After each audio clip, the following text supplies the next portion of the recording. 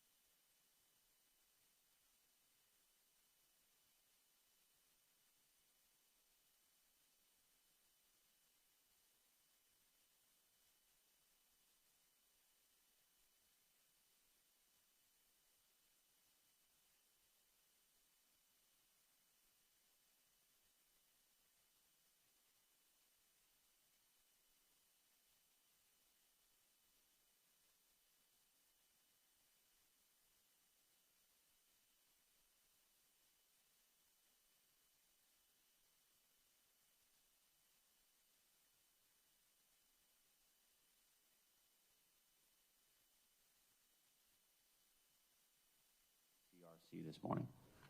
Y tenemos al abogado.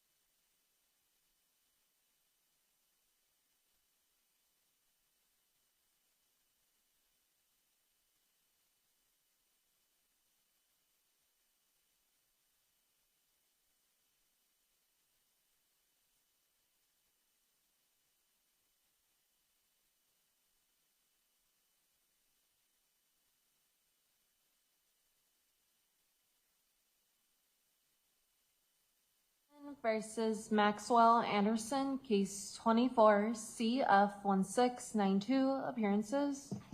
Ian Vance Curzan and Megan Newport appear for the state, and joining us at council table is Detective Joanne Donner. Attorney Anthony Cotton and Jason Finley with Max Anderson. Good morning, Judge. Good morning. Is there anything to address on the record before we resume the trial? No. No. Okay, we're ready for the jury.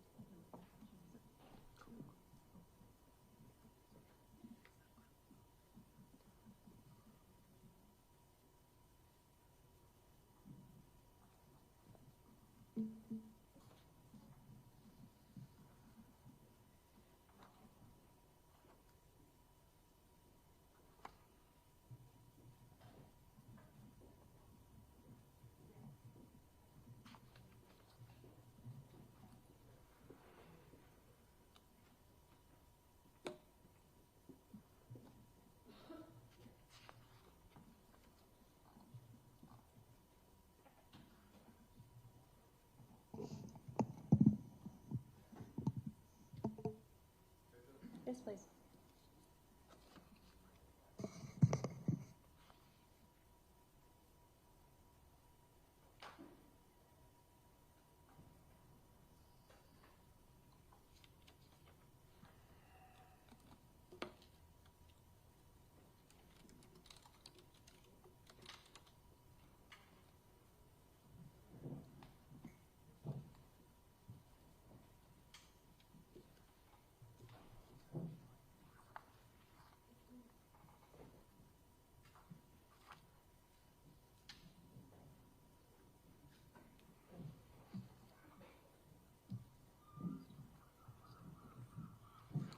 Going on the record, calling State of Wisconsin versus Maxwell Anderson, case 24, CF1692, appearances. Attorney Megan Newport and Ian Vance Karazan appears for the state. Attorney Anthony Cotton and Jason Finley. Good morning. Good morning, everybody. Good morning. So welcome back. Hope we had a lovely evening. As you recall, we are still on the state's case in chief. State, are you prepared to call your next witness? State calls Detective Nora Burlow.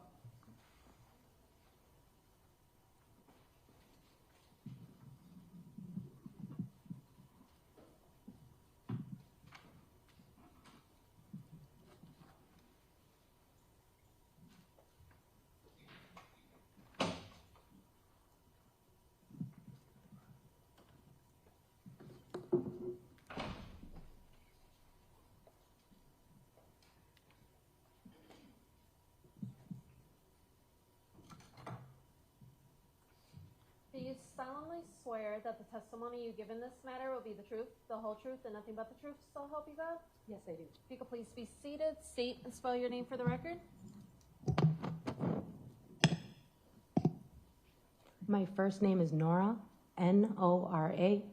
My last name is Donigan, D like David, Onegan. But I'm formally last name Burlow, Burlo. Thank you. Detective Donahghue, how are you employed? I'm a detective with the Milwaukee Police Department. How long have you been with the department? 7 years. How long have you been a detective? For about 6 months. Prior to being promoted to detective, where were you assigned and what was your rank? I was a police officer at District 5. Does District 5 encompass the area of 1858 North Commerce Street? Yes, it does. That location's in the city and county of Milwaukee? It is. When you were assigned to District 5, can you explain what your general basic duties on a day-to-day basis were? Sure. We responded to calls for service. We also conducted traffic, foot patrol at times. My partner and I were assigned to the tavern squad or the licensed premise squad, so we had some additional duties of monitoring gas stations and bars and things like that. We also responded to help out with medical emergencies and things like that. Were you working in that capacity on April 2nd, 2024? Yes. Who was your partner that day? My partner was James Terrell. Were you asked to do a welfare check at the address that I mentioned before, 1858 North Commerce Street? Yes. Can you describe what information you received going into that assignment?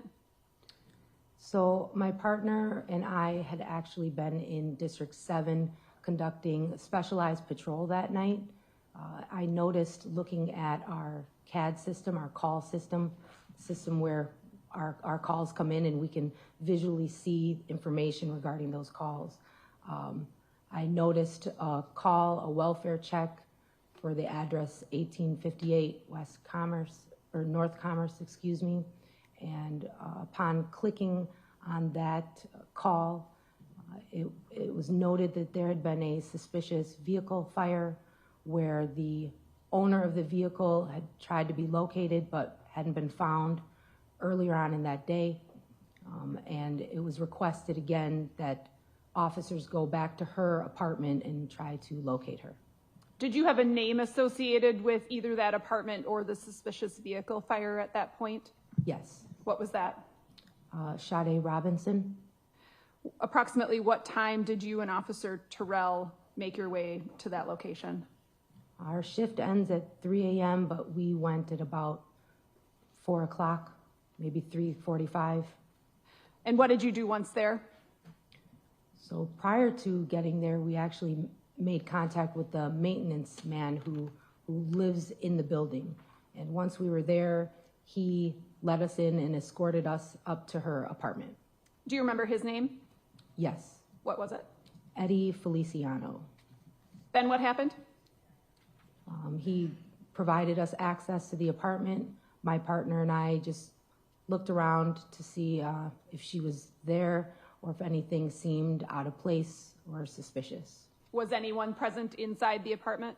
No. What apartment was it? 309. Describe the general layout and your observations of the apartment. It was a studio apartment. When you first enter, there's a bathroom to your left. There's a larger closet to your right. And as you move into the apartment more, there's a kitchenette to your left. And then in front of you is all big open space, a studio. Did it appear to be lived in, like somebody was living there? Describe sort of the contents of the apartment. It actually just reminded me of a college student's apartment. So it was a little messy, but you know, to be expected for someone who's younger. She had a bed. There was a small day bed that was not pulled out, you know, like a trundle, but all tucked in like a couch. And there were lots of purses and clothes and normal for a college girl. And you're referencing somebody younger, somebody that could be in college. Did you know Sade's age at the time that you went to do the welfare check? Yes, so in our call systems, when they give a name, usually there's a date of birth attached to it, or we can also look in our records and try to figure out how old that person is. And do you recall what her age was? I remember early 20s, or not even 21. I think she was 19. When you're in the apartment doing a welfare check like this, are you looking for signs, in addition to looking for someone, are you looking for signs of a struggle or information about what might have happened to that person? Yes, as well as identifiers. Did you locate anything of note that would lead you to believe that something had happened to her? No. And did you find any identification? Yes. What kind of identification? I found a Wisconsin ID in a purse. So nothing suspicious in the apartment at all to lead you to believe that something had happened to her? No. Then what happened? While I located the identifier, my partner did talk to Mr. Feliciano, and once we were done, we left the apartment. My partner and I made note of a few of the surveillance cameras in that building, and then we left and went back to our district and reported to our lieutenant on our findings. Were you able to access the surveillance cameras at that time? No, we were not. How come? Mr. Feliciano does work in the building, however, he is not office staff. He didn't at the time at least have access to the tenant's files or information. Where did you take note of the location of those surveillance cameras?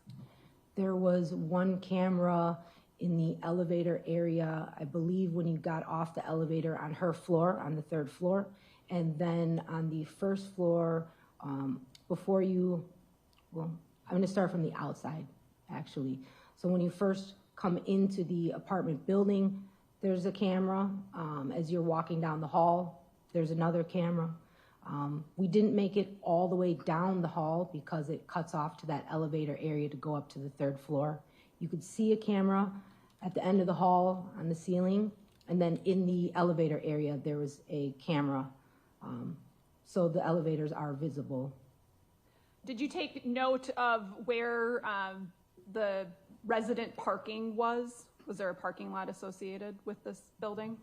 Yes. Where was that?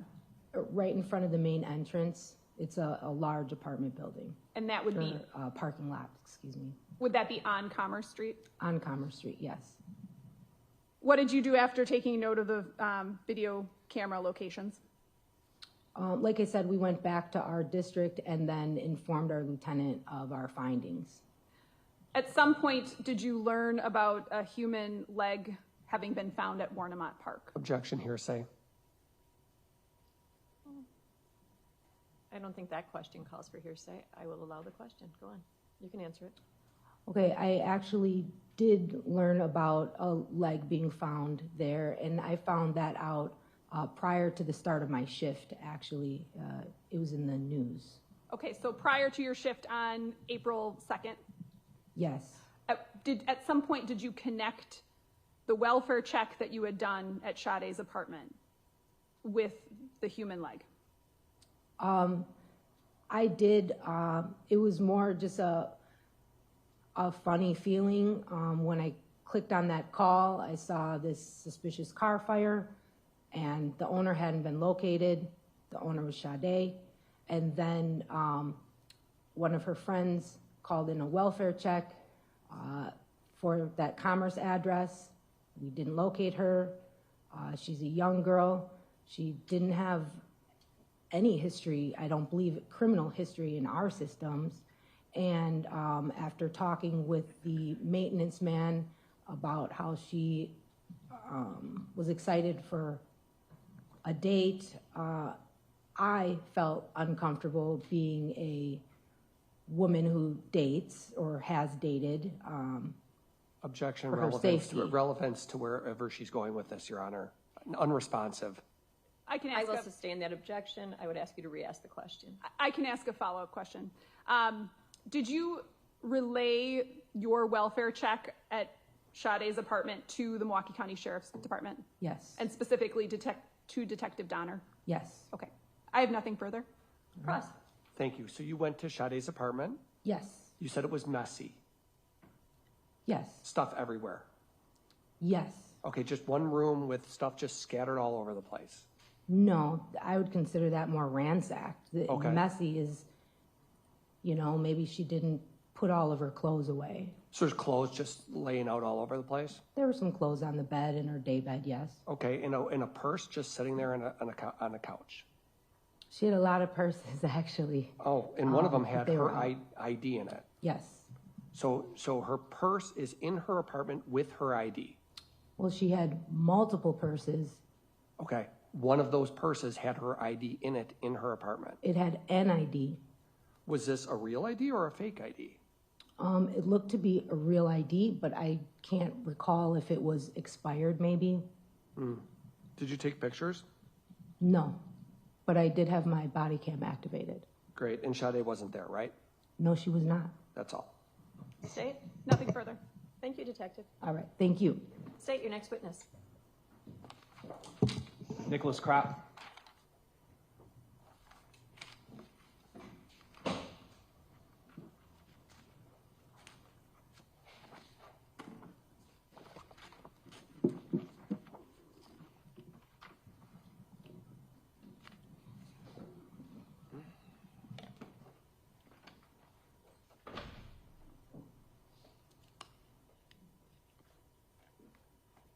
you solemnly swear that the testimony you give in this matter will be the truth, the whole truth, and nothing but the truth, so help you God? Yes, I do. If you could please be seated, state and spell your name for the record.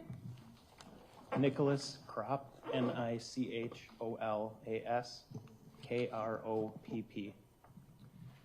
How are you employed? I'm a police officer with the city of Milwaukee. How long have you been a police officer with the city of Milwaukee? Going on 13 years now. Were you working back on April 3rd, 2024? Yes. What was your shift that day, and did you have a partner? Yes, I had a partner. It was Markel McKinley, Markel McKinley, and we were working day shift, 8 a.m. to 4 p.m. that day. On that day, were you assigned to conduct an investigation into a possible missing person? Yes, I was. Were you provided the name of Sade Robinson for that person? Yes. And on that date, did you look up any information before conducting follow-up, going out and conducting follow-up? Yes, we primarily review the reports from the prior shifts when a missing has been filed to see what has been done and what needs to still be done and continue along the same lines of the investigation. So basically at the start of your shift, you get up to speed and then you decide what you're going to do next? Correct. What did you do? After reviewing the reports, we went to Ms. Robinson's apartment to do another check just to make sure she had not returned to the apartment and try to see if there was anything that would provide further investigative leads within the apartment at that time. The apartment you're referring to, was that apartment 309 at 1858 North Commerce Street? Yes, it is. Did you meet someone from another department there? Yes, there were members of the Milwaukee County Sheriff's Department. Did you make contact with the property manager? Yes. Do you recall her name? It was Christine. I don't recall her last name.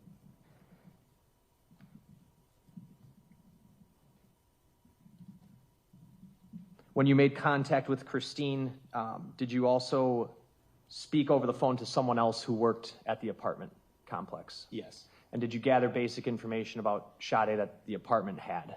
Yes. Did that include a kind of vehicle that she had registered to the apartment? Yes, it did. What was that vehicle? I believe it was a Honda Accord. I don't recall the license plate. All right. You don't recall the license plate? I do not. If I showed you a copy of your report, would that maybe help refresh your recollection? Yes, it would.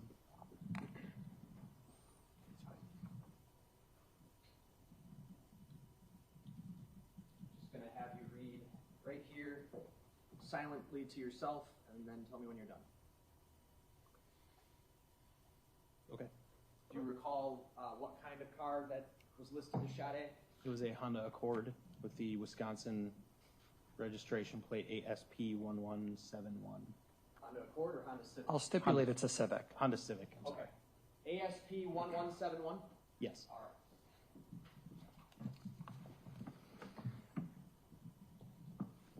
After getting that information, did you go to her apartment?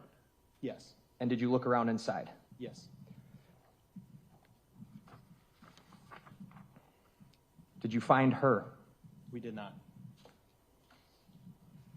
Did you find an ID card for her? I believe we did find an ID card, yes. Did you find a cell phone? I don't believe we found a cell phone. After checking her apartment and not finding her, did you subsequently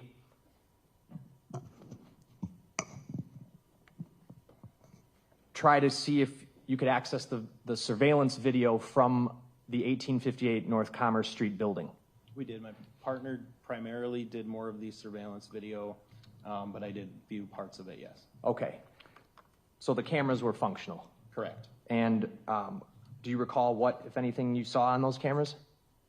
There were cameras that showed portions of the parking lot and the entry and exit to the apartment building, and there was a portion of the video that did show Ms. Robinson leaving the apartment.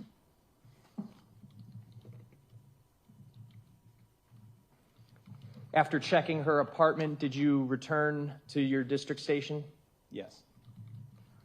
In the subsequent days, did you conduct additional follow-up investigation related to Miss Robinson being missing? Yes. On April 6th, did you go to the area of the south side of Milwaukee? Yes. Okay. I want to talk to you about what brought you there. Why is it that you went to that location? During a portion of the missing investigations, one of the things that I tend to do is file exigent requests with social media companies, phone companies, and things like that, which can often provide locations associated with either the device or the account. One of the ones that was performed was a request with Verizon. There was one through Facebook, through Meta Platforms, the parent company of Facebook and Instagram. And through those requests, we were able to determine approximate last locations of connections from the phone number associated with Ms. Robinson, as well as the Facebook account and some Gmail and Apple accounts as well. On April 6th, where did that information exactly lead you to go? The Verizon return indicated that it was in the area of South Kinnickinnick, in, I believe, on the border of St. Francis. Okay. Was there, where did the information come that led you to the south side of Milwaukee, the city of Milwaukee? We searched a significant number of locations. Is there a specific? Did you search the area of like Alvernal College? Yes. Okay. Jackson Park? Yes. I'm going to show you what's already been entered into evidence as Exhibit 443. It's going to come up on the screen to your right. If you, I don't know if you can see that, or if I need to move it, I can. Yeah, I cannot see that. Now it's on. You want me to turn it? Yes, please.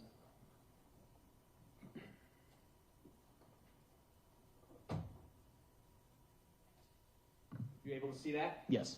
All right.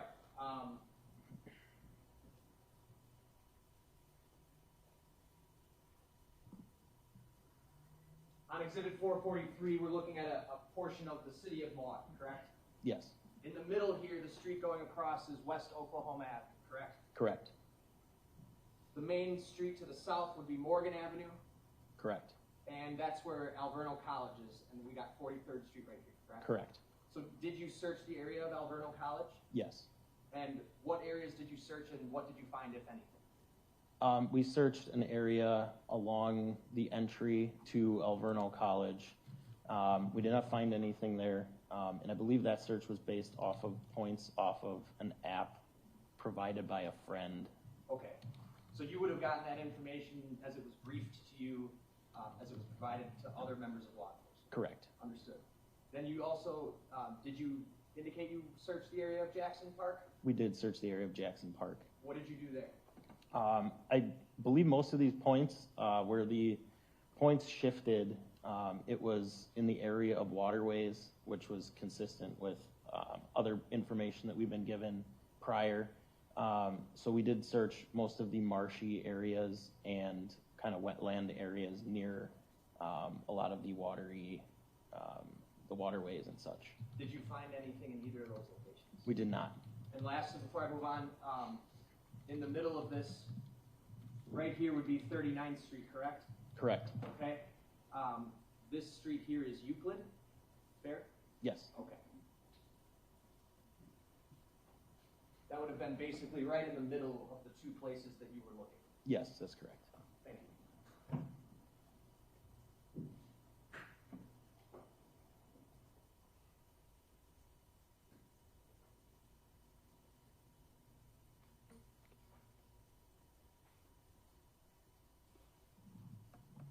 You had also mentioned searching the area of South Kinnickinnick near, or in St. Francis, correct? Yes. So I'm shifting the map over here and going to zoom in.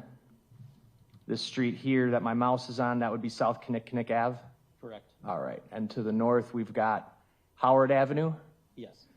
Are you aware if the St. Francis Police Department is on Howard Avenue here?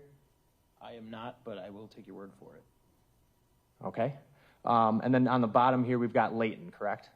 Yes. Is this about the area you searched in St. Francis? I believe that's the general area, yes. All right, what did you search in St. Francis? So the point that was provided to us from Verizon was a cell phone tower.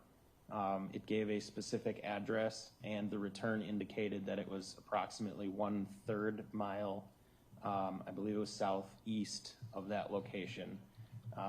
So my partner and I went to the area of that tower and conducted a search of the area. In the general area, approximately 1/3 of a mile from where that tower was located. The area included some railroad, a dead-end street that abutted the railroad, as well as a power substation, a metal recycling plant, and I believe a steel drum facility. The information that brought you there came from Verizon, you said? Correct. And so Verizon provided you with the location of a cell tower that her phone had connected to? Yes, that was the last location that the phone had connected to, per the information we got from Verizon. So essentially, you were using the location of that tower to try to search around that area for her anything, right? Correct. Did you find anything? We did not. Did you also check an area near Grant Park in South Milwaukee? Yes. And if I move the map down south here,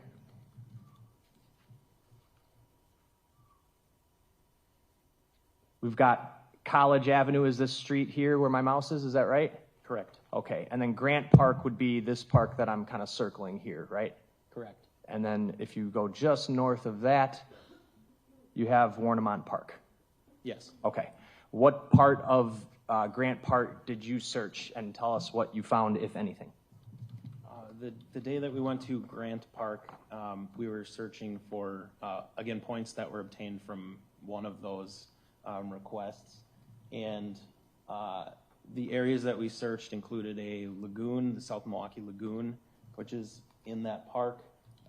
There's also a downstream portion near the lagoon where there's a river, and there were a handful of people that were fishing that day that we asked if they had seen anything kind of out of the ordinary, and they indicated they had not.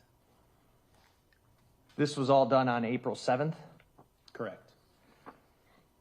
Want to move ahead to April, staying on April 7th, did you also have information through the records you were requesting that the phone had potentially traveled into the River West area of Milwaukee? I believe that information came from the app provided by a friend as well, but there were points along Humboldt Boulevard from approximately North Avenue to Capitol, I believe.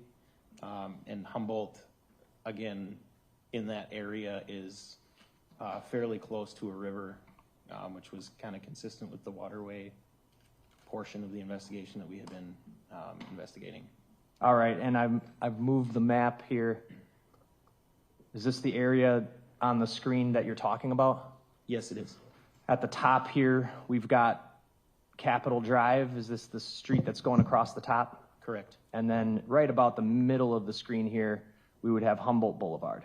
Correct. There's a number of parks in this area that seem to border the Milwaukee River, fair? Yes. One of those is Pleasant Valley Park here. Correct. All right. And if I go down, there's Gordon Park. Yes. Are there others that you searched? We didn't necessarily define it by which parks we searched. It was kind of just the area between the roadway and the waterway. So it would be, I guess it would include Hubbard Park as well, as we went kind of all the way up to Capitol. Okay. So when you say you went from the river to the roadway, are you talking about the roadway Humboldt? Yes. And there are some other side roads, portions of it that extend to the east from Humboldt that get a little bit closer to the waterway. So we would have gone from whatever the closest road was down to the waterway at that point. And again, you're doing this with your partner? Correct. Okay. That day, did you find anything? We did not.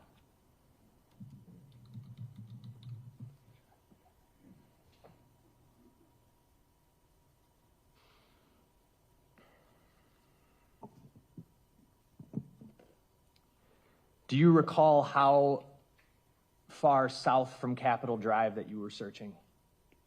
I believe we ended around North Avenue. Okay, so we've got Capitol Drive at the top here. Here's Humboldt, and the river goes south. This is Locust, right? Correct. All right. And then all the way down here, North Avenue. Correct. Okay. So that stretch of river, that's what you were focused on. Is that fair to say? Yes. As well as the streets between Humboldt and the river? Correct.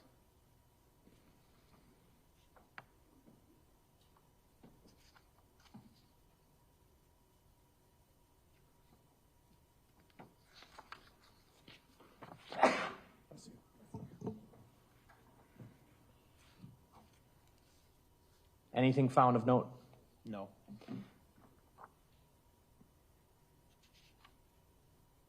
Did you participate in any searches of Warnemont Park? Yes. In what capacity? I'm also a member of the Milwaukee Police Underwater Investigations Unit. That is our dive team. We did respond out to Warnemont Park. I believe it was about a week later to attempt dive operations in trying to locate any evidence of the missing or homicide that may have occurred. Would April 15th sound about right? Yes. Okay. How many people were on the dive team that went out with you? I don't recall the exact number. I believe we are at about 12 to 15 people, but not everybody was there that day. And what area of the shoreline did you search? Can you describe that? There is a kind of almost hidden beach that is at the end of a pathway that goes down to a waterworks area. We searched nearly half a mile of shoreline.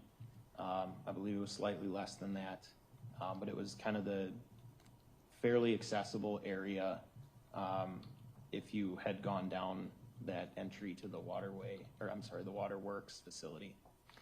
That would have been the City of Cudahy pump station? Correct. Okay. And you went there, I assume, because that's where you had known the leg had been found? That's correct. Anything found? No.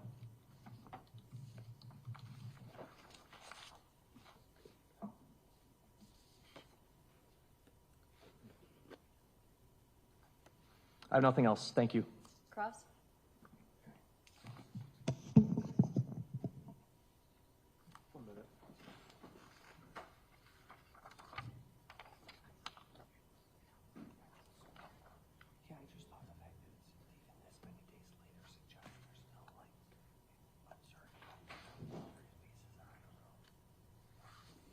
Yeah, just briefly, Judge. Good morning, officer. Good morning. So you just testified about kind of your role in the investigation. The first thing you zeroed in on was her location data from, was it Verizon? That was one of them, yes. And that's why you explained that you had searched all those various parks along the river, correct? I believe the parks were all from the app provided by a friend, but that was one of the set of data points that was involved in the investigation. And you're searching with your partner, correct? Yes. And are you two on foot or on bikes or what? We were on foot. And so are you searching through, is it like wooded areas as well and like open fields, or what's the, I guess, the geographical, what does it look like? Yes, most of the areas that we had walked through that were adjacent to the river were marshy and wooded areas. We did perform searches of that general area on multiple days, and noted that one of the days the water had receded significantly, so there was parts of the shoreline that were exposed on the second date that were not previously, so we searched it again on a day where the water level was lower as well. Okay, and your area that you're searching is confined to just how far away from the river? It depended on the area. There were some areas where it was pretty narrow to the river, where there would be, a steep hill or something, for an example, where the search would not have gone as far from the river. There were other areas where it was kind of a larger, flatter area, which kept us, farther from the river. made the area larger and spanned farther from the river. Okay, and about how many hours did you spend searching the river area? It would have been the majority of at least 2 shifts, so probably 16 plus hours, I would imagine. And did it encompass 2 different days? Yes.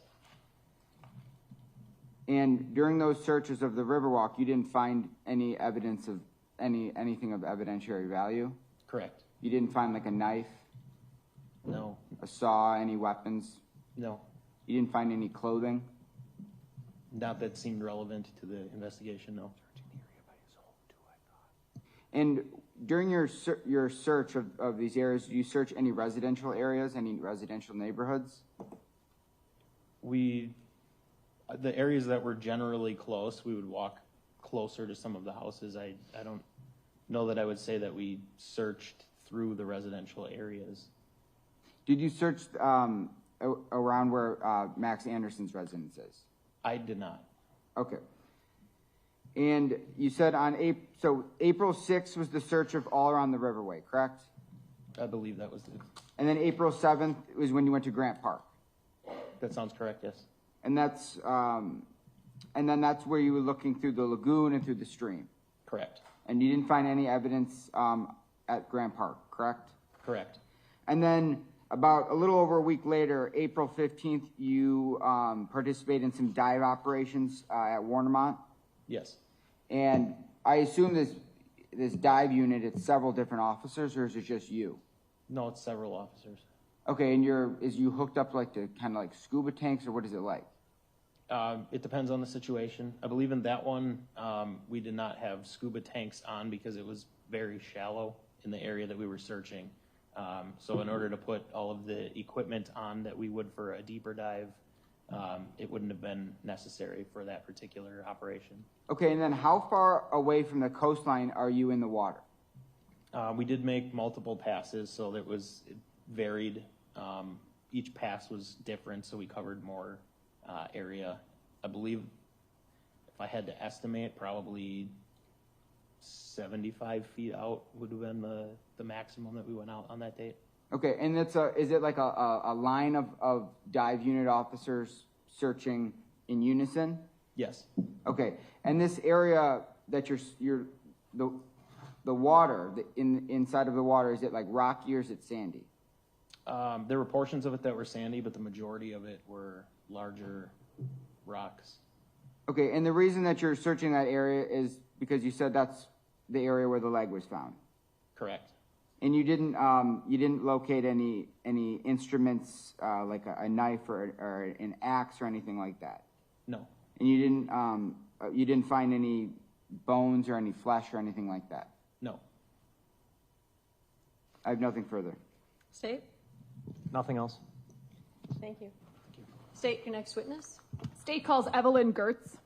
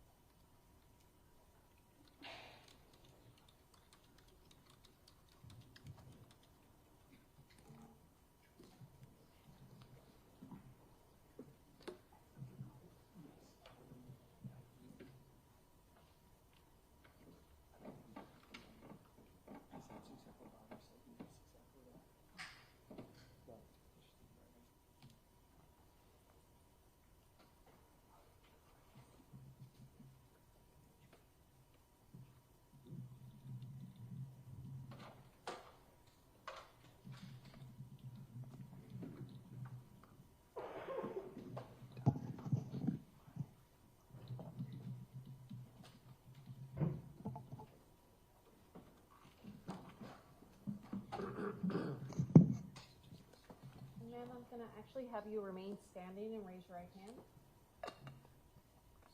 Do you solemnly swear that the testimony you give in this matter will be the truth, the whole truth, and nothing but the truth, so help you God? Yes. You can please be seated, state and spell your name for the record. Evelyn Girtz. Could you spell your name, Ms. Girtz? EVELYNGEURTS.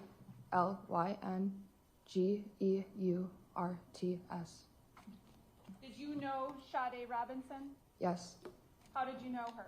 she was my friend How long had you known her? for about a year. In addition to being friends, did you also work together? Yes, Where did you work? at the Wisconsin Club. What's the Wisconsin Club? It's a membership club. People have dinner there. There's events there. I was a banquet server with her. So a waitress? Yes, Okay. How long had you and Sade worked at the Wisconsin Club together? for almost a year. In addition to working together, did you socialize outside work? Yes. Can you describe some of what you would do for fun? Sometimes she would just come over to my house. A lot of the times we would just work on homework together, stuff like that. One time I went to a work event with her at Pizza Shuttle. Were you also aware that she was working at Pizza Shuttle? Yes. So in addition to the Wisconsin Club, she was working at Pizza Shuttle. Yeah. You described that you would do homework together. Were you both students? Yes. Where was Sade a student? MATC. Do you know what she was studying? Something with criminal justice. Were you in school with her? No. Can you describe Sade's personality? Very kind, very welcoming, very understanding, very strong, very smart, hardworking. Probably just the strongest, kindest, most charismatic person I've ever met. Is this hard for you today? Yes. In addition to being friends and co-workers, did Sade also share location information with you? Yes. Can you describe how that was shared? Through Find My iPhone. Was there something called 360? I didn't have that with her. Okay, but you're aware of what that is? Yes. Okay, so she shared her location information with you through Find My iPhone. Yes. Can you describe what that means, what that entails? So on Apple iPhone, you can enable your location for other contacts, and I have done this with many of my friends just for overall safety. I do it with my family as well. And what can you see when you share location information with someone? You can do it for a short time, or you can share it for like indefinitely, and she just had shared it with me indefinitely, so you can see the pinpoint location of exactly where that person is when you look. So if you were utilizing that app, you'd be able to see where someone was at any point in time. Yes. At some point on April 2nd, in those days surrounding April 2nd, did you learn that Sade was missing? Yes. And what did you do after learning that? I just looked at my phone and looked at anything. Well, I remembered that she had shared her location, and so I looked at that right away. And what did it show you? Warnemont Park, 4 a.m. And I think I had checked it the morning of the 3rd when I found out. So at 4 a.m., her phone location information was at Warnemont Park. Yes, and so I knew that at that point her phone must have died or something, otherwise it would show her location at that time. When I had checked it, it would say this morning, right now at 9 a.m. or whatever it is, it's at this location, but it didn't say that, it said 4 a.m. On what day? The morning of the 3rd, I believe. Is when you checked that application? Yes, I think she was reported missing on the 2nd, and then I didn't know about it until the morning on the 3rd because one of my coworkers had sent me the missing report. In your experience using the Find My iPhone app, if someone's phone goes off the network or goes dead, turns off, their location information, does it stop sharing? Yeah, if someone's phone dies, it stops right at that time when it died. Usually, yes. In your experience, would that person's last location prior to the phone dying still be shared with you, the user of that app? I guess I'm not quite sure what you're asking. Okay, so if someone's... I'm going to object on foundation grounds as well. I'll sustain the objection, lay the foundation. You use the Find My iPhone app yourself? Yes. How many people approximately do you think you've shared your location with? Right now, I would say probably like 10 of my friends and family. Is this something that you check on a regular basis? Sometimes I think more so my family and just sometimes my female friends. I think women were more so concerned about our safety, just in general, especially young women. So it's something that we have utilized for our safety. How old are you? I'm 23. In your experience using the app, if someone's phone goes off the network or dies, does their last location still show up on your iPhone app, Find My iPhone app? Yeah. Okay. So you don't know the 4 a.m. at Warnemont Park, you're unsure of what day that was 4 a.m. on, correct? I believe it was the morning of the 3rd. Okay. I believe. I have nothing further, thank you. Cross? Yes, thank you. So you had been friends with Sade for about a year or so? Yes. Because you worked together at the Wisconsin Club? Yes. And you also talked to the police, right? Yes. You actually made a phone call to the Milwaukee Police Department on Thursday, April 4th, right? So I get the days mixed up because I have very poor memory from that time. So Okay. As soon as I had found out she was missing, that is when I called. Sure. Data is not that important. So as soon as you found out she was missing, you made a phone call to the police department and expressed your concern, right? Yes. Never met Maxwell Anderson, have you? No. And Sade didn't speak to you about Maxwell Anderson? No. Only person she spoke to you about was Josh Stortz? Yes. That was the person that she had told me most recently who she was speaking to. Sure. And you were also aware of the fact that, well, you actually helped her set up dating profiles, right? I did at one point, yes. Tinder and something called Hinge. Yeah. That's all. State? Nothing further. Thank you, ma'am. State your next witness. Detective John Galot.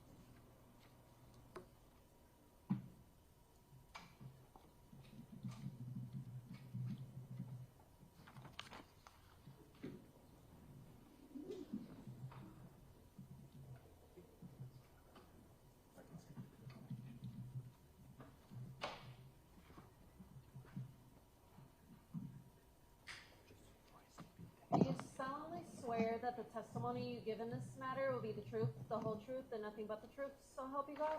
I do. You could please be seated, state and spell your name for the record. Detective John, John, Galot, Guillot. You a detective with the Milwaukee County Sheriff's Office? I am, yes. How long have you been with the Sheriff's Office? Approximately 9.5 years. Did you participate into the investigation of a reported missing person, Sade Robinson? I did, yes. At some point early on in the investigation, did you come to learn that she lived at 1858 North Commerce Street? Yes. In apartment 309? That's correct, yes. Did you ever personally go to that apartment complex? I did, yes. And did you become aware through your investigation that she had a job? That is correct, yes. She was reported missing on or about April 2nd, correct? That is correct. And where was the job she had last worked, to your knowledge, prior to being reported missing? Miss Robinson worked at Pizza Shuttle, which is an establishment on the east side of Milwaukee. I believe the actual address is 1827 North Farwell Avenue. That's not very far from her apartment, fair to say? Correct. You could just go up Commerce Street East, hit Humboldt, and get there pretty easily, correct? That is correct. Did you go to Pizza Shuttle at any time to attempt to get video? I did. When I went there, I spoke to a general manager and also obtained video from her last shift at Pizza Shuttle. What was the name of the manager you talked to? The gentleman's name was Philip Wilder. You said you got video from her last shift. You were informed that her last shift was on April 1st. Is that fair? That is correct, yes. So the video footage you would have been collecting from Pizza Shuttle would have been from April 1st? Correct. Were you aware whether she showed up for work the following day? She did not. Okay, so no video from that day, just April 1st. That's correct, yes. I'm going to pull up on screen here. This is exhibit number 37. While that's coming up, were you also aware or made aware at any point of what kind of car Ms. Robinson had? Yes, it was a Honda Civic. I'm not exactly sure what year the Civic was, though. Okay. I've got exhibit 37 on screen. The video title is titled Cam 6 2024 4-1, timestamped 9/15/36 at the bottom.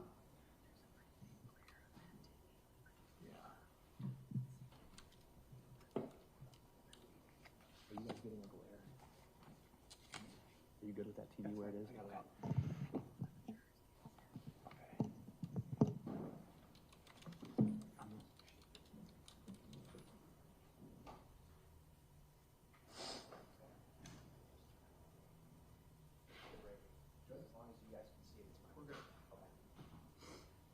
Okay, detective, what are we looking at? We are looking at the, I guess you can call it a parking structure underneath the Pizza Shuttle.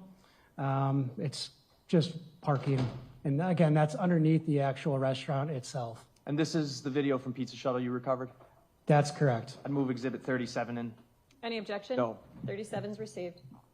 The layout of Pizza Shuttle, we've got this parking structure, which would be, or parking slab, if you will, on street level, right? That's fair to say, yes. And then when you would go out off to the left side of the screen here, that would be Farwell? That's correct, yes. There's a stairway that leads from Farwell up one floor that gets you into the restaurant. That is correct, yes. Out the back here, that's just an alley, right? Even though you can't see it because of the glare here? Correct. Okay. Off to the left here, what is this that I'm circling? That's Sade Robinson's Honda Civic.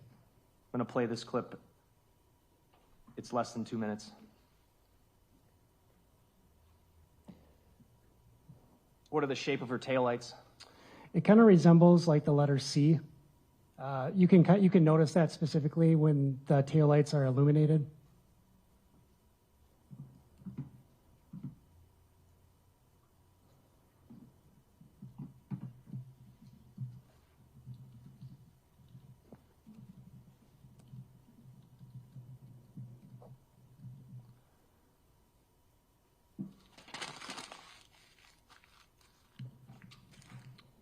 Is that her getting out? That is correct, yes. Nobody else gets out of the car? Correct. All right. And the direction she's walking would be to get to the staircase to go up to the restaurant? Correct. Stop that clip at 50 seconds. I'm next going to play camera 3 from the same timestamp. I'm going to advance the video to 50 seconds.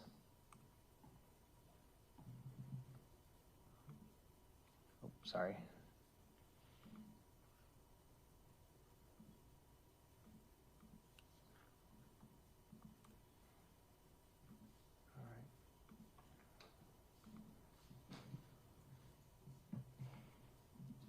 I'm just going to use the fast forward here to get to 50 seconds, but while that's happening, Detective, this is essentially the staircase we were just talking about, right?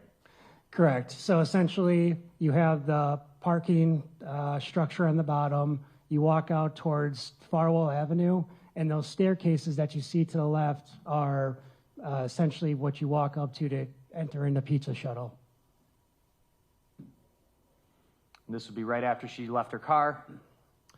That is correct. Are you able to tell or provide a description of her clothing? Yes, Ms. Robinson's wearing what appears to be blue jeans. They appear to be having some kind of cuts in them. And then she has a black puffer jacket and then some type of white shirt. All right. Sort of like a cable knit sweater? Yes, that's correct. What kind of coat? I would classify that as like a black puffer jacket. Shoes? White in color. And she's carrying a large purse, correct? That is correct, yes. So she arrives at work at around 9:16 in the morning? Correct.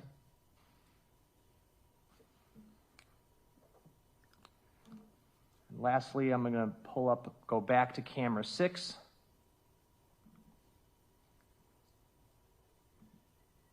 This is camera 6 at 16:57:37 on April 1st, 2024. So this would be what? Again, camera of the parking area of Pizza Shuttle. And that you can see currently, you can see Ms. Robinson's Honda Civic. What time is this at? 16:57. So just before 5 p.m.? That's correct, yes. Okay. Playing this clip, it's 2 minutes, just over 2 minutes. I'm going to fast forward here.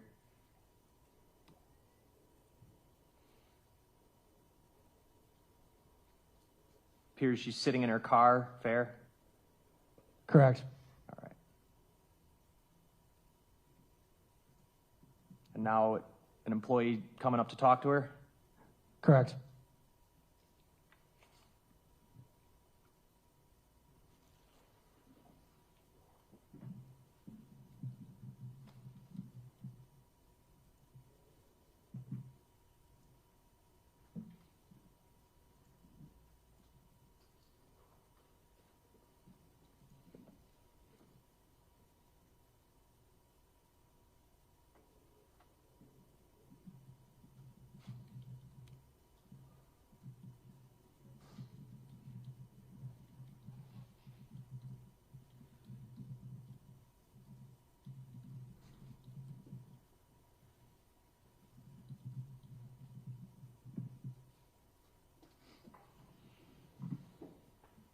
Clock just past 5 p.m., right? Correct. And her taillights come on. She's pulling out of the spot, correct? That is correct. Employee waving bye to her? Correct.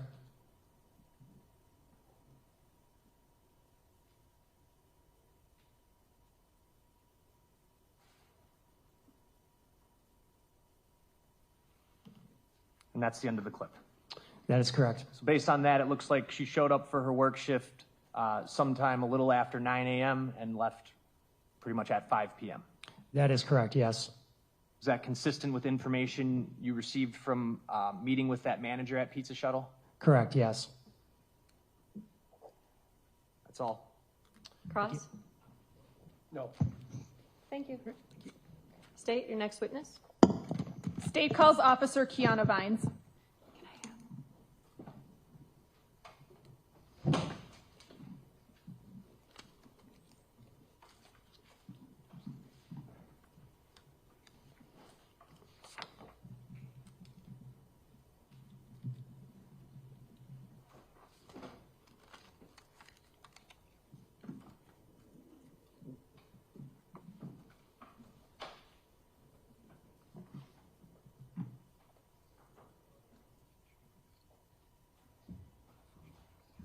Do you solemnly swear that the testimony you give in this matter will be the truth, the whole truth, and nothing but the truth, so help you God? I do. If you could please be seated, state and spell your name for the record.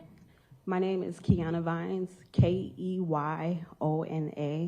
Last name V as in Victor, INES. How are you employed? I am employed with the Milwaukee Police Department as a police officer. How long have you been with the Milwaukee Police Department? 22 years. Did you speak to someone named Evelyn Girtz on April 4th, 2024? Yes, I did. And what did you speak to Ms. Girtz about? She was telling me that her friend Sade Robinson was missing. She didn't know that she was missing, so she wanted to call and let the police department know that Sade shared her location with her via iPhone app. Did Ms. Girtz tell you what day and the time and location she last saw Sade's location on that app? Yes, she said it was April 2nd, 2024, at 4:33 a.m. at the address of 5400 South Lake Drive, and I believe that is Warner Mounds Golf Course in Cudahy, Wisconsin. I have nothing further. Thank you. Cross? No. Thank you. Thank you. State your next witness. Alana Fisher. Anyone need a break on the jury? You're okay? Awesome.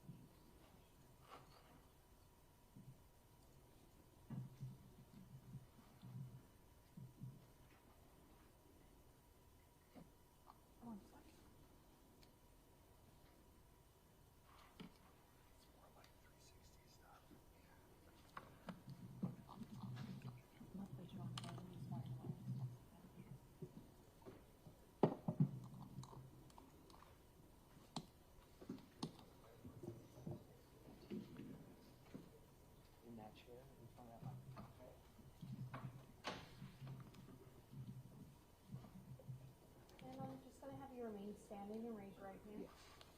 Do you solemnly swear that the testimony you give in this matter will be the truth, the whole truth, and nothing but the truth, so help you God? Yes. If you could please be seated, state and spell your name for the record. Alana Fisher, Alana Fisher. Good morning. How old are you? 21. Were you friends with Sade Robinson? Yes. How long had you known Sade Robinson? Since 4th grade. Were you two the same age? Roundabout. Okay. What school? Craig Montessori. How close of a friend did you consider Sade? My best friend. She was your best friend? Yes. What sort of things would you do with her? Talk on the phone. Hang out with her? When we can. Okay.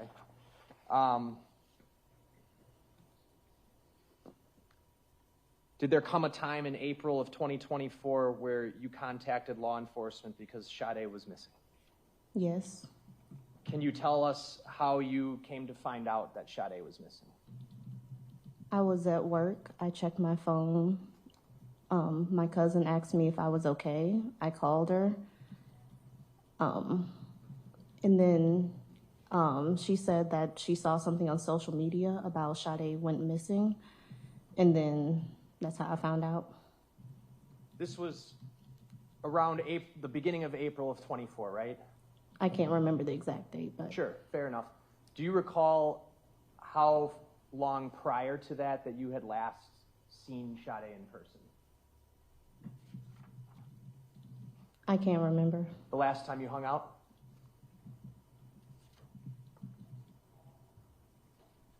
Can't explicitly remember. Okay. How about the last time you two talked before that? Pretty recently, over the phone. on the phone? Yes. Do you remember what you talked about? Not exactly. Did you know that she had recently gone on a vacation prior to that? Yes. Where did you know that she went to? If I remember, that's when she went to her Jamaica trip. Okay. You found out about that from her directly? Yes, we were on the phone when she was on the trip. Had you talked to her from the time she got back from the trip up until the time she had gone missing? Yes. On the phone? Yes. When you found out, I think you said it was from your cousin that she was missing? Is that right? Yes. When you found out that information, what did you do? I can't remember the exact timeline of events. That's fine. I just want to know how you responded to learning that information. I believe I called my partner to pick me up from work. And did you eventually contact law enforcement? Yes. Did you meet with a detective and talk to him and share information with him? Not in person. Not in person. Did you talk to one over the phone? I believe so. Okay. Do you know what Life 360 is? Yes. What is Life 360? It's an app for you and your family to keep track of locations, make sure that they arrive safely, all of that. Did you have Life 360? Yes. Do you have Life 360 now? Yes. Did you share your location with Sade? Yes. Did Sade share her location over Life 360 with you? Yes. When you found out that Sade was missing, did you ever check Life 360? Yes. Did you also have Find My Phone app? Yes. Is that a similar kind of service? Yes, just through iPhone. So one's through iPhone, the Find My app, and then there's a whole separate app, Life 360, right? Yes. You shared your location with her on both? Yes. When you contacted law enforcement, what information did you want to provide them? My last, with the apps, her last locations that I had on my phone. And how did you provide that information to them? In person, on the phone, over email?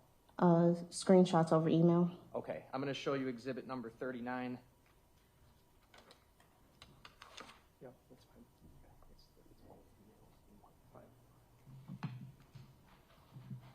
All right, I'm going to hand you exhibit 39. It's a stack of papers. Just looking at the very top. Do you recognize the first page? Yes. What is on the first page? Me contacting the person to say, hi, I have information. This is an outgoing email from you to a detective? Yes. And the detective that you emailed, what was his name? It looks to be Detective Brian. Okay. I'm going to move up a little bit here. About halfway through the packet, did you send another email? Yes. And was it to the same detective? Yes. What was the content of both of these emails? What were you sending him? Information related to her whereabouts that I had. From those apps? Yes. Both of them or just one? Well, I see the first one says Life 360 and Find My. Okay. Can I see the second? Sure.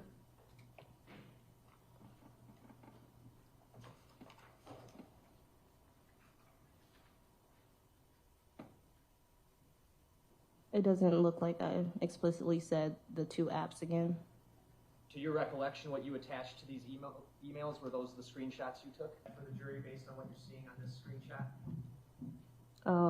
It said that Sade was in a drive from that street to another street, and that's how long it took to get there. Okay, you said that street to another street. There's a map on the screen, right? Yes. And there's this sort of line here, right? Yes. What does that line mean to you when you're looking at this app? That's the route she took. Okay. And it would start at the white? Sometimes I can't remember. It usually tells you. You can go ahead to page 2 here.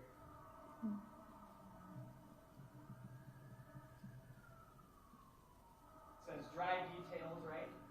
Yes. And where does it say that she drove to and at what times? She drove to 1137 North Water Street at 6:30 and arrived at 6:35 p.m. So basically a 6-minute drive, and on the previous page, that's the route she took. Yes. Fair to say? Even tells you the top speed, right? Yes. 38 miles per hour? Yes. This would have been from April 1st, is that right? I'm not sure. Okay. I'm going to go to the next page here.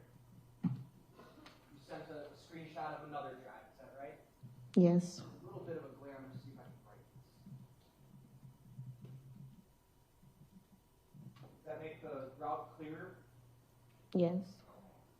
What do you know from looking at this screenshot about this drive? That she took another drive. At what time? 9:06. Ending at what time? 9:28. If we go to the next page, does it indicate where she went from and where she went to?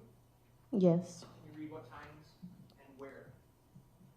1215 North Water Street at 9:06 to South 40th at 9:28. Top speed was what? 69. And if you go back to the previous page, are you familiar with the freeway systems in Milwaukee? Not exactly. All right. From looking at this, does it look like she used the freeway, or are you not able to tell? I would assume she used the freeway, but Why are you assuming that? What makes you think that? the direct way to get from north to south side is usually that straight line. Okay.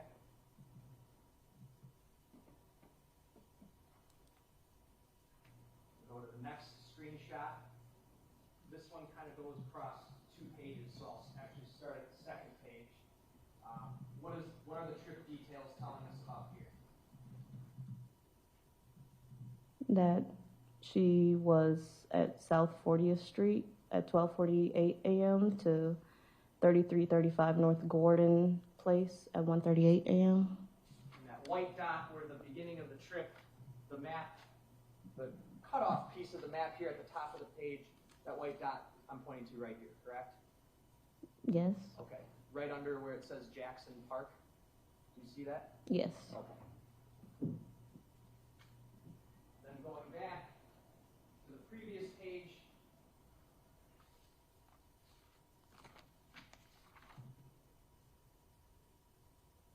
that end point of the trip you see is up above the word locust here. Is that right? Yes.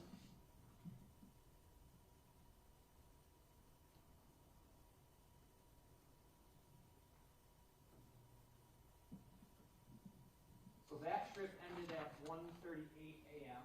And then on the next one, did Life 360 notify of another trip? Can you repeat that question? What I have on the screen right now is this another trip after the one we just talked about?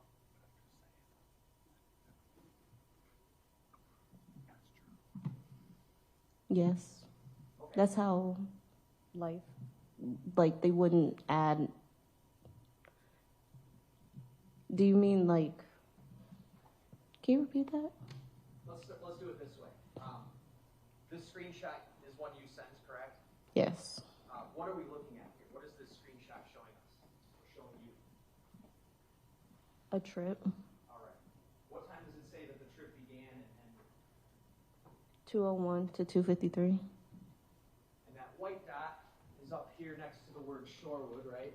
Yes. And then it kind of zigzags back and forth. Is that fair to say? Yes. And then goes down towards the bottom of the page, right? Yes. All right. And then if we go to the next page,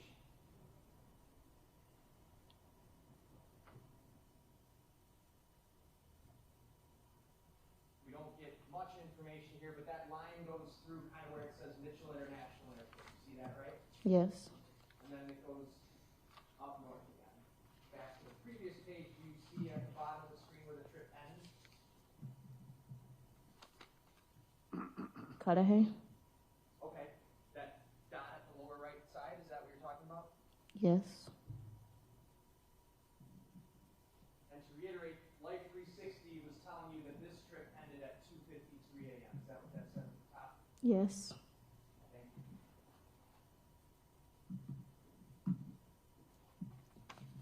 Next screenshot. What does this screenshot mean to you?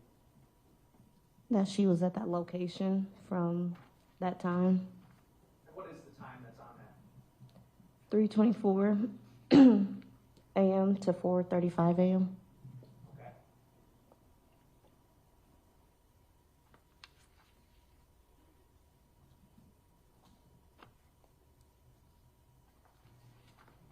And the next page, that would just be the location details from the previous page, right? Yes.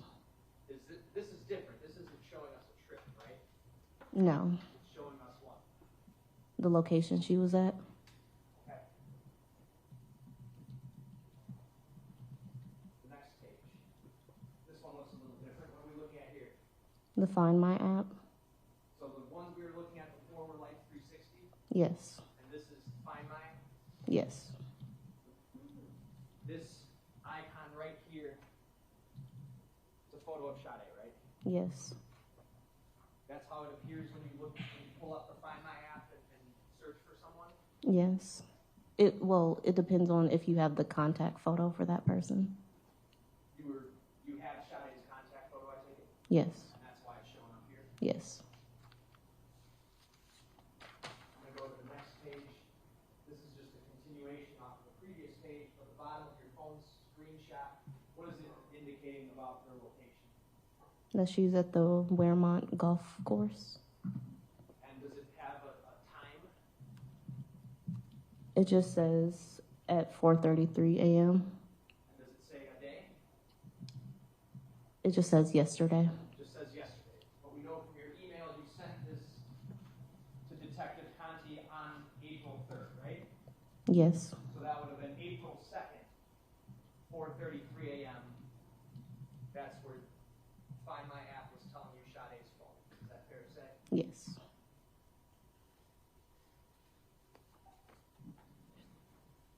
This is the second email, right? Yes. And you sent a few more screenshots, right? Yes. What made you want to send more?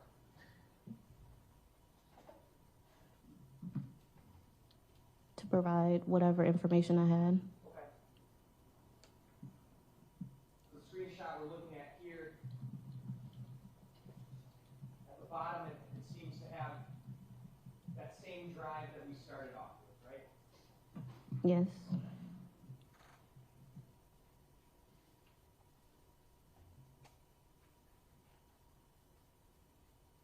It also indicates that she made a 3-mile drive from 4:55 p.m. to 5:04, right? Yes. And if you go to the next page, we're moving ahead 9:06 p.m. to 9:28. It even tells you phone usage, right? Yes. This time frame would talk about Sade's 9-mile drive that she made from those times. Yes. And the map, are you familiar with what part of town is on the map here?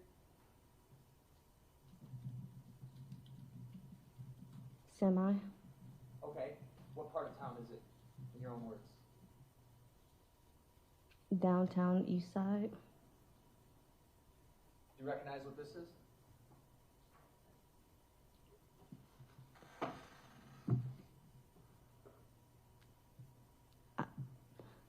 It's okay if you don't. Maybe the Pfizer Forum. Said maybe the Pfizer Forum? Maybe the Pfizer Forum. Next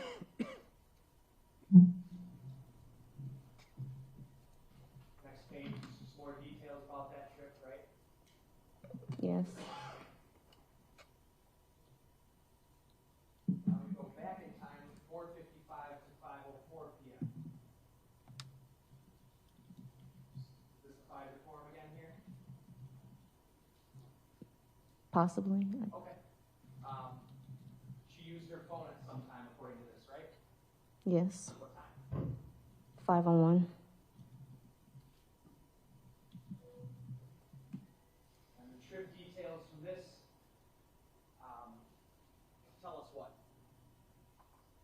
that she went from 1619 North Farwell Avenue at 4:55 p.m. to 598 West Canal at 5:04 p.m. Top speed 38. says hard braking 1. Yes. Do you know, are you familiar with the area of 1619 North Farwell Avenue?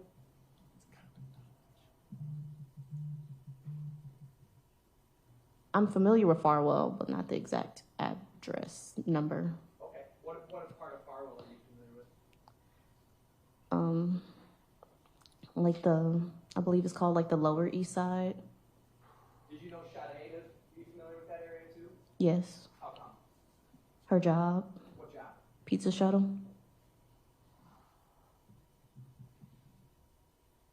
Next page. Just a screenshot from that trip, right? Yes. Next page. This is just part of that last page, right? Same screenshot. Yes. This just shows her hard braking at 458 near North Jackson Street, right? Yes.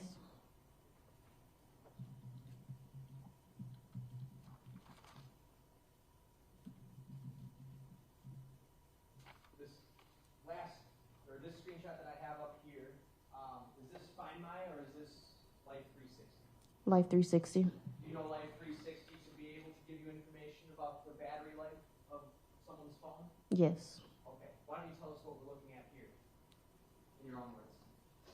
That she did a 29-mile trip from 2:01 to 2:53 a.m. That her battery was low, so what it shows is that low battery drive detection is disabled, so some of the features start to,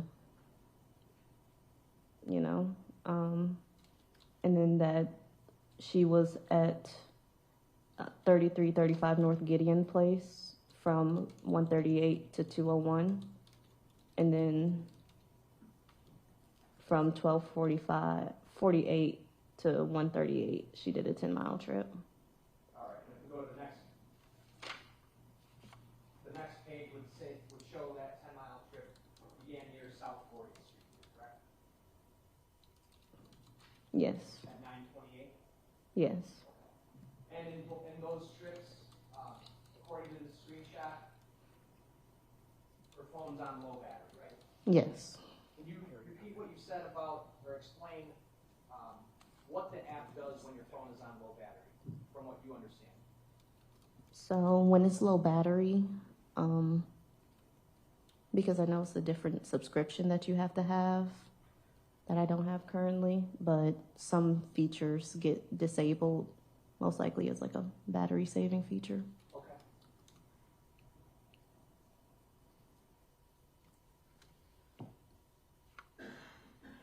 And the last screenshot that you sent.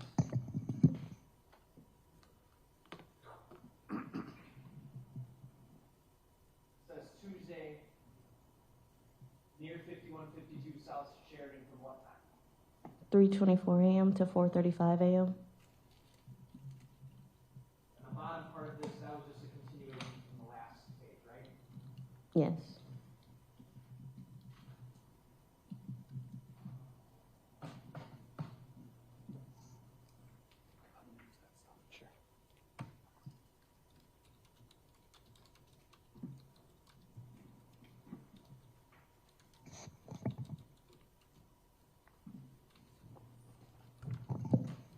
After that 4:35 a.m. location from Life 360, were there any future notifications for you from where her phone was through either app that you used? No. That was the last one? Yes.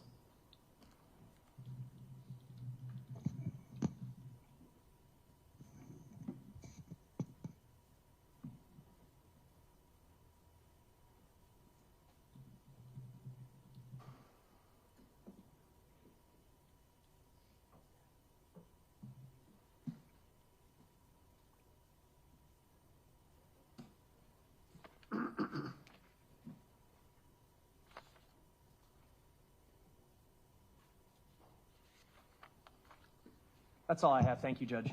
Cross-examination? Thank you. You knew Sade since fourth grade, you said, right? Yes. Best friend, right? Yes. And when you spoke with the police, it was your goal, obviously, to try to be helpful to the police, right? Yes. Because it's important to try to, for you, it was important to try to give information so the police could hopefully solve the crime, right? Yes. Okay. Now, you hadn't actually seen Sade since January. Would you agree with that? Yes. Okay, but you would text with her and communicate by phone, right? Yes. When you say text, when you would text, are we talking just you pick up the phone and you send a text message, or are there other ways in which you texting means other things? We just texted a phone message or might have sent a message through Instagram. Okay, that was my question. The word text can mean sending a message. Well, DM, you could DM someone through Instagram, right? Yes. And you can communicate through Snapchat? I didn't really use Snapchat. Okay, you weren't friends with her on Snapchat? I just personally don't use Snapchat. Okay. Were you and Sade back then in April of 2024? Were the two of you linked or connected on Snapchat?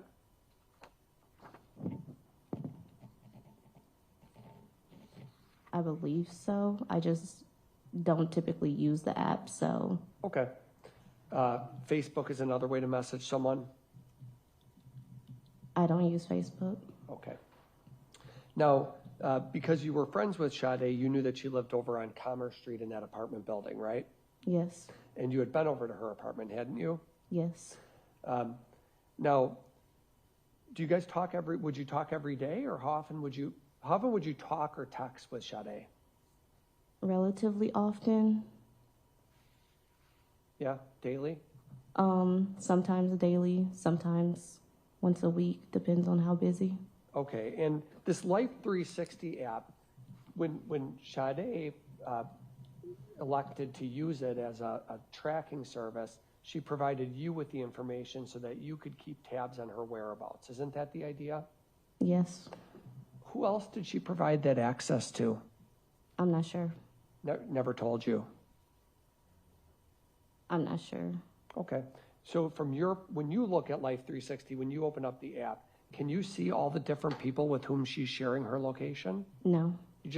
All it shows you is where she's going or where the phone is going, right? Yes. Very good. So you don't know if it's any other people that she shares that with. All you know is that she shares it with you. Yes. Okay. And you didn't know anything about Max Anderson, right? No. Had you ever gone to Victor's bar with Sade? No. So you'd never seen Max at Victor's? No. Didn't know he's a bartender? No. Sade never said anything about being scared of someone named Max? No. But Sade would talk to you about, because you're friends, Sade would talk to you about various dates she was going on and various men she was seeing, right? Yes. That's a common thing to talk about amongst friends, right? I met this guy, I met that guy, right? Yes. This guy's creepy, this guy's weird, this guy's nice, this guy's mean, that type of stuff, right? Yes. Nicknames that girls have for guys. I call this one, I call this one guy Nelly because he might look like Nelly, for example, right? Yes. All right. And that's common, and you would discuss with her things like that on your end, right? Yes. Okay. So the only thing I really wanted to go through. Can I just wanted to show you these records right here. Is this how you did it? Zoom it in, right? Okay. Thank you. This is Exhibit 39, Judge, for the record. And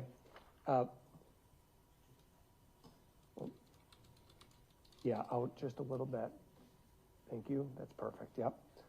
So again, what you were going through before were Life 360 screenshots that you had taken and then sent into the police to try to help them, right? Yes. And so, for example, and let me ask this. The night that Sade went missing, the night she went missing, Did you ever talk to her that night? Was she texting you about that evening, how it was going or anything like that? No, Or sending you Instagram messages, anything like that? can't remember. You can't remember? Okay. If she had been messaging you, you would have wanted to turn that over to the police because that would be important, right? Yes. All right. So what we have here, for example, is just a map of Sade's 2 mile drive, right? It says at the top, Sade's 2 mile drive, right? Yes.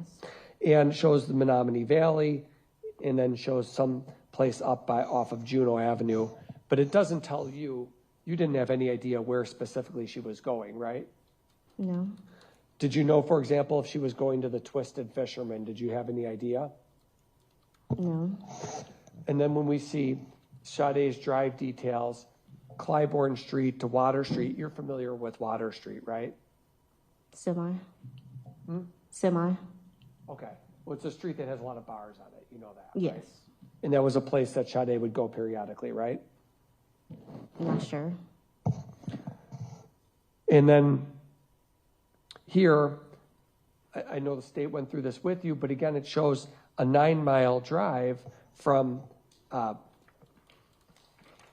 Water Street right down to 40th Street, right? Very precise. Doesn't it? Yes. And it even shows when you're looking at it in real time, it shows a starting location and a specific endpoint, right? Yes. And you didn't hold anything back from the police, right? You gave them every single thing that you had. Yes. And then the state was going through the reports with you, but there's a variety of places that Sade's Life 360 app showed her going that evening, right? There's numerous trips. Yes. We know about the last one where it ends at Warnemont Park, but before Warnemont Park, there's all sorts of Water Street to 40th Street, and then there's North Farwell to Canal Street. You've looked at all these, right? Yes.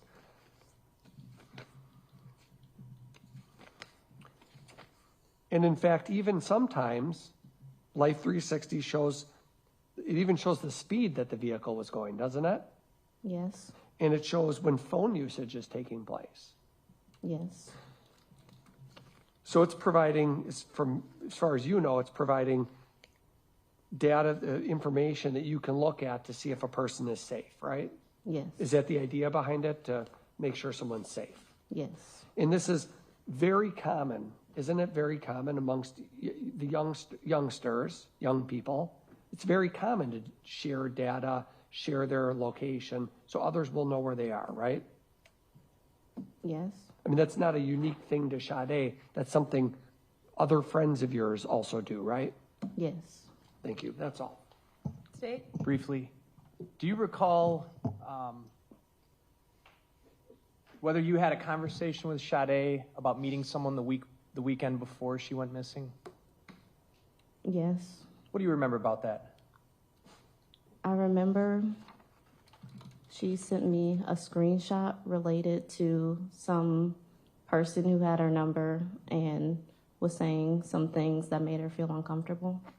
Okay. Do you remember her talking to you about a person she had met at the bar?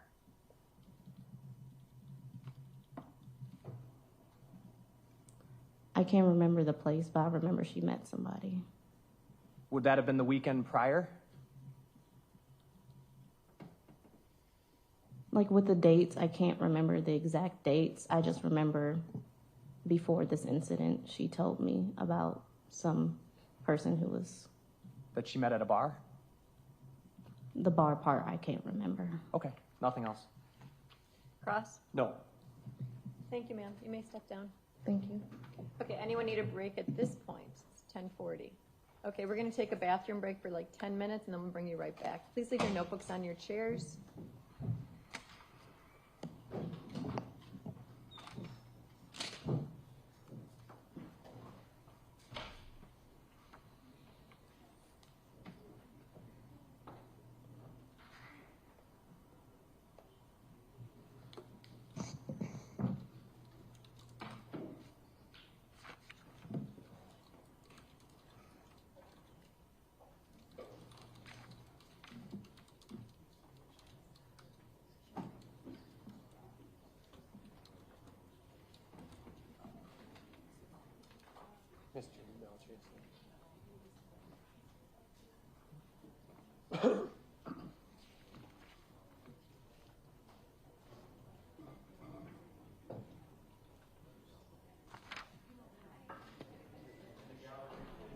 Anything further to address on the record, State? No. Defense? Just while the jury is out, I did want to mention, just for the record, for what it's worth, that there are times where I notice there's leading questions or hearsay, and I just want to be clear, I'm not objecting to every one of these things, even though I'm well aware of all of them, just to sort of move this along, because a lot of it's foundational stuff, and I don't think it's important to lodge objections when there's every leading question. I may do that later. I just wanted to make a record of that. If you find something objectionable and wish to object, Sure. feel free at Thank any you. point. Anything further? No. No, thank you. Okay, we'll take a 10-minute break. We'll be back shortly. No. What's your?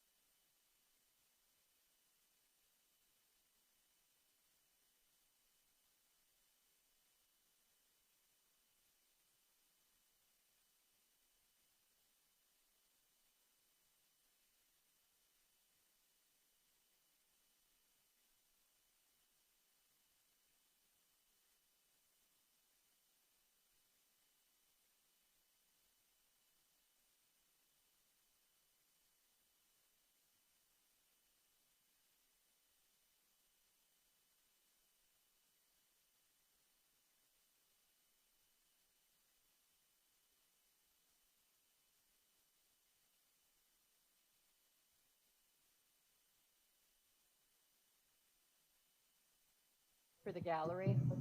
Oh. Oh, no, no worries. Let me know whenever.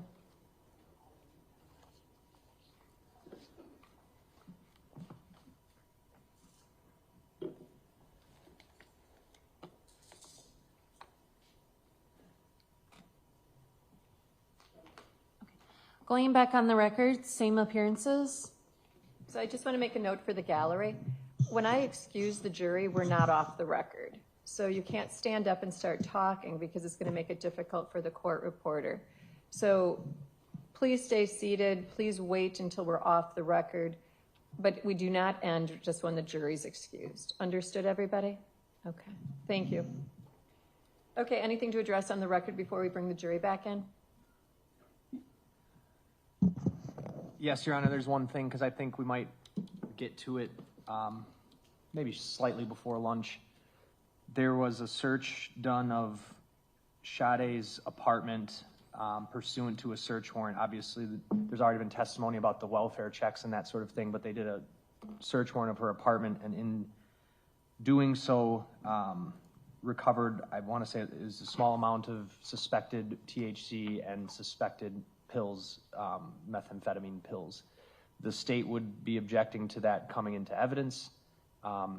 It's something we've discussed in advance of this off the record, so we wanted to hash that out before we bring the jury back in. Attorney Cotton. Yes, I was asked before we came back just now if I intended to go into all the items that were found in Sade's apartment. I said yes. I wasn't, there'd never been a request to exclude anything. Just like I think the state plans to go through everything that's found in Max's home, even if I don't like it. So I plan to go into it. There was apparently a safe with 47 pills of, it's labeled in Detective Burgi's report, 47 pills of meth.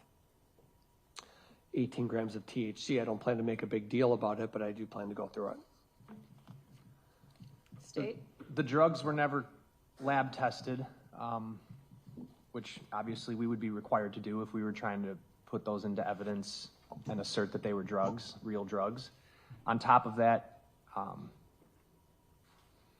as an offer of proof, there were no drugs found in her system, those specific substances. So I don't know how it's relevant.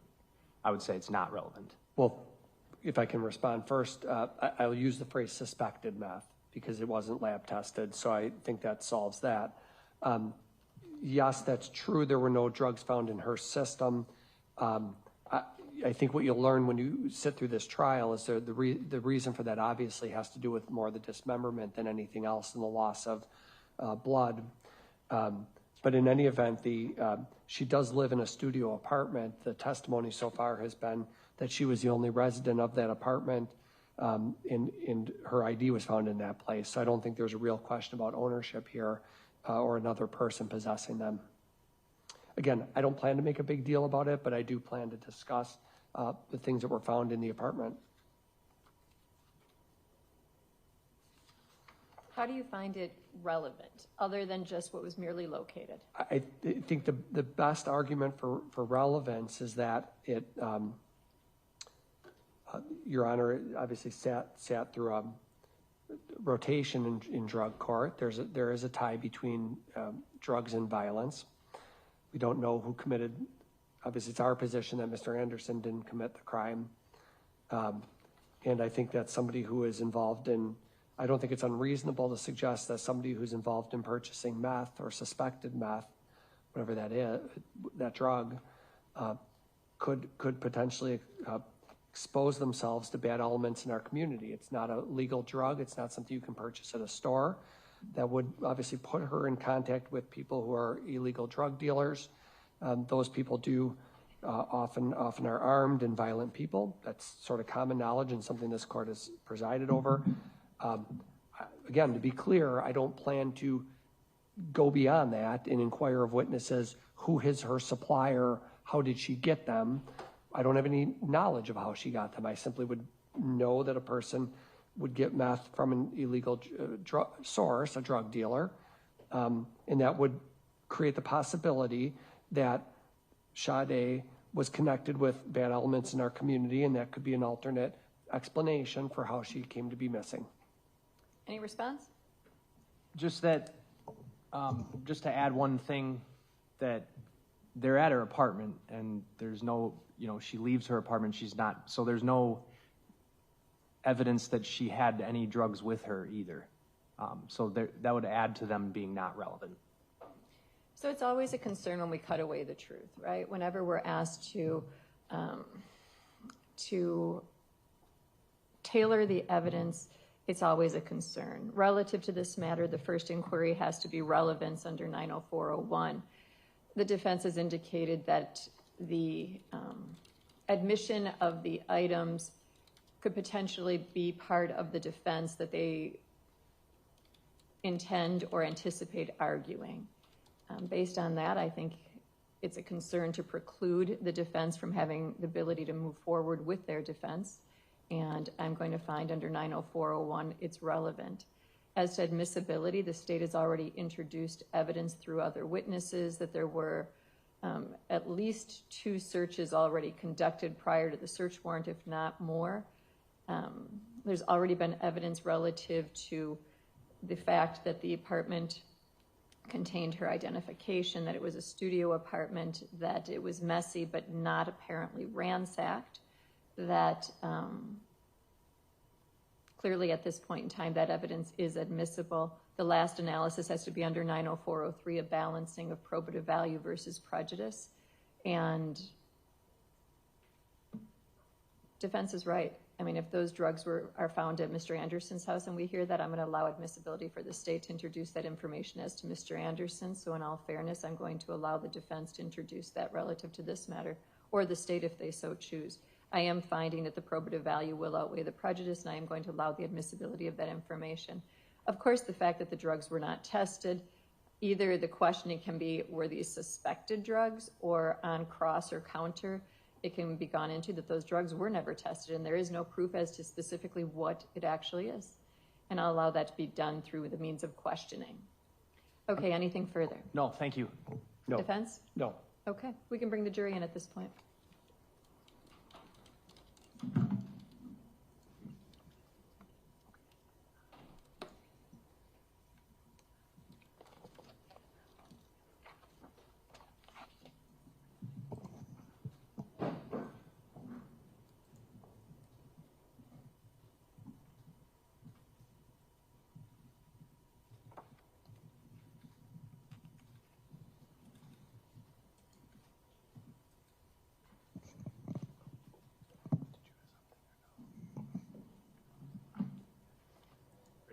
Yes, please.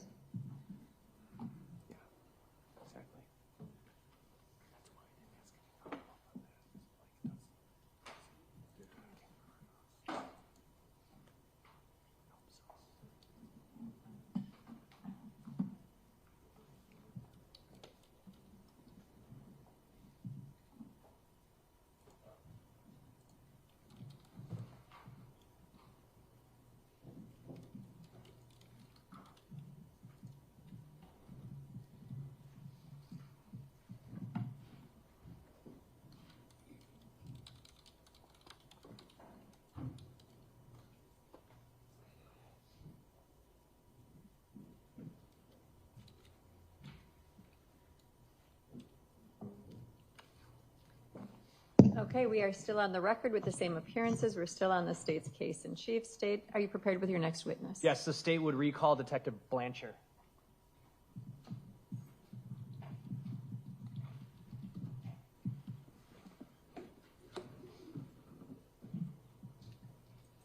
Do you solemnly swear that the testimony you give in this matter will be the truth, the whole truth, and nothing but the truth, so help you God? I do. You can please be seated, restate, and respell your name for the record. It's Joseph Blancher, Joseph, Blanchar, Blanchar. Okay, Detective Blancher, another role that you played in this investigation was to go to Sade's apartment building, is that right? That's correct. You first went to her apartment building on what date? The first, when we found out, I believe, when we found out she was missing for the welfare check, I believe. I could be getting my dates wrong, I'm sorry. It would be the day after she was reported missing?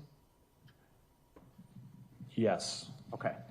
So that would have been April 3rd, right? The 3rd. Okay. Apologies, yes. When you went to her apartment building, did you speak to a woman named Christine Shuda? I did. Who is she? She's the complex manager, individual who runs the residence there. After speaking to Ms. Shuda, did she allow you to conduct a welfare check of Ms. Robinson's apartment? She did. Did you do that with people from the Milwaukee Police Department? Yes. After conducting the welfare check, did you find Sade? We did not. Did you then attempt to retrieve video from the apartment? Yes. It's a large apartment building, right? Yes, And it borders North Commerce Street on the Lower East Side? it does. I have up on the screen here, I believe it's Exhibit 35.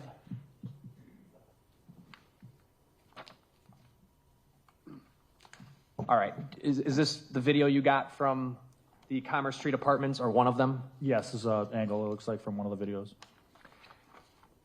I'd move it 35 in. Any objection? No. 35's received.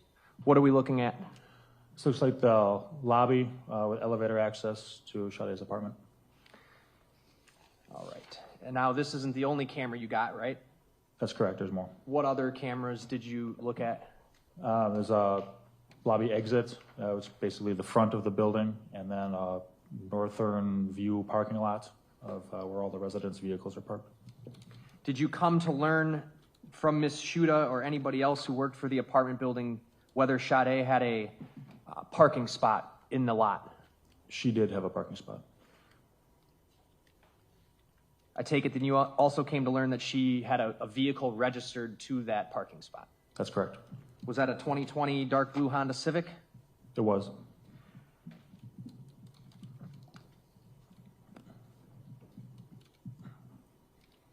The video you got, did you attempt to obtain video from when she left the apartment that day? Yes. Is that what we're about to see here? Yes, I can't see the numbers. It looks like it's Very yeah. small up in the corner. I can zoom in briefly. I believe it's roughly 9 o'clock. I believe. Oh, I guess I can't zoom in on that. Zoom back out. Are you able to see it now? Yeah. What is the date and time stamp on there? This is April 1st, 2025, and roughly 9 o'clock in the morning. In the morning? I believe so. I'm sorry, I didn't hear your answer. The 1st of April, and this is 0900 hours. Playing that clip.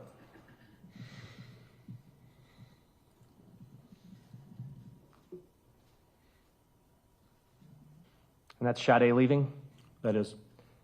She's got a black coat on, white top, looks like ripped jeans and white shoes. That's correct. She carrying anything in her hands? It's like her cell phone and keys in her left hand.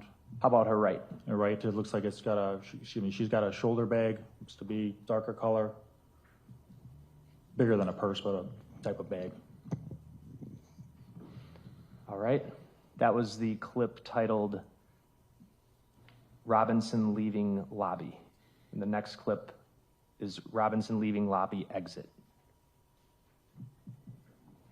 Now this clip, the time and date stamp is basically just picks up where the last clip left off, correct? That's correct. Off to the left side of the screen here where my mouse is that where that elevator would be? Yes, with a short hallway to what we are now viewing. Playing this clip. It's 11 seconds long.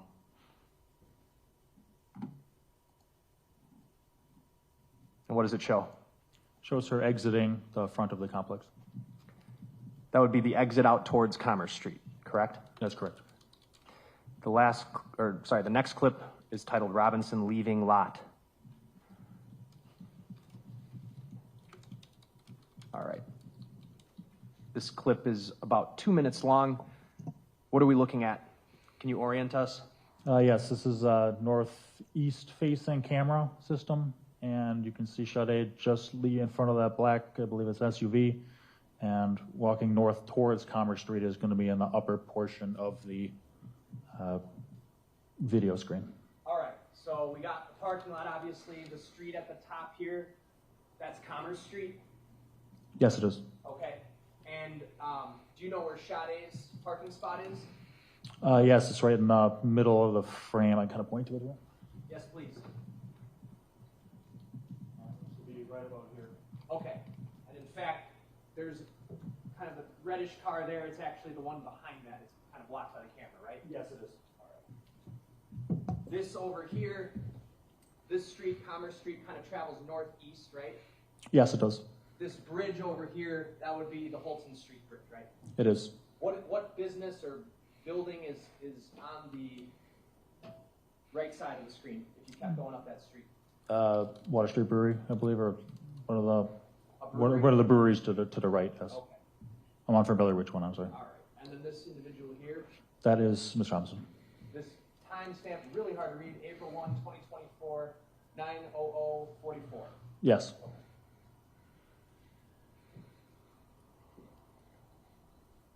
Play this clip. Does skip in the middle. But what are we seeing here, Detective? She is currently walking north to her vehicle through looks like the center of the lot. This would pick up right after the last clip that we watched her walking out the front, correct? That is correct.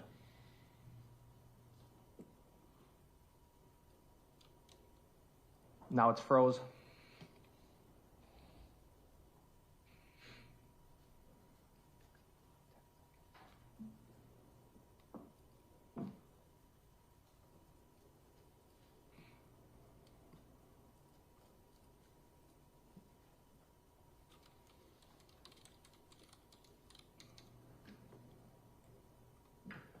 What's happening now?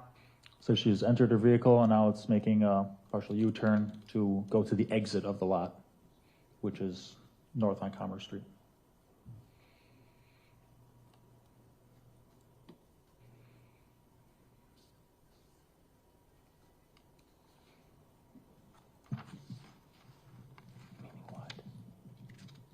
What happened now?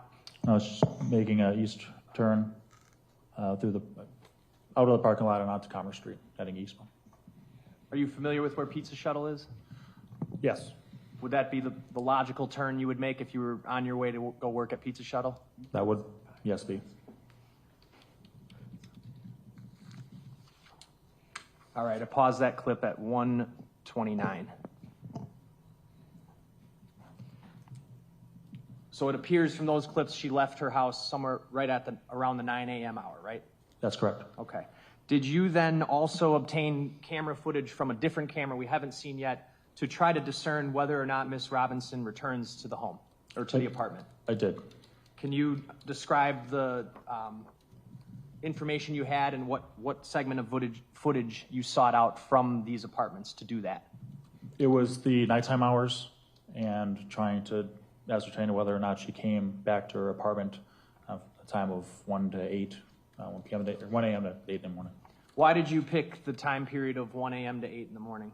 From other records that we disseminated, that was the time that she should have been home, or something that we went off of. Maybe she would return to the apartment.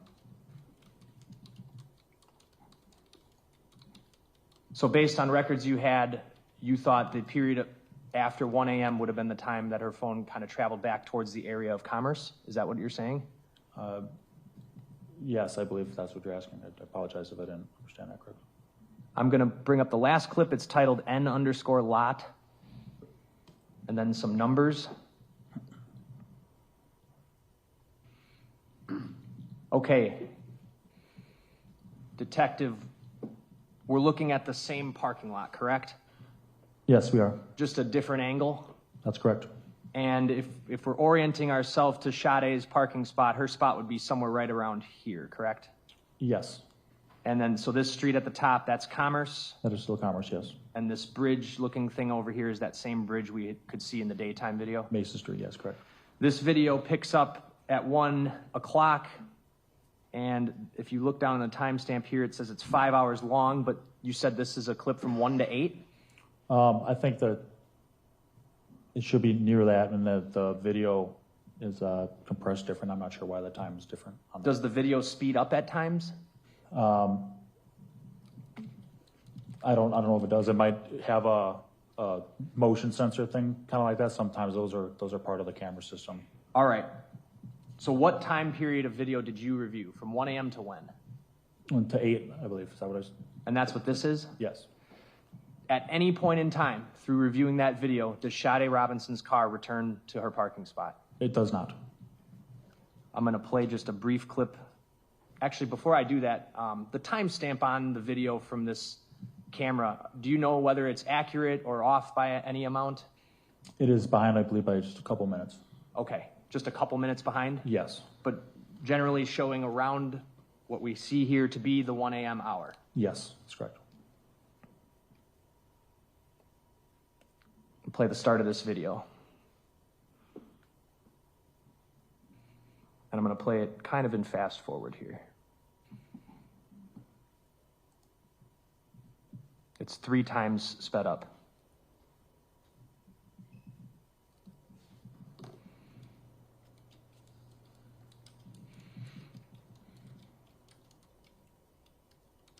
Going to 4 times.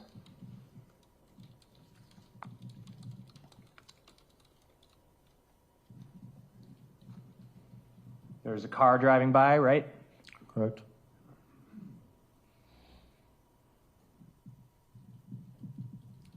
Another car around 102.40, right? Do you want me to back up? Oh, I could see the taillights on. I'll go back to 102.20. You able to see that car? Yep, on the left side there. Going which way? There was one that went on the left side of the screen. Okay. Speeding back up.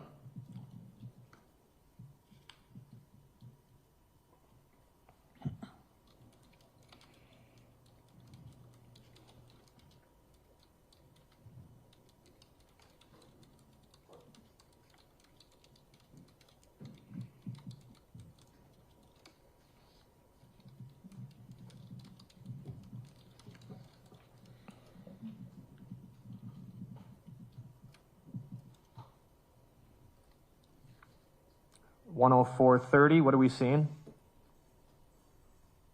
What do you see on the screen? See a car traveling, would it be eastbound on Commerce?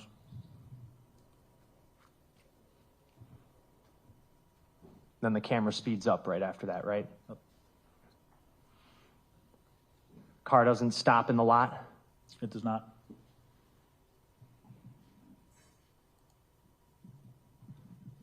I'm going to speed back up to 4 times.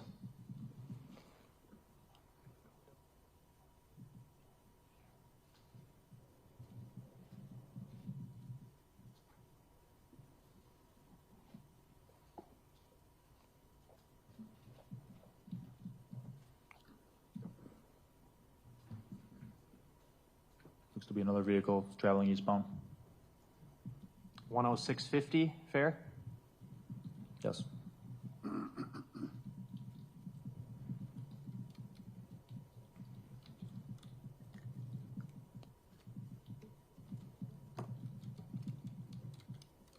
like 2 more vehicles passed by. 108, fair? Yes.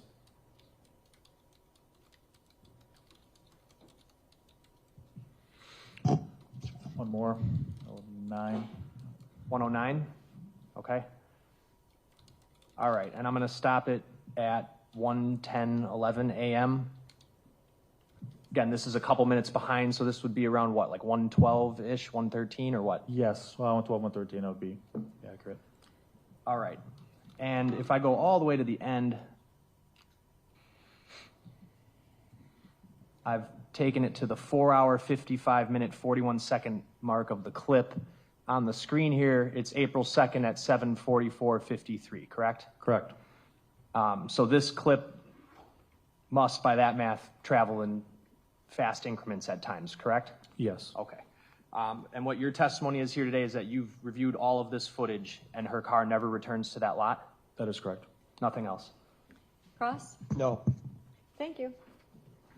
State your next witness. State calls Detective Kayla Burgi.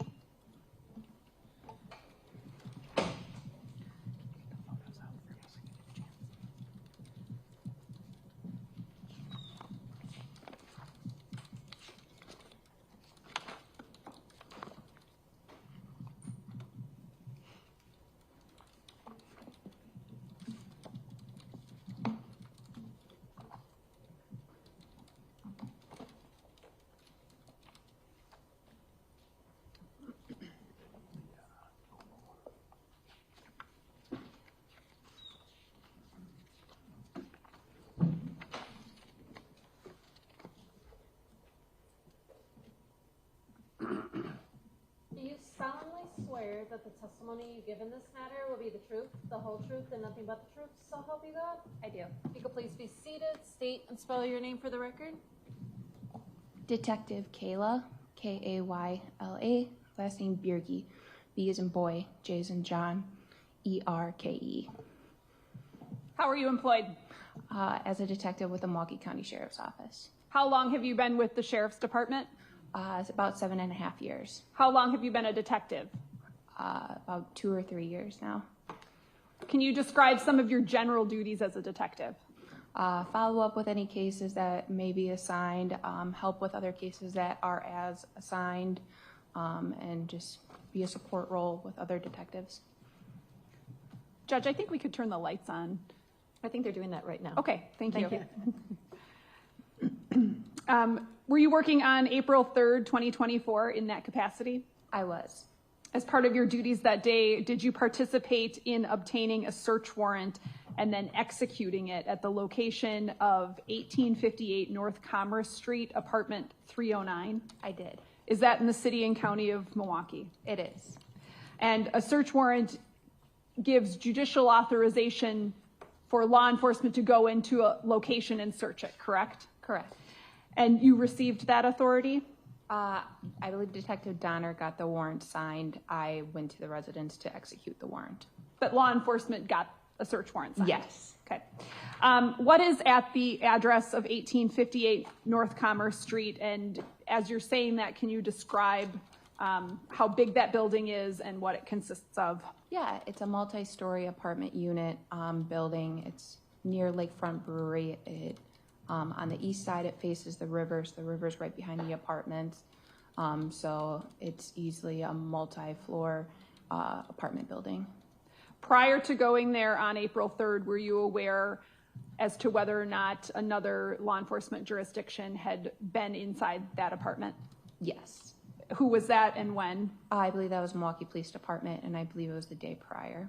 And what, were you familiar with why they went there? Yes, for searching for Sade Robinson. Something that would be termed a welfare or a wellness check? Correct. Do you recall approximately what time you went there? I believe it was mid-afternoon. The reason why the Sheriff's Department obtained a search warrant and wanted to go search that apartment was what? To look for like DNA, and then just to check the status of the apartment, see if we could find anything that would help locate her. Okay. And you're talking, when you say her, who are you referring to? Sade Robinson. So you mentioned looking for DNA. Why was that important for you at this time? So that we could use it for a comparison if we found anything of hers, such as we found the leg, so we could use that for comparison. So at this point, is it fair to say that you were searching her apartment to aid law enforcement in the search for her? Correct. Can you describe her apartment? Yeah, it was a studio apartment. So the bed, how it worked is you open the door, and right away to your left was a bathroom. The bathroom was quite large, had a shower, every toilet, everything like that. And then if you kept going forward, past the bathroom, on the left side was the kitchen. After the kitchen, it was a studio apartment, so the bed was right there on the right side wall, while the closets were on the other side. And then she had a couch that faced the windows, or that faced against the windows, and then you could see the river on the other side. Can you describe how the apartment was furnished, what types of contents it contained, what types of personal items, just in general? Yeah, anything personal you would say of like a 19-year-old girl. So all clothes, shoes, it had some Nintendo Switch games, it had food in it, bed in it, the closet was fully stacked with clothes, the bathroom was fully stocked with like hairbrushes, makeup accessories, everything like that. Upon entry, was one of your goals to determine whether or not there had been a struggle or a forced break-in, anything of that nature? Yes. And did you make any of those determinations?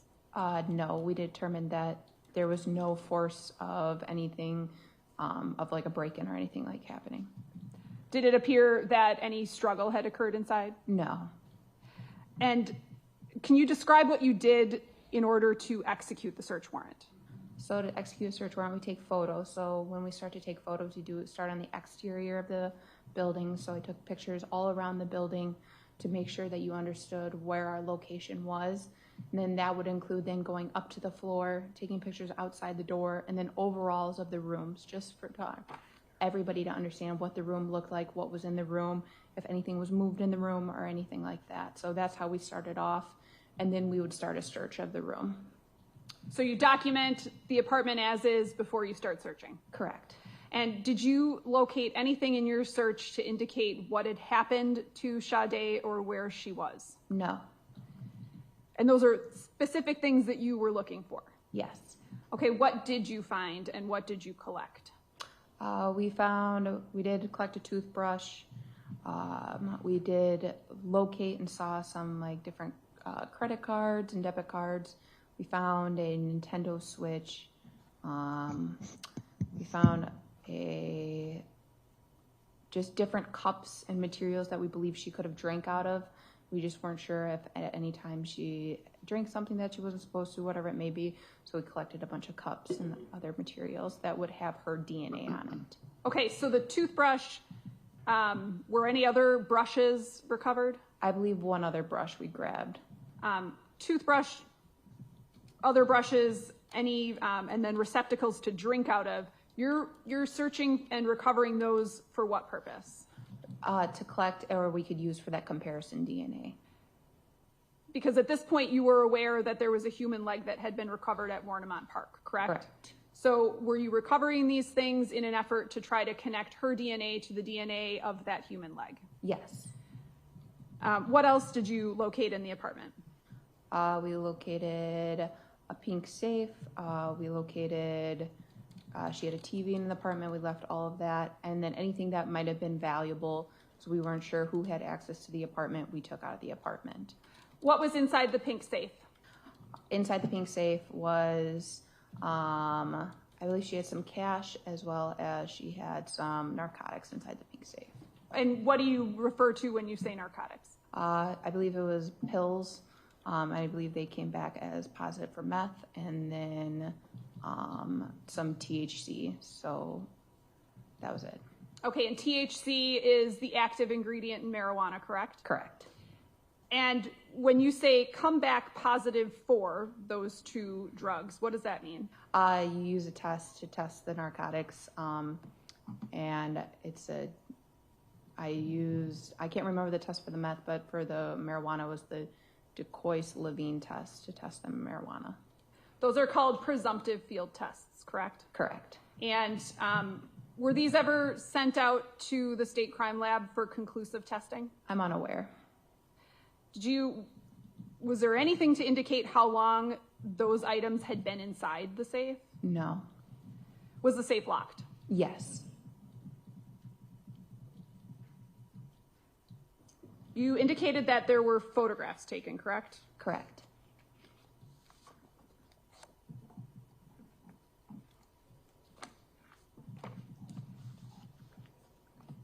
Now, so the record is clear, we stipulate to all the photos being introduced into evidence, Your Honor. What numbers are those? They're 41 through 50. I will receive into evidence 41 through 50 then. Showing you exhibits 41 through 50, first of all, do you recognize what those are? Yes. And can you identify what those are? That's 41 is the exterior of Sade's apartment building. That's a photograph, correct? Yes. Are all of those exhibits photographs? Yes. Yeah, they are. I'd ask that exhibits 41 through 50 be admitted and permitted to publish. Already received and feel free.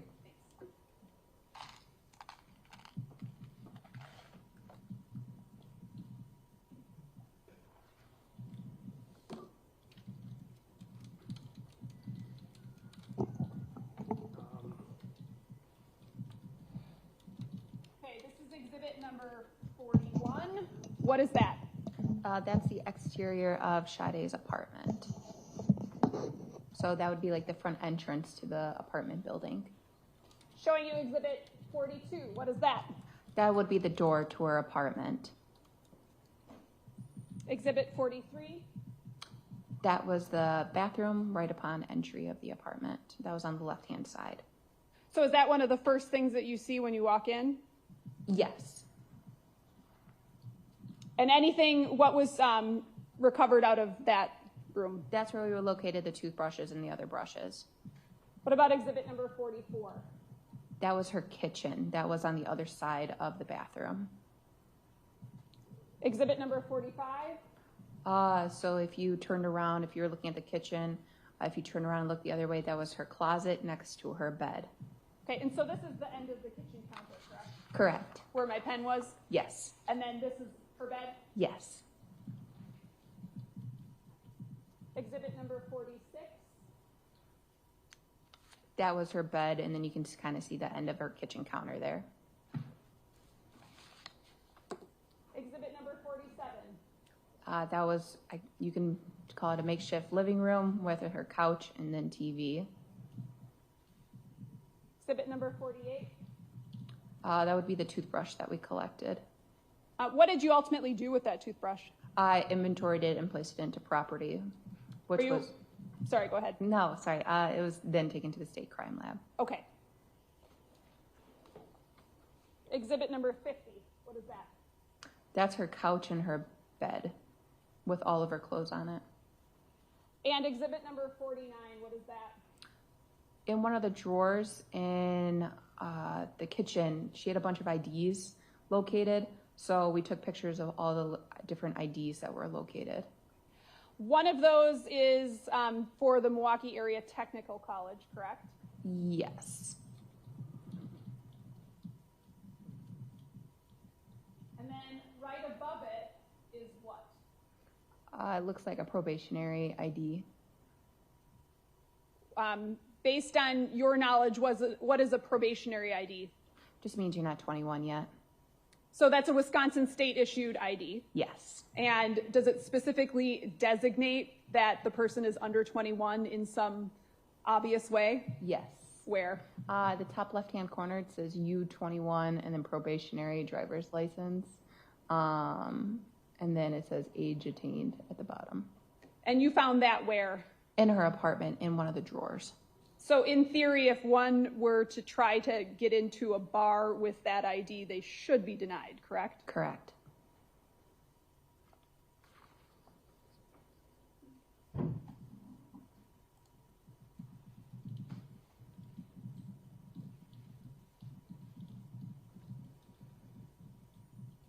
All right, I'm showing you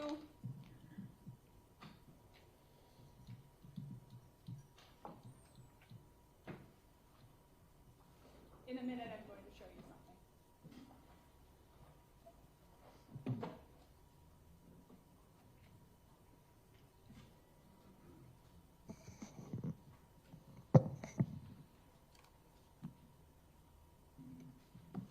Showing you what's been marked exhibit number 40.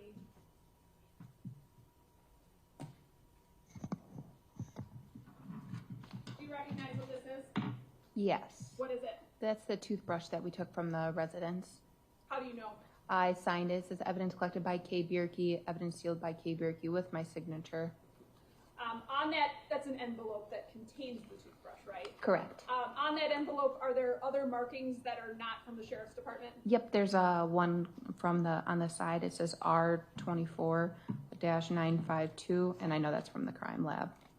I'd ask that exhibit number 40 be received. Agreed. Agreed? Agreed. It's received. I don't have anything further. Cross? Thank you. Were you the one who took the photographs of the apartment? I believe so. Okay, so just with your department-issued camera, basically? Yep. And you talked initially this morning about one of the purposes of getting a search warrant was to look for DNA, right? Correct. And I'm sorry, you are a detective with the sheriff's department, right? Correct. And DNA evidence being an important tool that law enforcement can use in cases, right? Absolutely. I'm sorry? Absolutely. And that's The reason that you said absolutely is because it can help you pinpoint one's identity, for example, right? Correct. And you've worked with DNA in your experience as a detective, right? Yes, I have. And the way in which we go about collecting DNA samples is to do swabbing. Correct. But you as the detective don't do the swabbing, you call in lab personnel, don't you, that go through and actually swab for it? Depends. There's times I am trained as an evidence technician. I can do the swabbing. However, I did not swab any of these items. Got it. But so either way, you specifically could choose to swab if you wanted to because of your training, or you could call in people to do that for you. Correct. And then that type of evidence, DNA evidence, when you're going through we can take down the photos. I don't need that up. When you're going through Miss Robinson's apartment, you're using your eyes to look for things that might contain DNA, right? Correct. Because you know that it can be shed from skin, for example. Correct. And it can come from saliva. Yes. One of the reasons you had, I don't know if it was one of the photos you looked at, but you had noted a glass, for example. We would like to test the rim of a glass because it might have one's DNA on it. Yes. And so that's crucial piece of evidence, could help you link up, as I think you were saying, the leg that was located to Miss Robinson. Correct. But that wasn't the only reason you were searching the apartment. It's not just for DNA and identification purposes, is it? Correct. We also wanted to look at a pink safe you testified about. Yes. And I'm sorry, did you say the safe was locked? Yes, it was. So did you yourself open it? I did not open it. One of my partners did open it. In your presence? Yes. That's why in your report you documented the contents of it? Correct. Why did you not photograph the contents of the safe? I don't recall if I did or did not photograph them. You did prepare a police report, didn't you? I did. And in your police report, you identified, you tried to be thorough in your report, didn't you? Yes. And in your report, you did identify a description of everything that you found, right? Correct. And there were other things in the apartment of note that beyond just, well, there was a number of, we could see from the pictures, it was there was a lot of things in the apartment, I guess, for lack of a better expression, right? Correct. The closet was sort of piled up with stuff, and there was, I mean, we've all been 19 once, right? Right. Okay. So, but there's a lot of things to sort of look through and read through, right? Correct. And including mail and letters and notes and things like that. Yeah. But your partner opened the pink safe, and that's where the meth was located.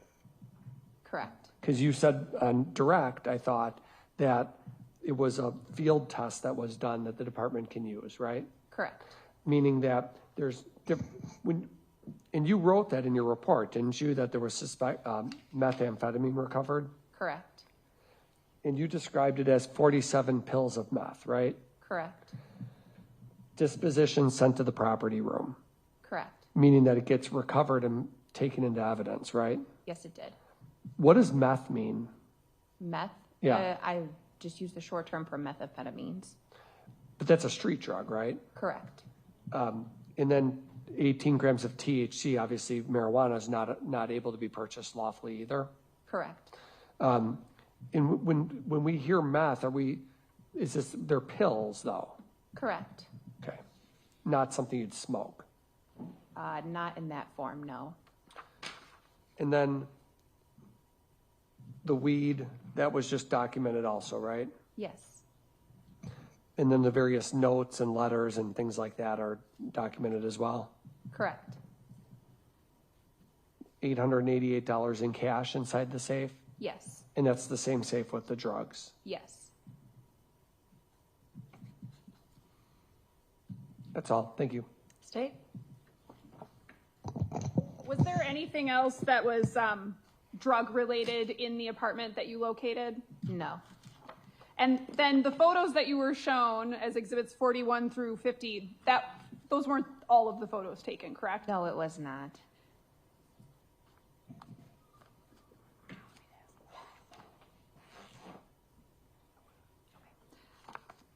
Exhibit number 49 again.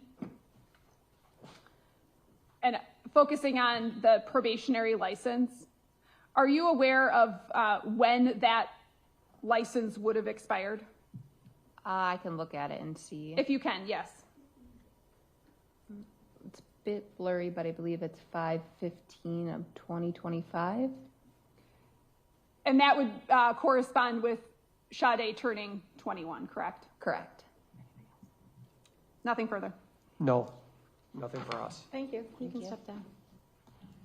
Okay, we have like 15 minutes left. Do you have a quicker witness? Yes. Awesome. Captain Christian Hoose.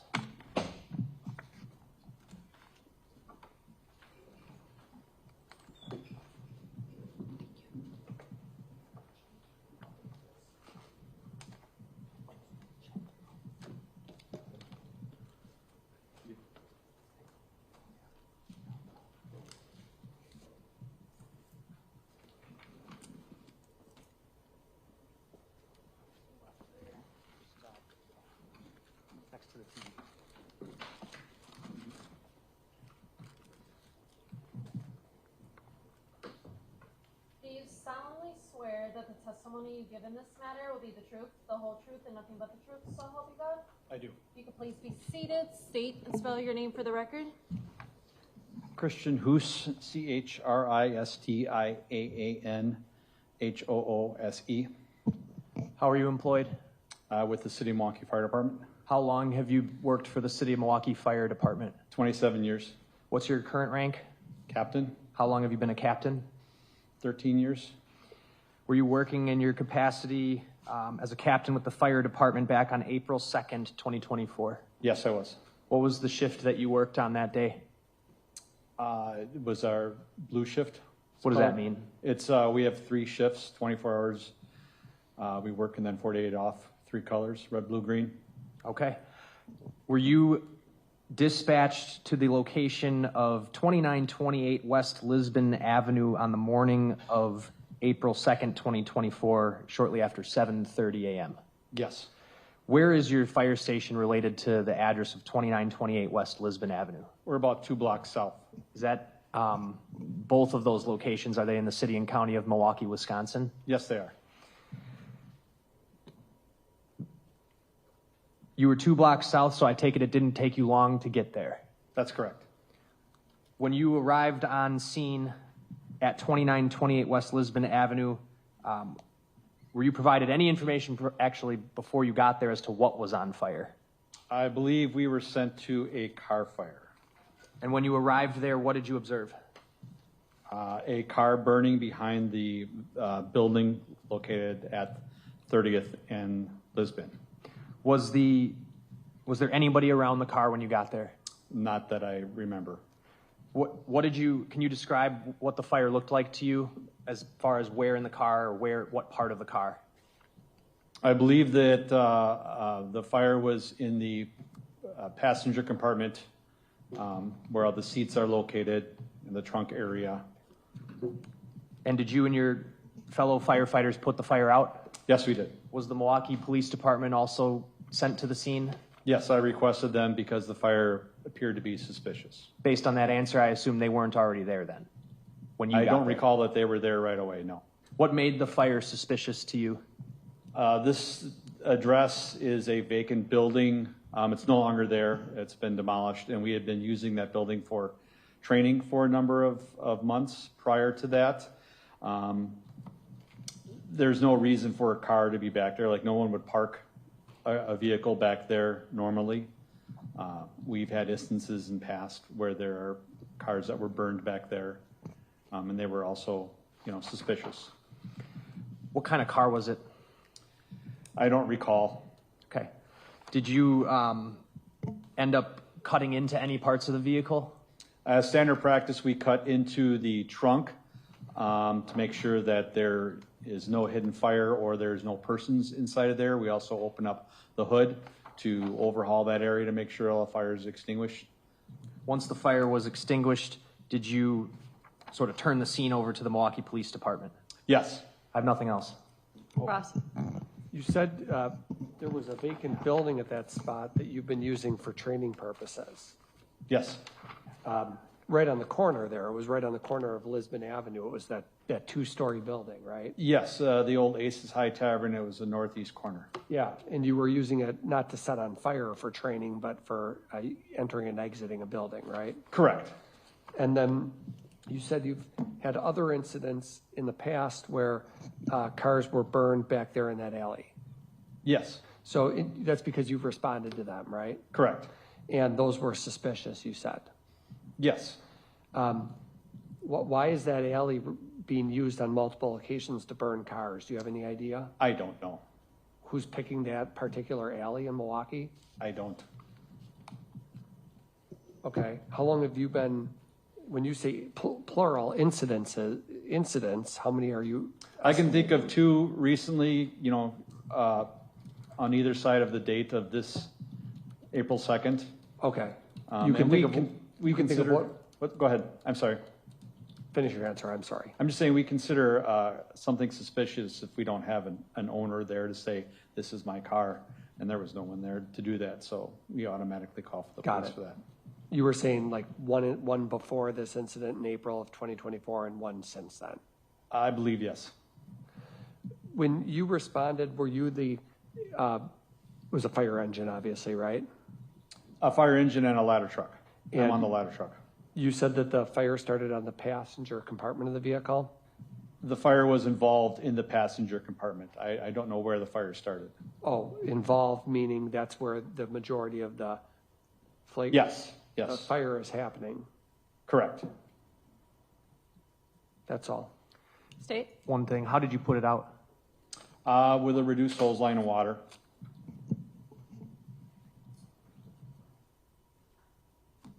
Could you describe the force of the water that comes out? It's an 1 3/4 hand line that we use off of our engine. About 160 pounds of pressure comes out of there. Significant amount of pressure then? Yes. Nothing else? Defense? Sorry, just one more thing. You did speak with law enforcement also, right? Because you you called them in? I believe so, yes. And you remember that the trunk of the vehicle was open when you arrived? If that's what I had told the officers, then yes. I do not recall it now, but. That the vehicle was unlocked? Yes. You remember that? I believe so, yes. That's all. State? Nothing else. Thank you, Captain. Thank you. Okay, it's 11:52. I think it's a good point to break for the morning. So again, the admonitions. Remember, don't do any investigation, don't do any discussions about this case, don't do any blogging, emailing, texting, don't talk to each other about the case, don't talk to any friends or family about the case. Put it out of your mind until you come back this afternoon. I have just a couple of matters to handle right at 1:30, so I'm thinking we're going to start back up at 1:45. If you could come back between 1:15 and 1:45, that would be wonderful. Again, I cannot start until all of you are present. And again, remember to wear your juror badges prominently so everyone knows who you are over the lunch hour. Okay? God bless you. Okay, leave your notebooks on your chairs. Have a lovely lunch. We'll see you back afterwards.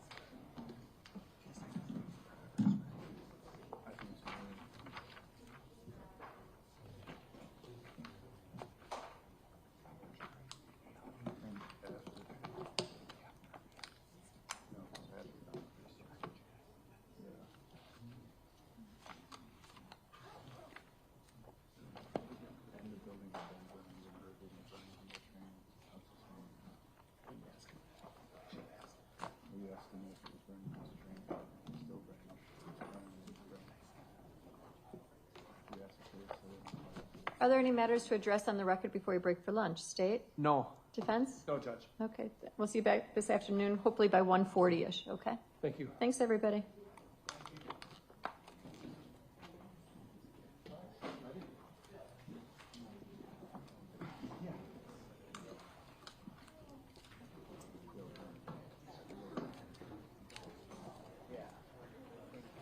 Celeste, do you need me for anything? No, Judge. Thank you. Text me. me if you need me.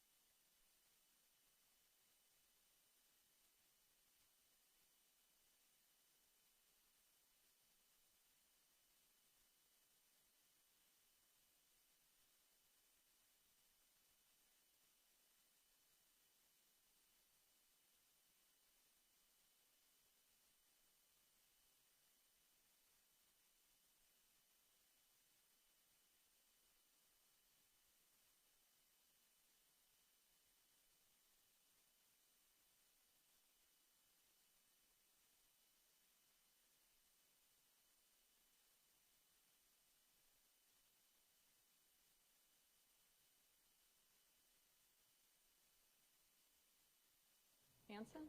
Or do you have him here?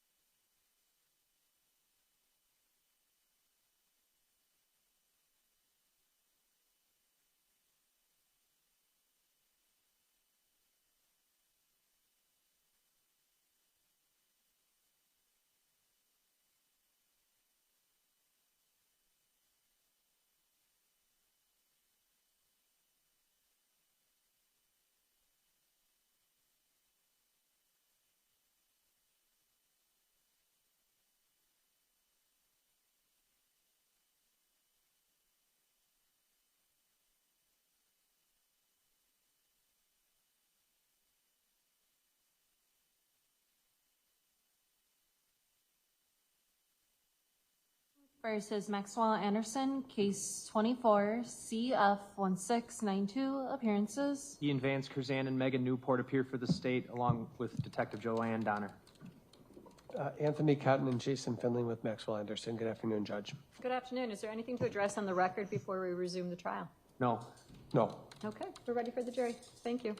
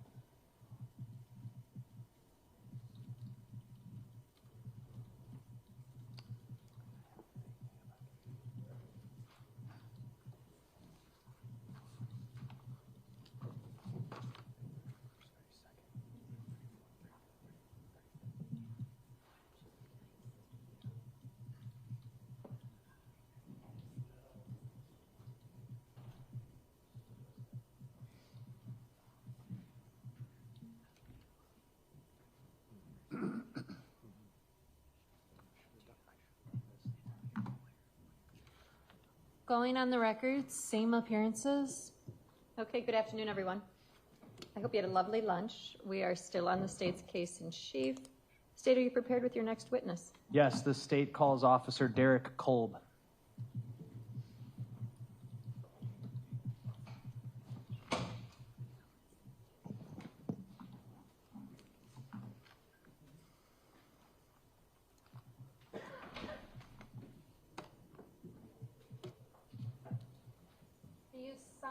Swear that the testimony you give in this matter will be the truth, the whole truth, and nothing but the truth, so help you God? I do. You can please be seated, state and spell your name for the record.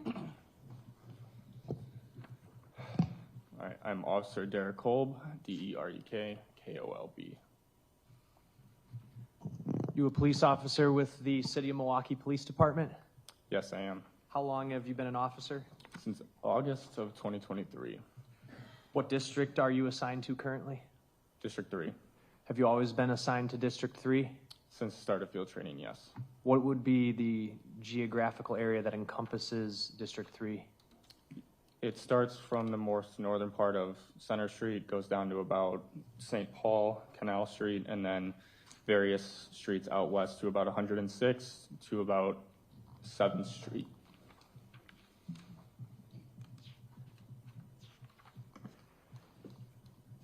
And you work patrol?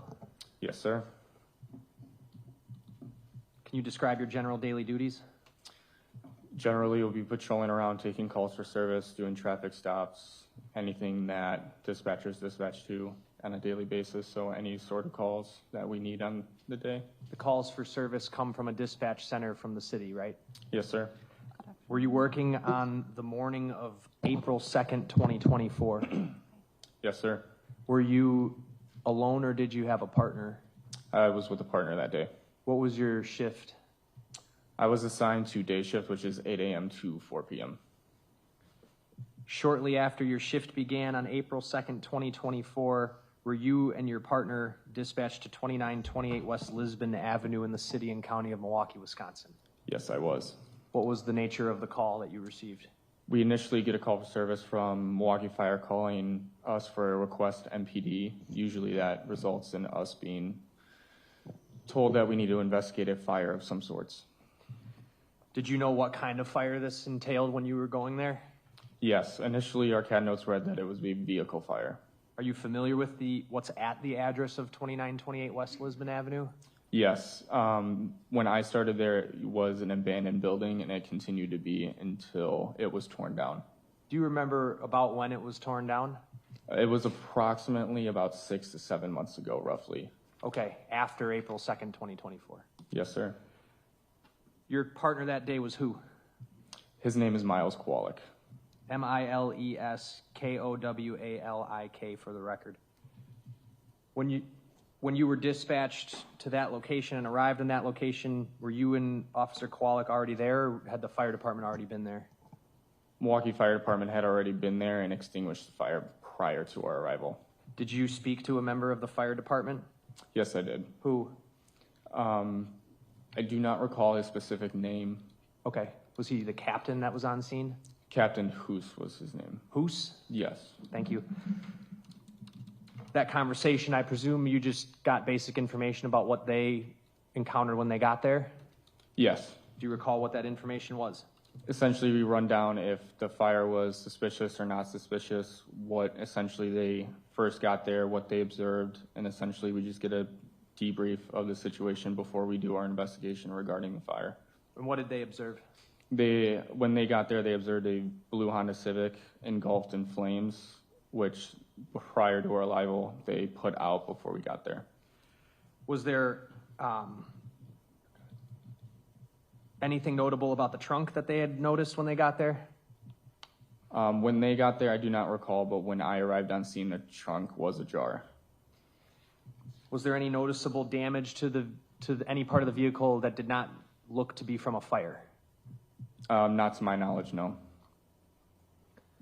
You had a body camera, correct? Yes, it was equipped and activated during this investigation. And you also made contact with an individual who had called 911, is that correct? Yes, I do. She, at the time, was a resident of a house on North 29th Street, correct? Yes, sir, just east of the location of where the vehicle was set on fire. Do you recall what address? I do not recall. I'm going to show you Exhibit 190.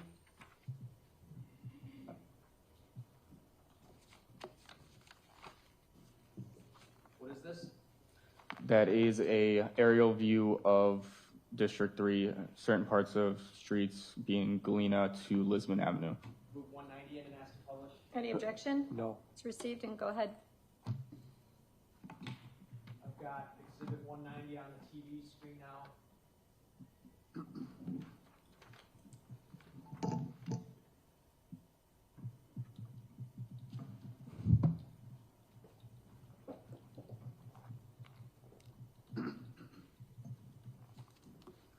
Officer, at the top of the screen, there's an angled street, is that right? Correct. What street is that? The angled street that runs west to east is called West Lisbon Avenue. The street that runs north to south on the far left side, that's North 32nd Street. Yes, sir. And the map depicts as far east as North 29th Street, almost to North 28th Street. Fair enough? Yes, sir. Is the location where you found, or where you went to find this car on this map? Yes, it is. Your Honor, would you allow the witness to point out where the car was? Sure, go ahead.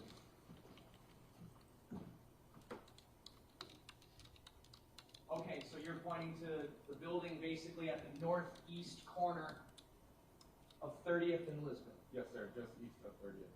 All right, and that building that's in this map, that is no longer there. No, it is not. And was the car on the Lisbon side or the other side? It would have been north of Lisbon Avenue, just east of 30th. Behind the building at this corner? Yes, sir. Okay. And if you go down 30th, this street here is what? That would be Walnut. This is Walnut Street, and then the one south of that is West Galena. West Galena. And then right in between Walnut and Galena is the 31st and Galena Playground? Yes, sir. Thank you. You can have a seat.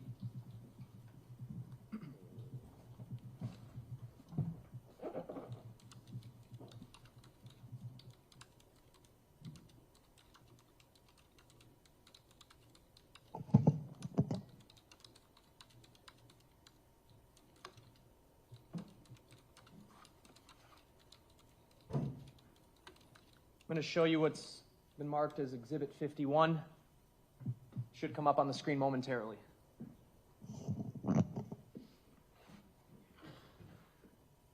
What are we looking at? That was the blue Honda Civic that we got dispatched to for the vehicle fire. I should have asked a better question. This is a body cam, right? Yes. Okay, whose body cam? That would be my personal body camera.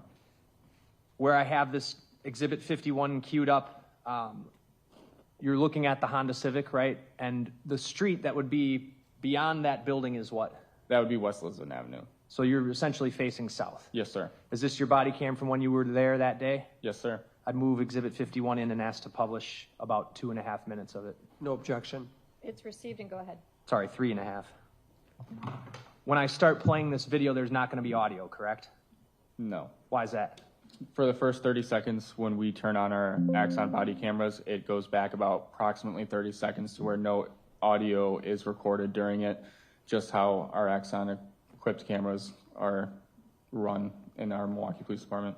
You hit record, but your camera actually picks up 30 seconds prior. Exactly. All right, thanks.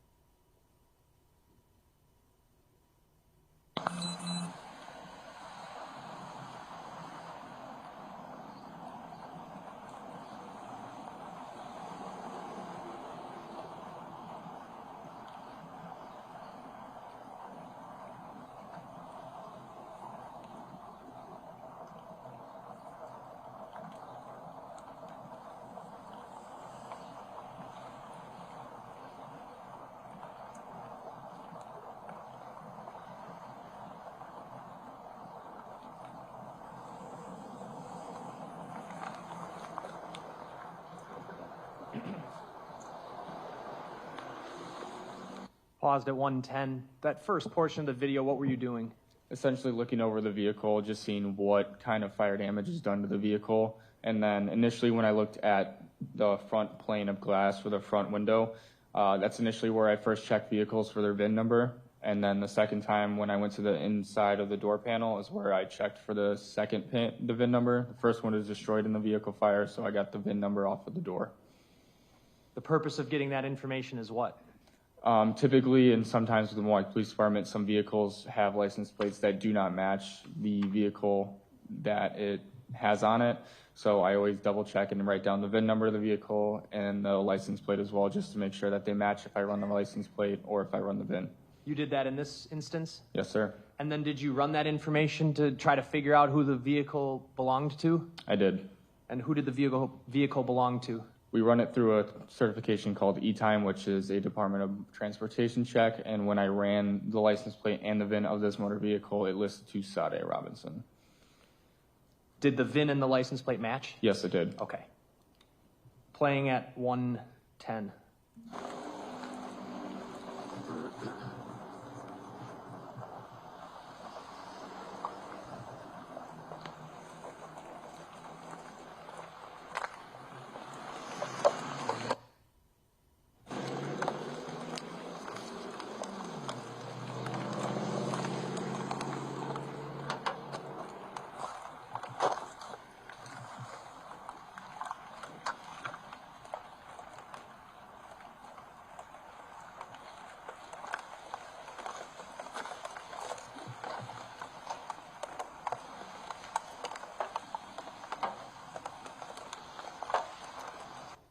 Paused at 152. The last few seconds here, you seem to be checking the engine compartment fare. Yes. And on the left side of the screen where my mouse is circling here would be the front passenger rear view mirror, correct? Yes. And the condition of it right now at this point is what? It's damaged. Hanging down? Yes. Playing at 152.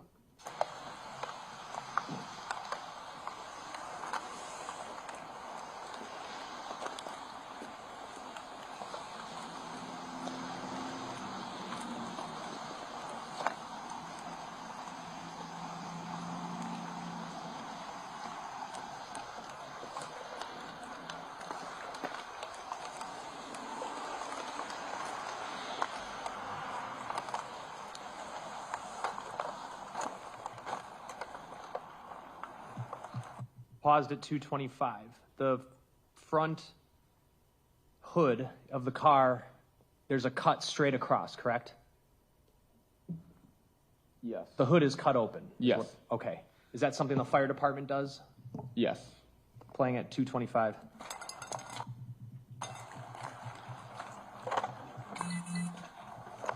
Super weird because that engine still looks like it's in pristine condition. So. Huh? It didn't even look like, I mean that in the sense of like the fire didn't even touch the engine or any part of the front of the vehicle. Oh, it was only interior.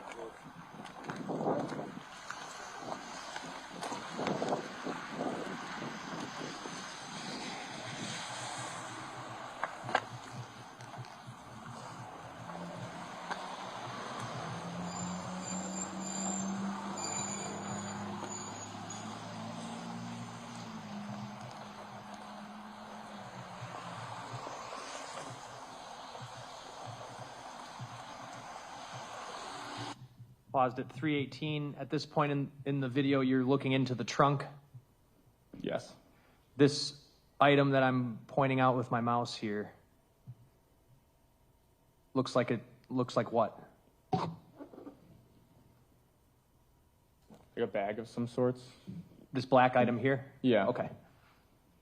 And this is the first time either of you had looked into the trunk, fair? Initially, I was the only officer between us two that had looked over the vehicle, looked and inspected it, and just made sure that everything was inside the vehicle or if any personal identifiers were in it. Understood. Playing at 318.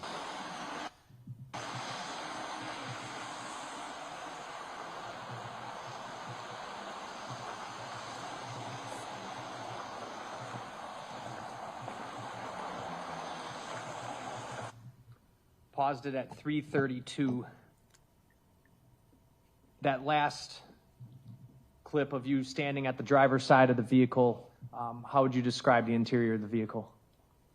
Completely destroyed, essentially set on fire, complete fire damage of the interior of the vehicle. The frame that I have on the screen right now from your body cam, it looks like there's a lot of trash.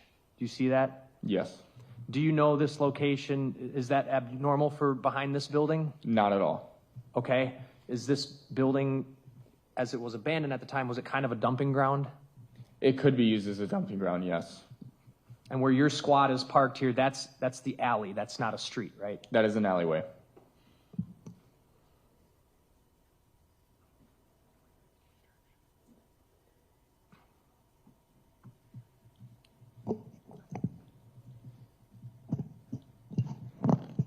This street over here to the left, that would be North 30th Street then? Yes, it would be. So to get here, you pulled into this alleyway right off of North 30th? Yes. The 911 caller, did you make contact with that person? I did. Did they indicate whether... Objection here. That was I was going to make a hearsay objection, but he stopped his question. Okay. You did talk to the 911 caller? I did. Did you canvass the neighborhood? I did. And did you look for video cameras from houses or anywhere that might depict the area behind that abandoned building? Anywhere in the immediate area that could have potentially caught this vehicle driving into the alleyway or behind the abandoned house. That's what you were looking for? Yep. Were you able to find anybody when you were on scene here from those houses who had seen what happened? My immediate canvass, not a single individual saw what happened, and nor did I find any camera footage around that immediate area north of it. Okay, so you say north of it, you're looking, you mean north of Lisbon, fair? Yes. And are you aware of any camera footage that captures right behind that abandoned building at the time? Not at that moment, no. After you arrived, did you have other members of your department come out to tow the vehicle from that location? I do not recall if we had another squad or if it was us that waited for the tow to arrive on scene. So there was a tow that arrived on scene, fair? Eventually, yes, that vehicle was towed from that location. Where do what's the process for that? Where does it get towed to? We call the city tow lot, and then essentially we wait for a tow to arrive. We get a tow number that's associated with the vehicle, and then if it's a safekeeping tow, it'll be kept at the city tow lot in a specific lot separate from evidence tows. Did you at some point become aware on April 2nd of a leg that was found at Warnemont Park? Yes. Did you become aware that day or at a subsequent time? Subsequent time. Okay. And you're aware that that leg was found on the evening of April 2nd? I do not recall what time that was recovered. But this time, the time you went out to this burning car, I think it's on your body cam up here at the upper right, we're at 8:22 a.m., is that right? Yes. Okay. I have no other questions. Thank you. Cross? Thank you, Judge. Good afternoon, officer. So you testified that you were dispatched to this 2928 West Lisbon Avenue for a vehicle fire, correct? Yes. And had you ever been dispatched to vehicle fires in that area before? No. Okay, so, but this area that you described, you said that there's a lot of trash around there, correct? Yes, there is. And, I mean, I guess we can kind of look at the video here on this frame. It looks like there's some residential homes, correct? Just north of it, yes. Are you familiar with this area through your, responding to calls for service? Yes. And, I mean, have you responded to calls for service about potential drug dealing? Objection relevance? What's the relevance? I'm just trying to set the scene of where this all occurred. The part of the city. I mean, the state on direct examination was talking about how it's a high crime area. I don't recall that happening. Or the trash, I suppose. I mean, if I can just move on. Okay, Littering's please a move crime. on. I'm going to sustain the objection. Move on. All right, but when you arrived after the fire had already been extinguished, correct? Yes. And you had mentioned that the trunk of the vehicle was ajar, right? Yes, it was. And it was in that condition when you arrived. Can you rephrase that? The trunk was ajar when you arrived, correct? Yes. And I guess we saw on body camera, it shows that you approaching the car, and it looks like you're writing down the VIN number? That's what I initially did, yes. Okay. And did you touch the vehicle whatsoever? Did you touch anything in the interior and the trunk? Nothing in the interior, nothing in the interior of the trunk, and nothing from the exterior. When I opened the trunk, I do not recall if I put my direct hand on it or if I used my sleeve. Okay. And you indicated that there was minor damage to the exterior of the vehicle, correct? Yes, I did. But it didn't appear that there was any fire damage on the exterior of the vehicle. It looks like it was more just interior, correct? I knew there was interior damage. I do not know the extent of the exterior of it, if it was fire damage or if it was damage done prior to the vehicle being there. What I meant was the exterior of the vehicle, there wasn't char marks on the exterior. I do not recall if there was or not.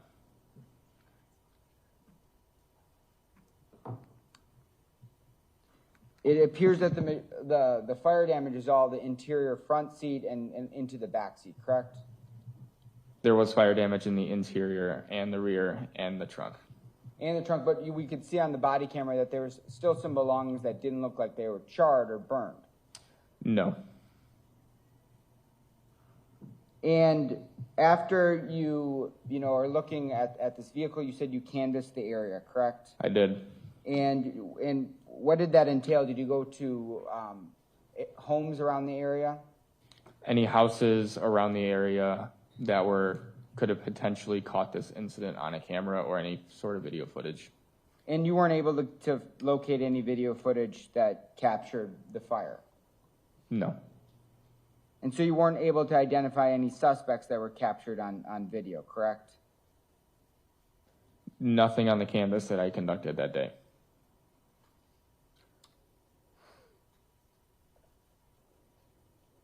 I have nothing further. State? Nothing else. Thank you, officer. Thank you. State? State calls Detective Alexis Crusik.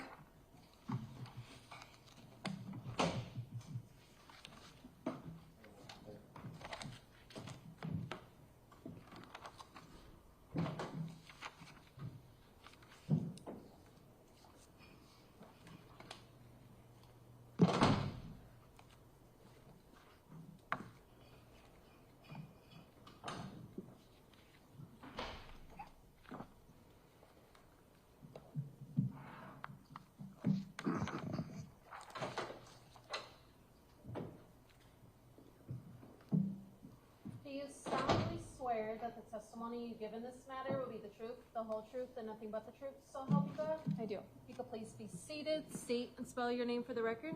Alexis, Alexis, Crusik, Krusic. How are you employed? With the Milwaukee County Sheriff's Office. What's your position there? Detective. How long have you been a detective? Over 9 years. Prior to that, what was your rank? Patrol deputy. Are you assigned to any specific position within the Sheriff's Department? I am a federally deputized task force officer with the Bureau of Alcohol, Tobacco, Firearms, and Explosives, and I'm on the Milwaukee County Sheriff's Office bomb squad as a bomb technician. What does it mean to be a TFO with the ATF? I assist with federal cases ranging between firearms trafficking and arson cases. And you have federal jurisdictions as well, correct? Yes. How long have you been on that assignment? Since March of 2020. So you were working in that capacity in April of 2024? Yes. Did you come into contact with a 2020 blue Honda Civic in April of 2024? Yes, April 5th. April 5th? Mm-hmm. In what capacity? It was originally involved in a fire, now determined to be an arson. It was towed back to the Milwaukee Police Department tow lot, the City of Milwaukee tow lot, pending processing. Was there a license plate associated with that There car? was. What was that? It was Wisconsin Adam Sam Paul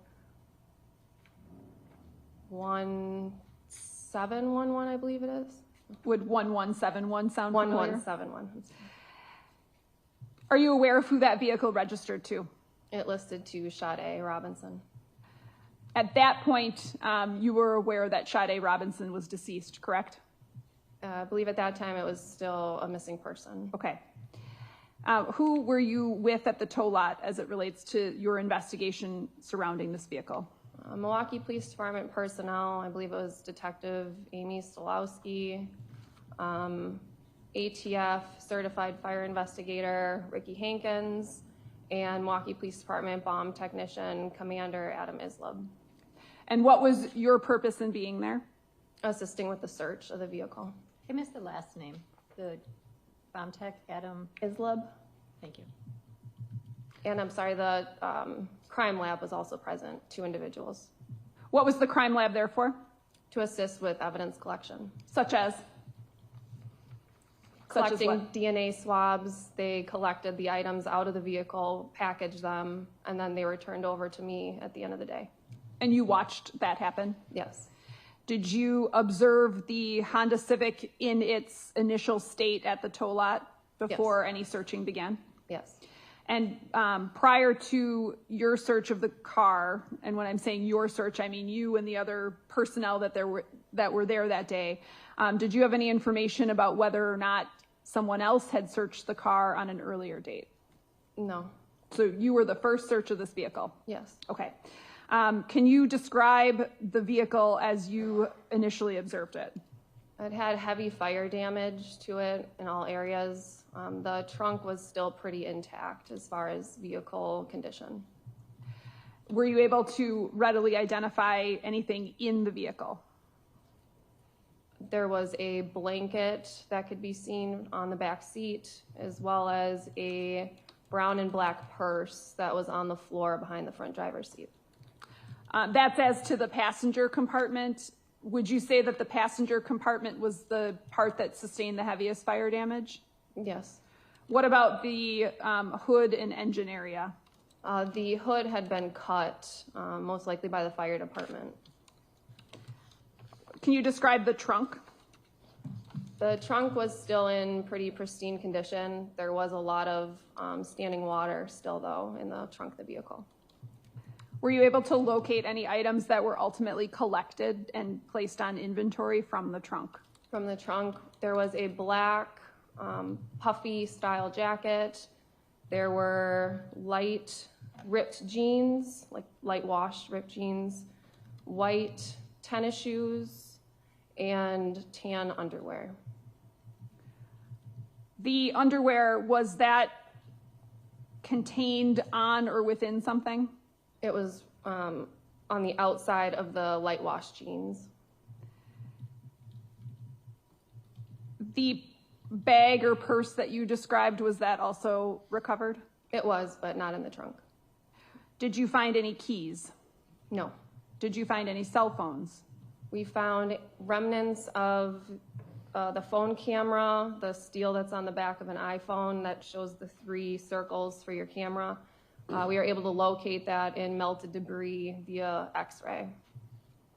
Sorry, can you repeat the last portion of what you said? It was located in melted debris inside of the vehicle that we were able to locate by using an X-ray system. Thank you. Did you find any weapons? No.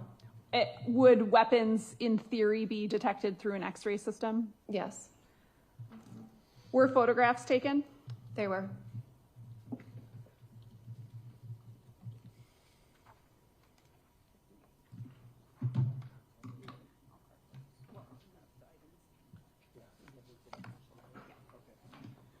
I'm not going to object to the introduction of any of these photos. It's all car photos. Thank you. I'm showing you what's been marked exhibits 58 through 89. If you could just look through those and let me know what they are. One at a time. If you can just collectively look at them, identify them, and then we'll go through them one by one.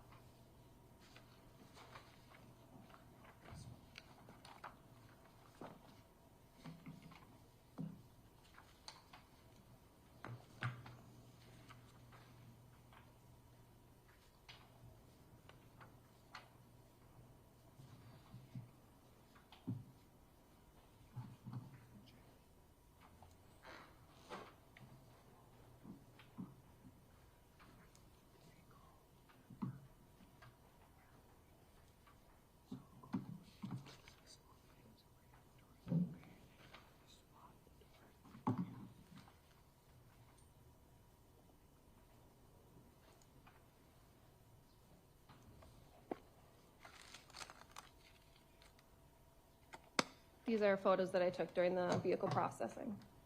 I'd ask that exhibits 58 through 89. They are received, and you may publish.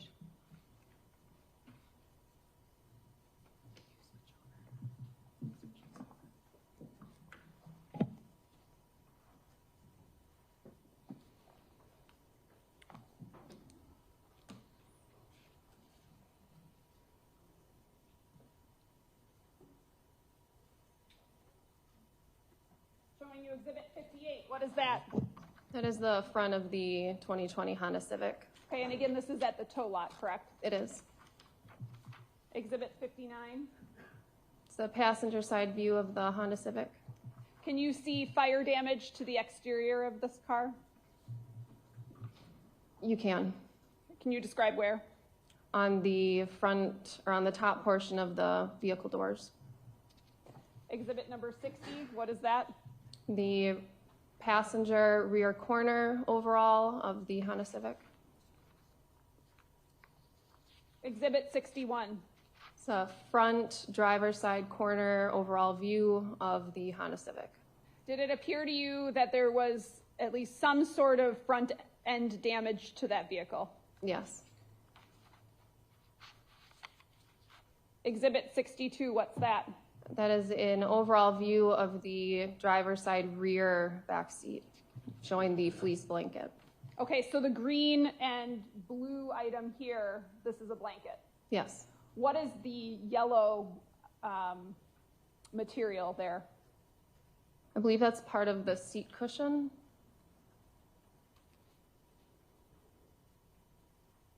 Exhibit number 63. It's an overall of the trunk view. And I'm just going to have you step down off the stand and approach that. And if you could show us where, you said there was a jacket that was recovered, correct? Yeah. Okay.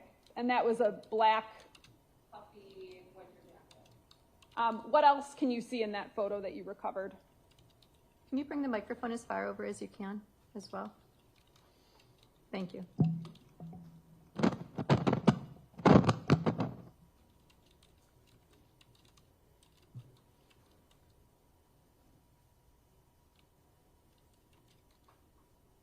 I believe the jeans were underneath.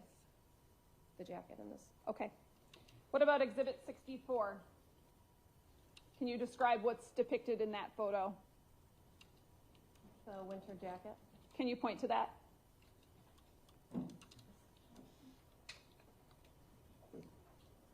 What else is, just in general, if you can recall, what else was in there? There are lots of things in that photo. There's a shovel here that was in the trunk of the vehicle. What about that item that I'm pointing to here? What does that appear to be? A windshield wiper.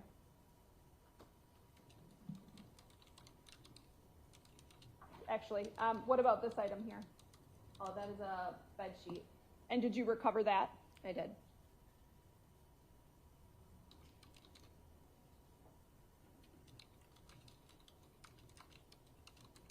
How about Exhibit 65?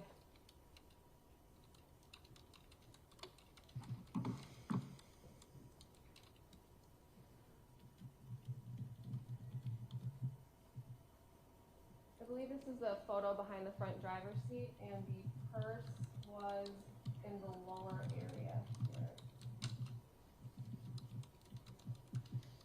Showing you Exhibit 66. What is that?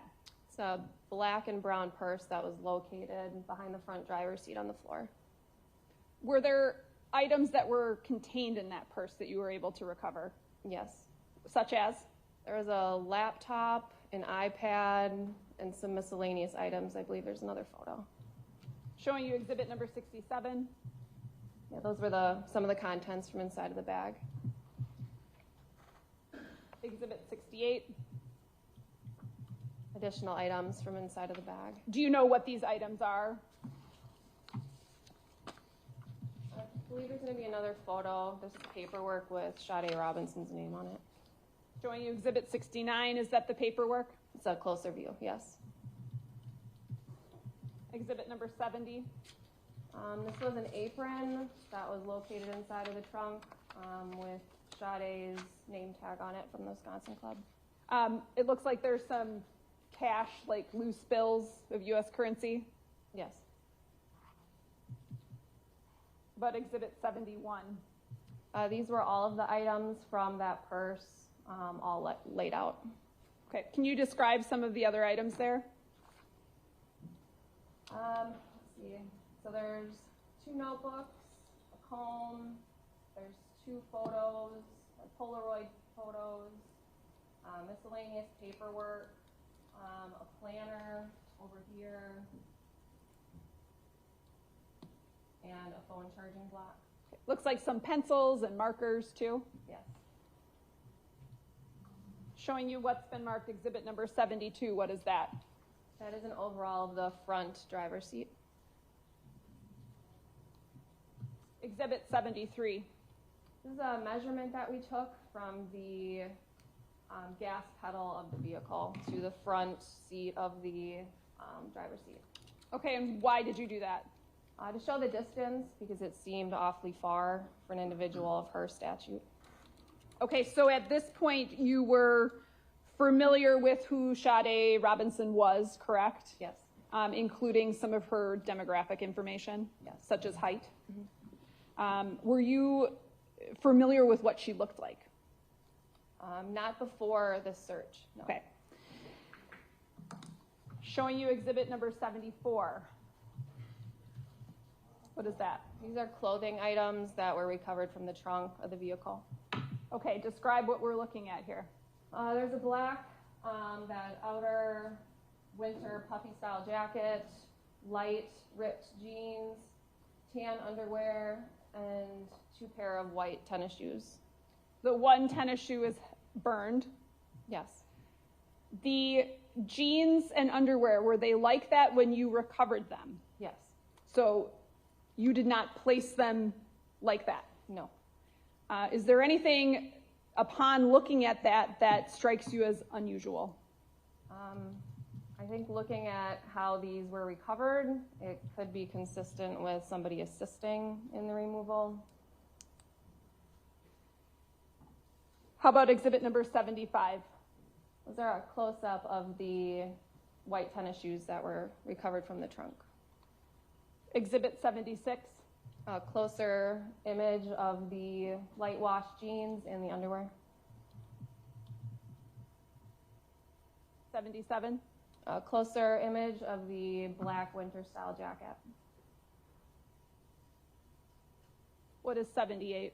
This is an overall of the interior components that were removed from the car. From what part of the car? All of the interior of the car. So not the trunk, the passenger compartment? Yes. And was one of those items depicted in Exhibit 79? Yes, this was recovered in melted debris that we had to pry out of. Okay, and what is that? We believe that is the rear part of a phone where your camera is. It's the 3 camera spots on iPhones. Consistent with an iPhone 15. And you're familiar with that? Yes.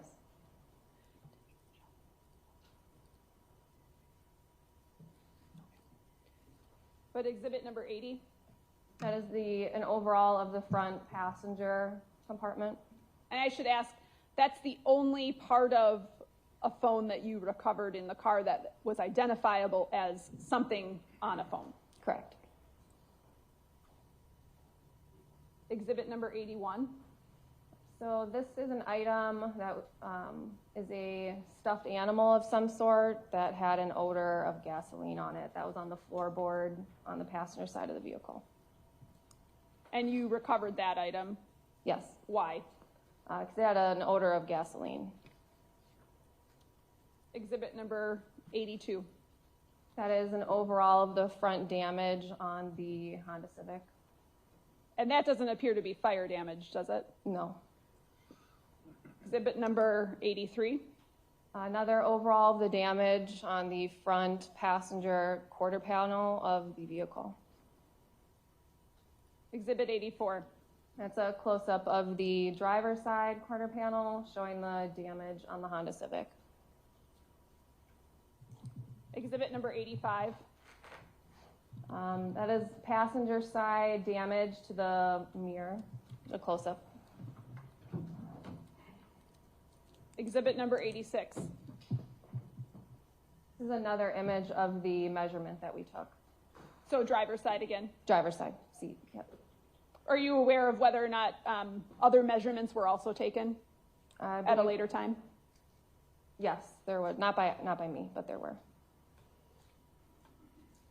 Exhibit number 87?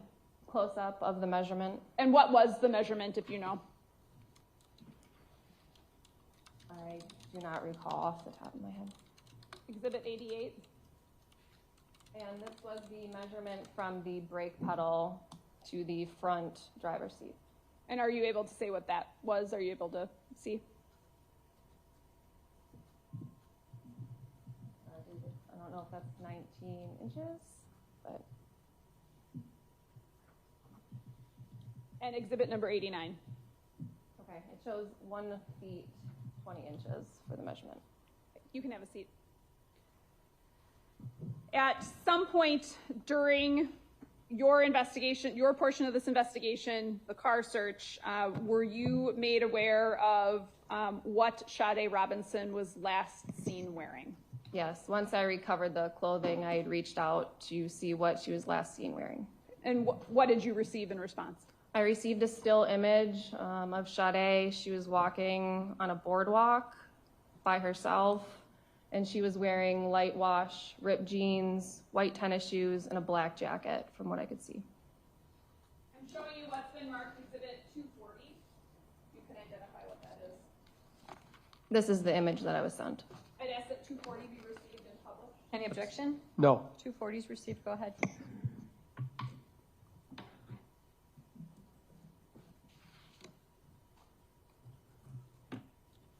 Do the jeans that Sade is wearing in that photograph appear to be the jeans that you recovered?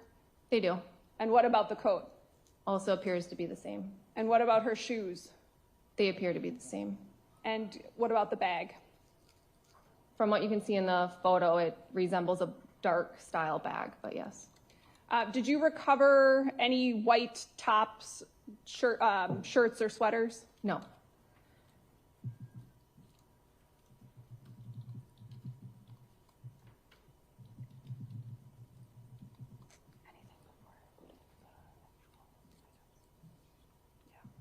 The the crime lab individuals who were taking DNA swabs, did you see them taking swabs of areas like the door handles?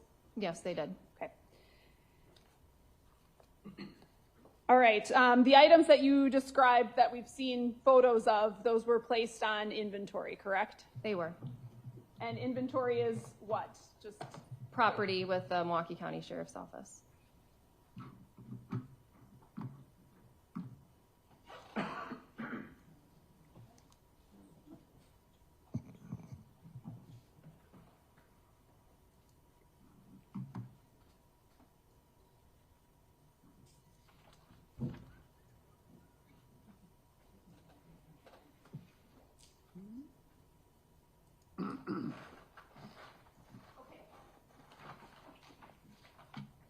showing you what's been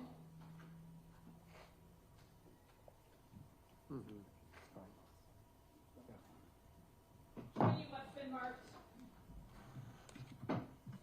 exhibit number 52. Can you identify what this is? This is the stuffed animal that had the odor of the accelerant from the front passenger floorboard of the Honda Civic. So that's what's contained in that bag, correct? Yes. Is it contained in something? A paint can. Okay. What condition is that in? It had been to the crime lab already. Okay. I'm asking that exhibit 52 be received. Any objection? No. It's received.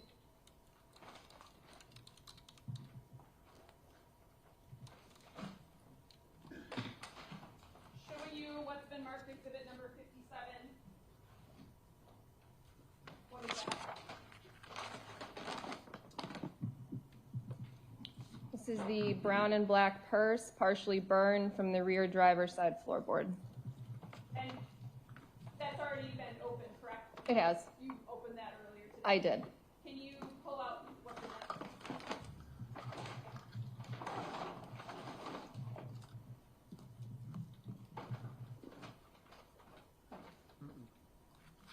This is the purse that was recovered. I'd ask that exhibit 57 be received. Any objection? No. 57 is received. Showing you exhibit number 54.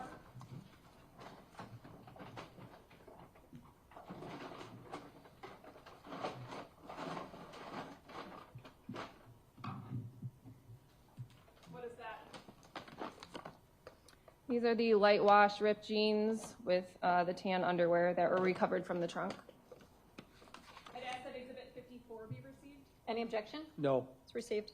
And I'd ask you to just take out the jeans.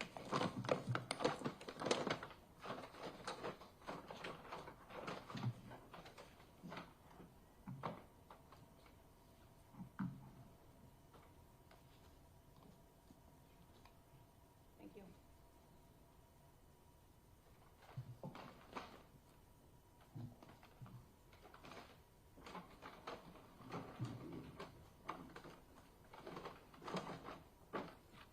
Showing you what's been marked exhibit number 53. What is that? This is the black puffy jacket from the trunk of the Honda Civic. And could you open that up and show us what it contains?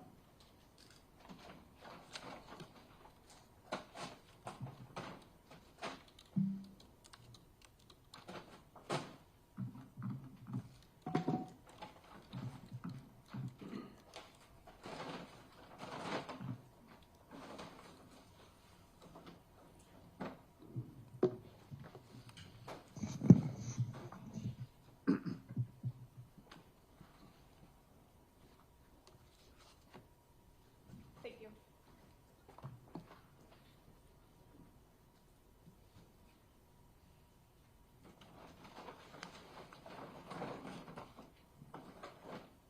Showing you exhibit 55. What is that? These are the white Bob sneakers with burn damage recovered from the trunk. Could you open that and take the shoes out for us?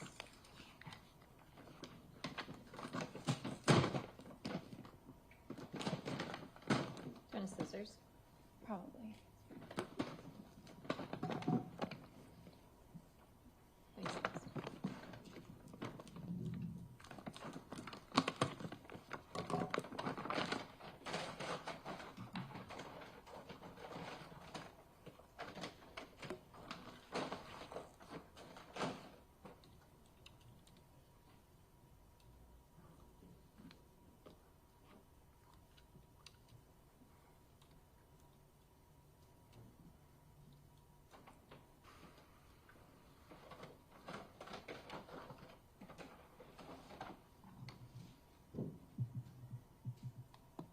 move in exhibit number 55?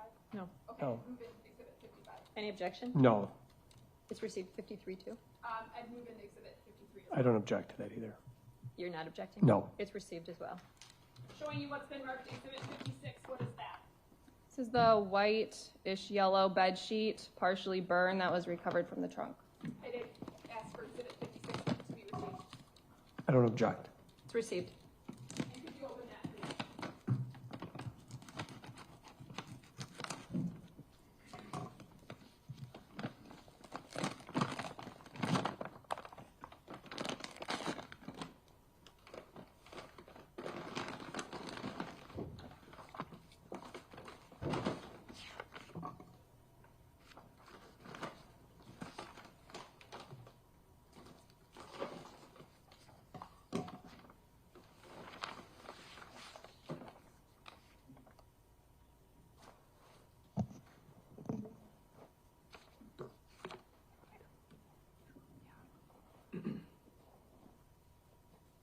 All the way open? No, that's okay. That was found in the trunk. You showed us where it was, right? It was. Okay, thank you.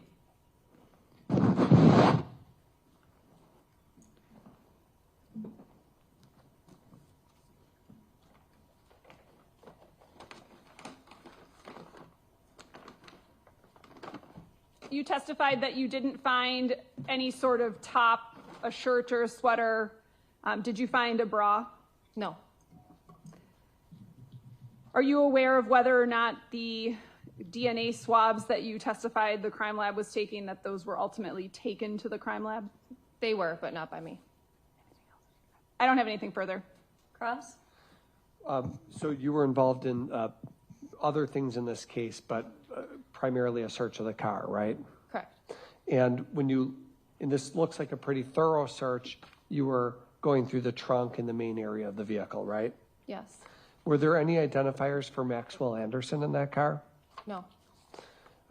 Any ID cards or anything like that? No.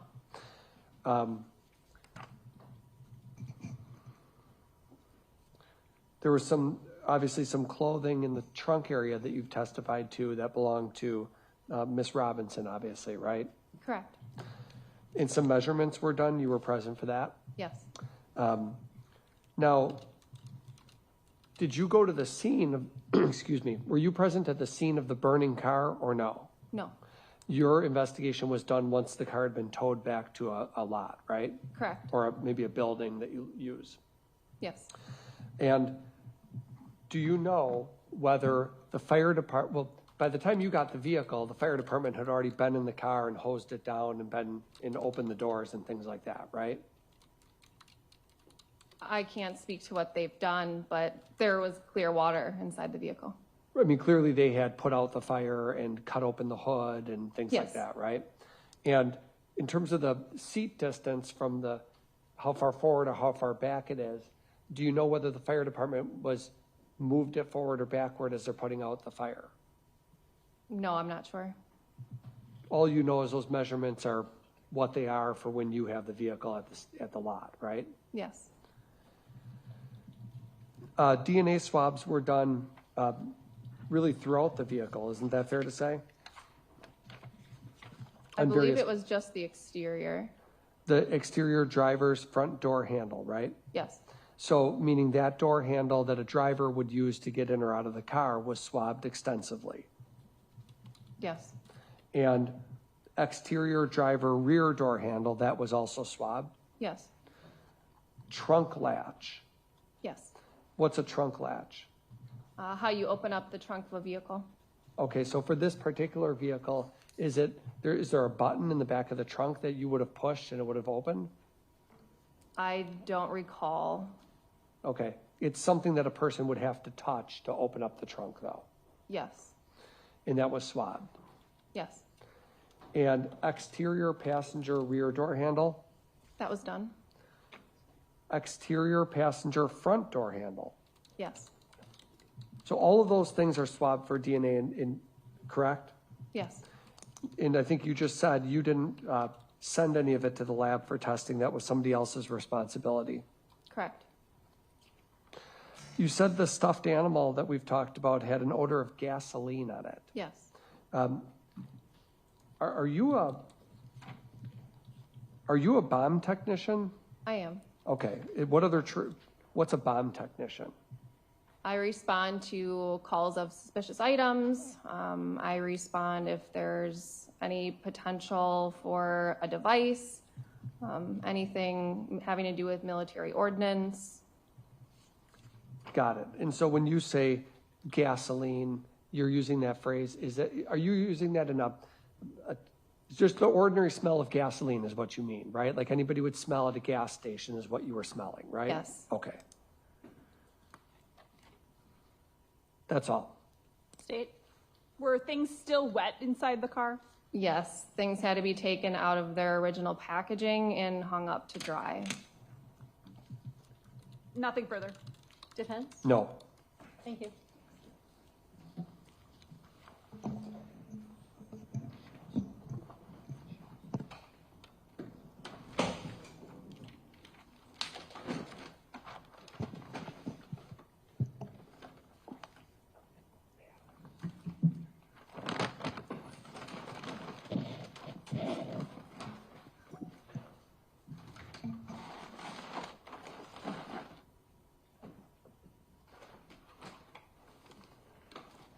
Anybody need a break at this time? No?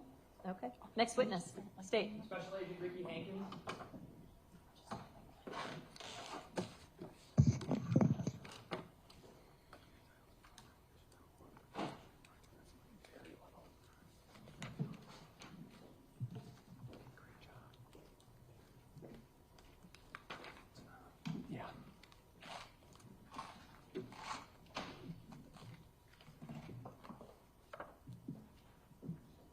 Solemnly swear that the testimony you give in this matter will be the truth, the whole truth, and nothing but the truth, so help you God? I do. If you could please be seated, state and spell your name for the record. My name is Ricky Hankins, Hankins. How are you employed, sir? I am a special agent with the Bureau of Alcohol, Tobacco, Firearms, and Explosives, also known as ATF. How long have you worked in law enforcement? I have worked for ATF since April 2001. And what is your, are you a certified fire investigator? I am. What is that?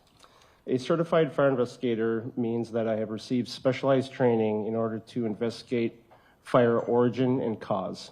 Can you just summarize what that is, the training? The training for ATF was a 2-year immersion program where I had to take graduate courses from the University of Maryland. I had to investigate a minimum of 100 fire scenes under the mentorship of more senior ATF CFIs. I had to do a research project. I had to do reading reports. At the end of it, I had to take written tests. And I'm also an International Association of Arson Investigators, CFI, through their process as well. How long have you been a CFI? I have been an ATF CFI since 2009. Back on or about April 5th, 2024, were you asked to assist in the search and processing of a 2020 Honda Civic? Correct. Where did that occur? That occurred at 3811 West Lincoln, the secure impound lot for the Milwaukee Police Department. Among the people present for that was yourself as well as Detective Alexis Crusik, who just left this room, correct? That is right. And then there were additional personnel present from the Milwaukee Police Department as well as the Wisconsin State Crime Lab. Is that correct? That is correct. After doing that search, were you tasked with conducting an origin and cause determination? I was. What is the purpose of an origin and cause determination? An origin and cause investigation starts with determining where a fire starts. The purpose of an origin and cause investigation is to determine where a fire starts and how it started, to determine if it's an accident, if possible, or an intentional act. Sometimes we can't tell the difference and we have to leave a fire undetermined. In this case, after you conducted that search with those other people, were you able to come to a conclusion as to origin and cause of this fire? Yes. Can you tell us basically the process? Take us through it. In order to get to the final conclusion, the first thing we look at is origin. And to put it simply, when you're looking for the origin of the fire, we're looking at materials or locations that do not look like their immediate surroundings. So mass loss is different, so things are just burned away, and there's not as much left of an area as its immediate surroundings. So there's mass loss, there's discoloration, all right? There's deposit, there's deformation, melting, warping. When we see areas like that, we explore those areas as potential areas of origin, keeping in mind that the greatest area of fire damage or greatest area of mass loss doesn't always mean origin. Sometimes that mass loss is caused by ventilation. So if ventilation comes in an area, that can cause more mass loss. So we explore first origin. Once we're comfortable with where a fire starts, then we look for what are the first fuels, what's capable of burning in that area, and what are our heat sources. Are there any accidental potential heat sources that could have come in contact with our fuel load? Are they capable of igniting what's in that area? Once we explore that and we test that with prior knowledge, sometimes we have to do fire research testing at our lab out in Maryland. We have a large warehouse that sometimes we have to rebuild complete structures and test fire to see which of our hypothesis might be correct. If we are able to come to a hypothesis that withstands all scrutiny and only one hypothesis remains, then we draw a conclusion. Does this involve an assessment of the exterior damage as well as to the interior damage of the vehicle? That's correct. Can you tell us what you noticed when you did an exterior assessment? Of the 2020 Honda Civic, there was oxidation to the sunroof area, and there was also oxidation to the exterior passenger side doors. What is that? Oxidation is discoloration. So one of those things I was telling you that we're looking for is the discoloration. So there's a whitening or a peeling of the exterior paint from those doors. I'm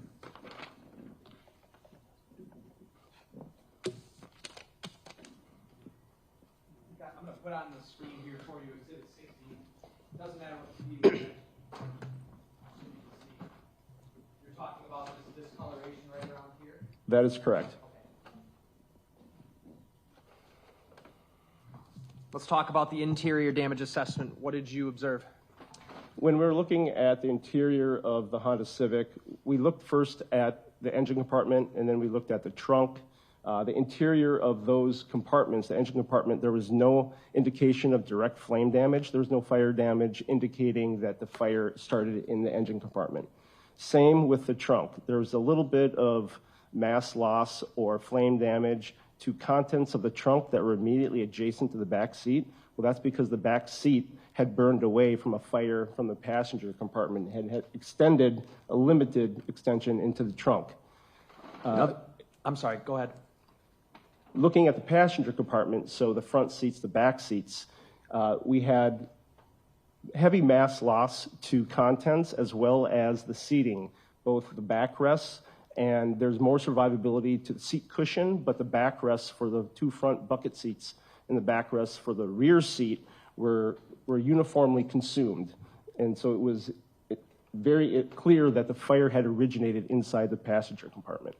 All right, for the record, while you were talking, I put up Exhibit 62, which has already been admitted. That would be an image of the interior compartment, correct? Correct.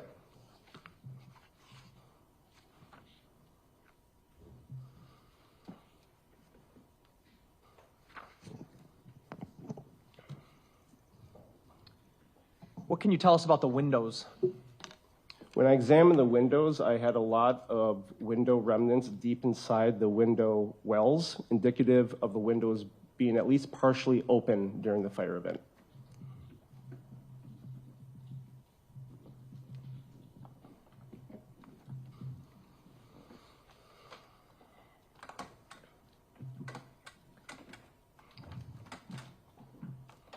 Let's talk about excavation. What happened? What did you notice through that? So like I said before, when we determined origin, and that being the passenger compartment, we started excavating, looking for what are our fuel loads. The back seat, I remember seeing a fleece blanket, which I believe we see here in this photograph. There were remnants of cardboard, remnants of paper material. I do recall, I believe, a purse in the back seat. There was also remnants of a Bic lighter I recall seeing in the back seat. And as we excavated further now into the front of the passenger compartment, I reached the area of the floorboard on the front passenger side. So front passenger bucket seat, right at foot level. During excavation, I located what appeared to be remnants of a stuffed animal, green in color, at least majority of it green that had survived. And as soon as I turned it over, I was overwhelmed by an odor consistent with the possible presence of a petroleum distillate. It smelled like, sometimes we can't tell what it is, but it could be gasoline, it could be lighter fluid, it could be any kind of petroleum distillate. But whatever this stuffed animal was appeared to have been saturated with it because it had weight to it. And it was an overwhelming odor that I experienced. Are you able to say, when you were in that front passenger compartment, whether or not the seats would have been able to be moved after the fire was extinguished? No, they were not. How could you tell? When fire occurs and is extinguished, it creates what's called protective patterns. So pretend that there's a fire up here at the desk that I'm sitting at, and this is more of a solid, not a light combustible. If this is in place at the time of the fire and the fire department puts out the fire and we move this after the fact, this is called a protected area underneath this item, right? So just like that example, if something is moved, a seat, for example, after the fire, after the extinguishment, you would see a protected area or a dischargement or unalignment of the fire debris. Going back to that odor of petroleum distillate, are you able to tell us what some examples of petroleum distillates are? Oh, gasoline, diesel, lighter fluid, solvents, paint thinners. Thank you. You participated in the, actually before I go there, that item that you sensed that odor from was collected by the sheriff's office? That's right. You participated as well in the x-ray of the vehicle? I did. Did you observe any remnants of weapons or keys? We did not. What was the weather like on the day of the fire? I believe it was light rain. And is that something you would take into account during your analysis? The weather in general, yes. Okay.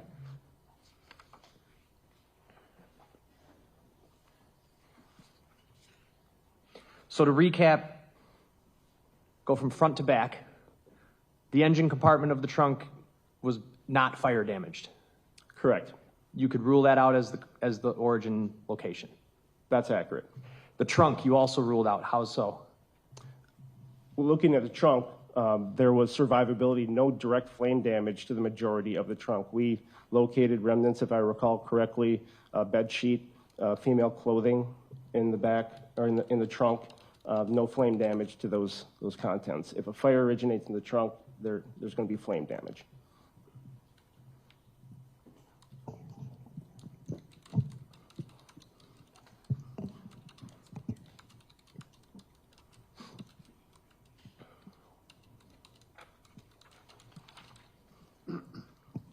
If the trunk is closed at the time of the fire, that would be an impediment because of lack of oxygen, correct? Objection leading.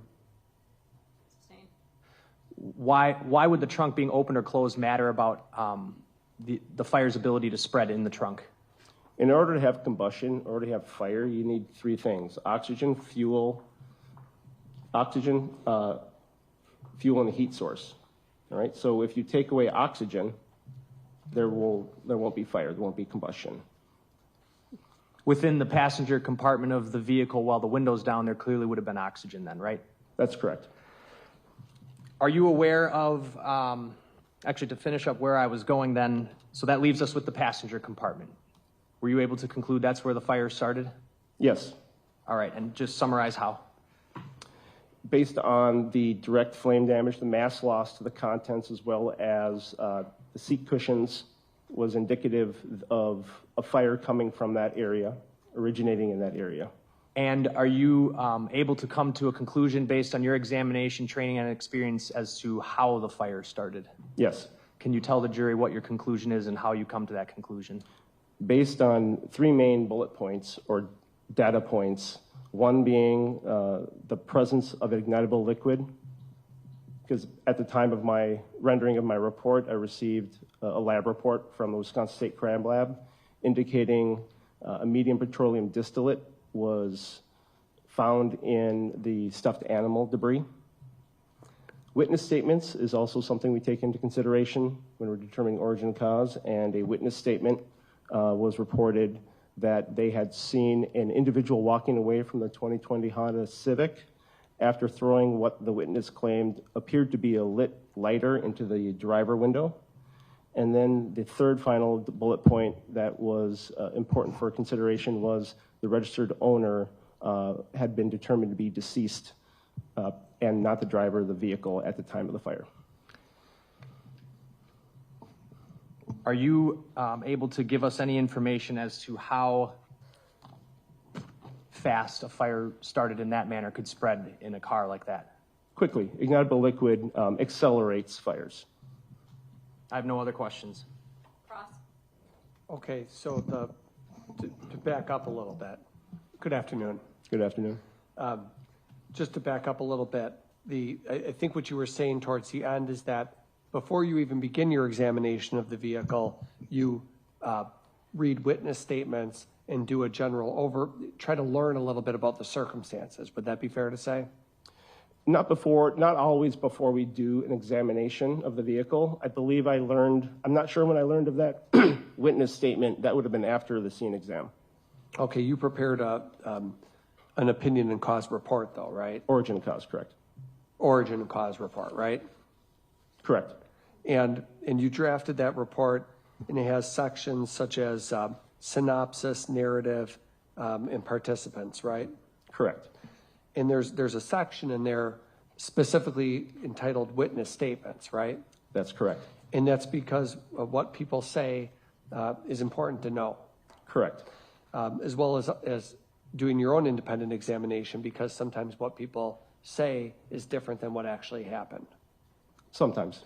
It's part of the reason why you go in and do an examination is to try to see if that version makes sense, for example, right? We compare witness statements to physical evidence all the time. And that's what you did here, right? Yes. Now, the bottom line conclusion, if you will, is that the Honda Civic was lit on fire. It was an intentionally set fire. Not something that happens from the engine, right?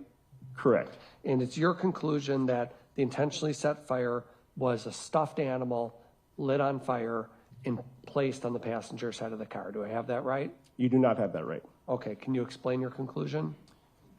So as I stated in my conclusion, it was the application of a open flame to ignitable liquid inside the passenger compartment. When ignitable liquid is used to start a fire or accelerate a fire, it's not pertinent for us to pinpoint exactly where that fire starts because, for example, if I poured gasoline throughout this room and lit it on fire after the fact, we wouldn't be able to distinguish where I actually put the open flame to the gasoline. Was it in the back corner or in the front corner? Because the damage is going to spread so quickly that the mass loss, the fire damage, isn't going to tell us where that poured gasoline, that poured ignitable liquid was first ignited. So my conclusion, if I believe my report is in front of you, is that it was an open flame ignition of a ignitable liquid, medium petroleum distillate, inside the passenger compartment. Something like gasoline. Medium petroleum distillate was the lab report. Right, and you said before on direct that could be gasoline. Use that as an example. A petroleum distillate is not a medium, gasoline is not a medium petroleum distillate. Lighter fluid would be a medium. Correct. What we use to light a grill, right? That is accurate. Okay, so your conclusion is that something like that was used, right? Correct. On a stuffed animal. That included a stuffed animal. Well, there was you made particular note of the stuffed animal, didn't you? That the stuffed animal had an overwhelming odor of the medium petroleum distillate, right? That's correct. Which tells you, based on your experience, that stuffed animal, you believe, was sprayed or doused with that liquid, right? Right. I think where we're missing each other is I did not say, nor would I say, that is the only location in the vehicle that had ignitable liquid doused or applied. Right. The liquid could have been sprayed all over, as far as you know. Correct. Okay. Do you aware of any witnesses who saw someone spraying lighter fluid all over a vehicle? No. The only witness statement you're aware of is from a person who claims that a lit lighter was thrown into a driver's window from outside of a vehicle. Correct. And in fact, you found part of a Bic lighter on the back of the vehicle, right? That's correct. When you say Bic lighter, are you referring to the standard thing you would buy at a gas station? Is that what it looked like? Correct. The kind where a person would use to light a cigarette, right? True. You're, as an arson investigator or ATF employee, certainly you know that a Bic lighter, if a person lights it, the moment they let go of where their thumb would go, the moment they let go, the flame goes out, right? Some lighters have a locking mechanism where you can lock the flame down. Did this one have that? I did not recover it, so I did not examine that. So you don't know? I don't. And but you do know that the 4 windows were all likely open at least partially, right? At least partially open at the time of the fire, right? Correct. And that's based on the uniform fire mass loss, right? Or no, I'm sorry, that's based on the debris that you noticed in the windowsills, right? Right. The window channel had significant glass still in it.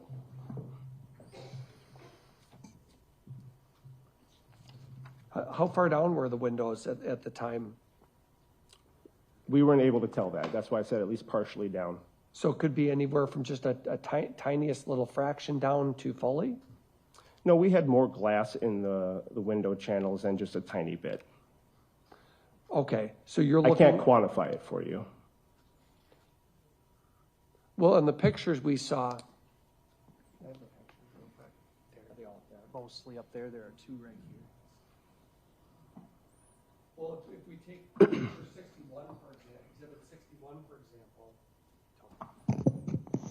example. Thank you. If we take exhibit 61, for example, what does that show? Well, how do the windows look there? The windows are gone. What? The windows are not evident in that picture. They're gone, right? Correct. And so when you examined the vehicle, the windows themselves were already gone, right? Like I said, I was able to see down into the window channels inside the door. And why would windows be gone? Is that because the fire department personnel would knock them out? Or the fire could have compromised them and they failed due to heat. In other words, the fire could have cracked them. But they were also down. Now, the seat, in terms of the seat distance being back, before you were holding up a Kleenex box and moving it around in front of you, weren't you? Correct. As a demonstrative? Correct. Okay, so I want to understand the seat location in the vehicle. Is that something that you examined? I did. You look at how far back the seat is on the metal tracks, right? We did in this case. Okay, and in terms of was the driver's seat all the way back? As far as it can go? We did not manipulate it to see if it was all the way back as far as it would go. We just made note of where it was at that time. Okay, at the time of the fire. Okay, so you didn't note how far back on the tracks it was itself? No. But it's your opinion that it wasn't moved by fire department personnel because why? Again, if it had been moved, we would have had clean parts of the track. So if the seat is on a track, right. Everyone knows that. So if you move it after soot deposits, after a flame impinges upon it, it's going to then expose a clean part of the track. We didn't have that. Well, did you have clean part? Right. Were there parts of the track that were clean and parts of it that had soot on it, or no? There was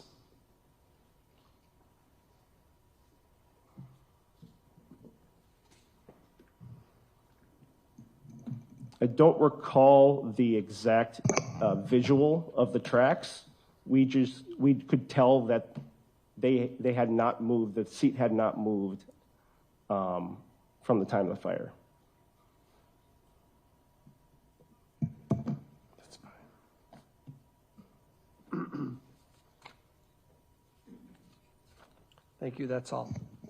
If you had not had the witness statements, would your opinion about where the fire originated have changed? No. If you had not had witness statements, would your opinion about it being a result of an ignition of an ignitable liquid changed? No. Was the fire incendiary? It was. Meaning what? It was an intentional act. Nothing else. No. Thank you. Anybody need a break now? Oh, I see some hands. Okay, we're going to take a 10-minute afternoon break, and then we'll be back with you. So just leave your notebooks on your chairs, please.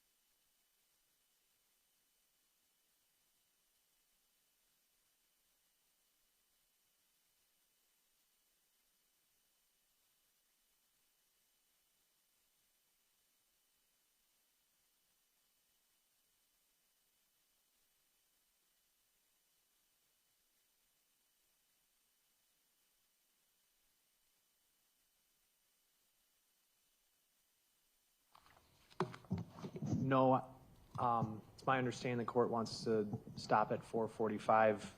Does Your Honor want me to just say this? If we're done with a witness at 4:40 and I know the next one is going to be long, Just let me know. Okay. That's fine. Defense, anything to address before you bring the jury in? No. Okay, we're ready.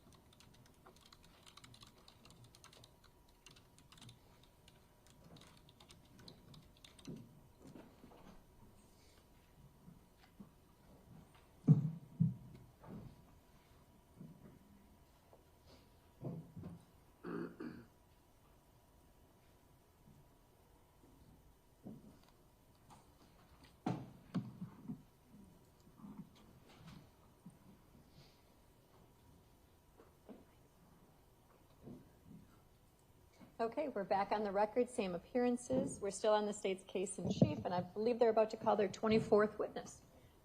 State calls Analyst McMahon.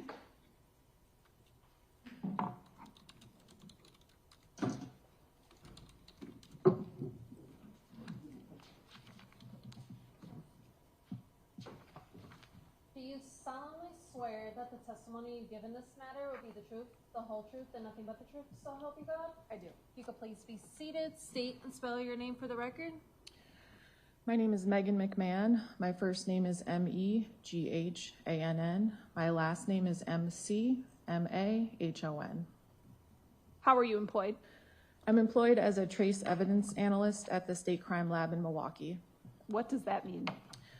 So trace evidence encompasses a variety of types of evidence submitted. It can include the analysis of glass, fibers, paint, general unknowns, and in this case, I analyzed evidence submitted for fire debris as well as physical fit. What is physical fit? Physical fit is the analysis of items that are broken to determine if they could fit together to form one contiguous piece. Can you describe what your training, experience, and education is that allows you to work in this capacity? So I have a Bachelor's of Science in Spanish from the University of Wisconsin-Madison, and I have a Master's of Science in Forensic Science from John Jay College of Criminal Justice. In addition to my education at the laboratory, I completed an in-house training program for both fire debris and physical fit. In general, those training programs encompass readings, lectures, hands-on exercises, and culminate in what is called a competency test, which is essentially a mock case. How long have you worked in your capacity at the crime lab? I've been at the lab in Milwaukee since 2015.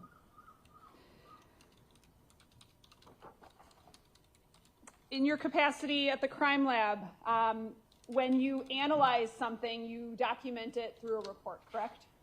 Yes.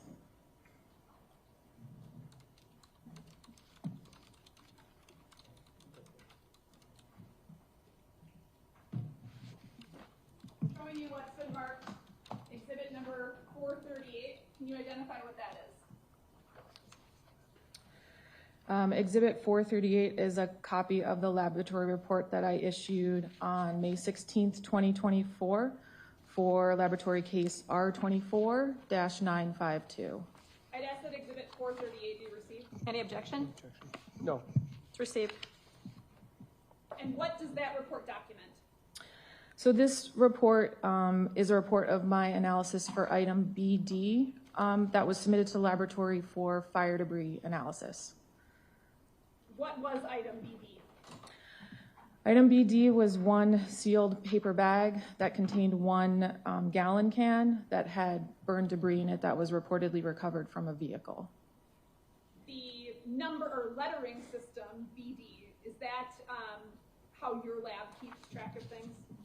Yes, when evidence is submitted to the laboratory, it's given a laboratory item designator. So we start at A and continue on until all the evidence for a case has been submitted.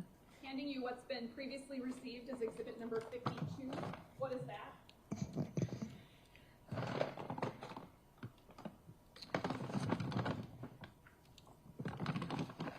So exhibit 52 is laboratory item BD for case R24-952, and I can tell that by this yellow sticker that's on the bag.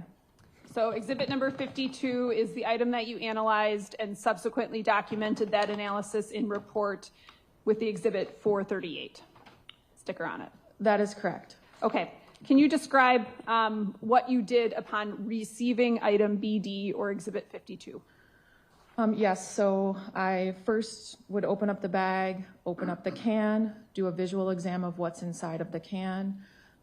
In this case, I couldn't determine what was inside the can, so I called it burned debris. After that, I take a charcoal strip and I suspend it inside of the can, put the lid back on the can, and then I put the can in an oven. So what happens when the can is in the oven is anything that's volatile or will go into like a gaseous state, we'll do that and it will adhere into that strip that I suspended inside of the can. The cans stay in the oven overnight for approximately 16 hours. After the 16 hours is up, I take the can out of the oven, I take the strip out of the can, and I put the strip into a small vial. Into that vial, I add a little bit of solvent or a little liquid. And what happens is anything that was stuck onto that strip that was in the can will then dissolve into that liquid. I then take the liquid and I analyze it on an instrument called a gas chromatograph mass spectrometer. And the data that I get from the sample that was analyzed on, or I analyzed on the instrument, I compare to a reference that was also run on the instrument under the same conditions in order to come to a conclusion if an ignitable liquid is present or not. So in this case, I was able to conclude that a medium petroleum distillate was present in item BD. What is a petroleum distillate? So petroleum distillate is one class of ignitable liquids. Ignitable liquids are classified rather than identified because there can be, because manufacturers market the ignitable liquids to their end use. For example, medium petroleum distillate could be the same liquid, but it's marketed as a paint thinner or as a charcoal lighter fluid. So for ignitable liquid analysis, we classify them as opposed to identify them.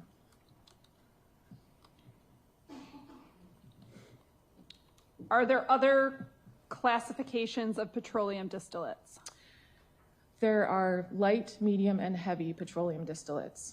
What are some examples of a light petroleum distillate? A light petroleum distillate could be charcoal lighter fluid. It could be like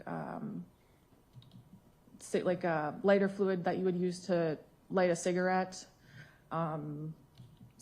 Compounds that are smaller than what would be a medium petroleum distillate.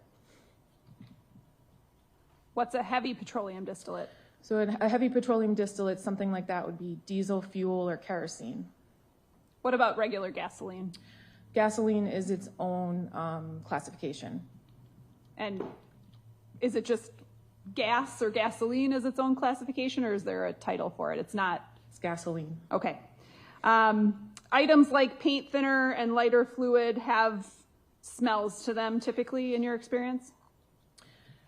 I would say that petroleum distillates have a smell. I don't know what, in general, when I receive liquid as an item of evidence, I don't know where it's coming from, so I couldn't tell you if it was a paint thinner or a charcoal lighter fluid, but it does have a smell. Did you note any odor from exhibit number 52, item number BD?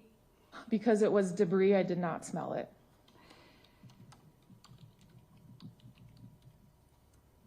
Petroleum distillates, including medium petroleum distillates, are ignitable liquids, correct? Yes.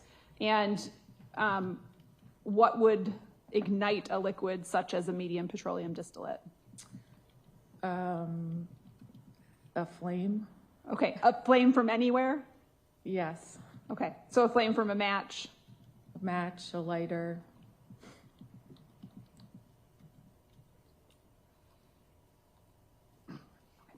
Okay, in addition to doing the ignitable liquid analysis, what else did you do as it relates to this case?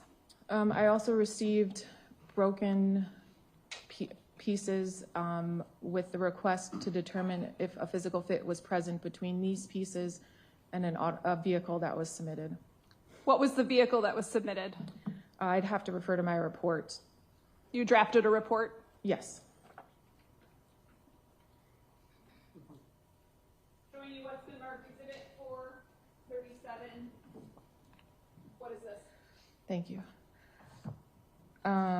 Exhibit 437 is a copy of the laboratory report that I authored on May 10th, 2024 for case R24952.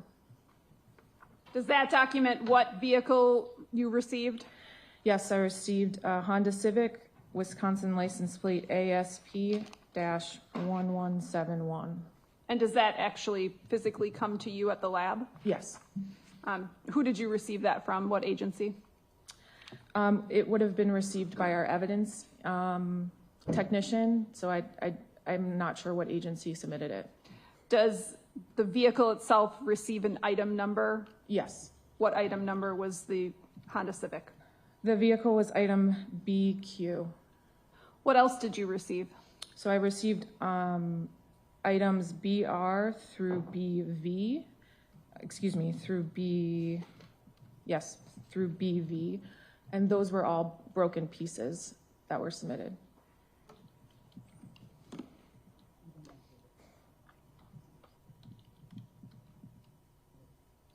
I'd ask that exhibit 437 be received. Any objection? No. 437's received.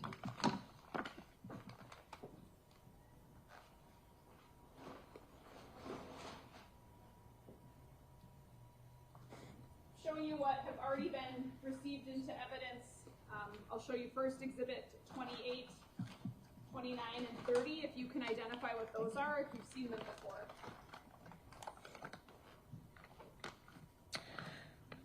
So exhibit 28 is item BR for case R24952, and again it has the yellow label that's put on at the laboratory.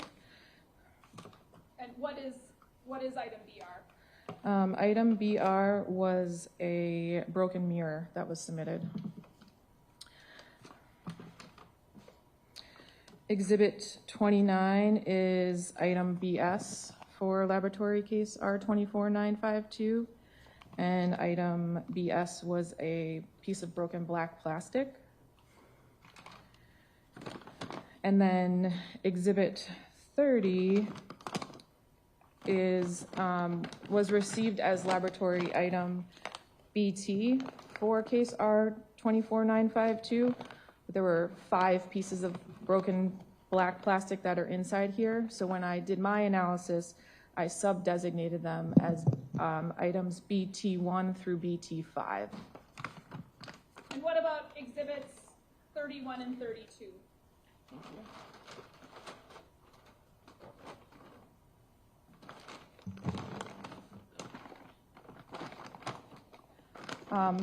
So exhibit 31 is laboratory item BU for case R24952.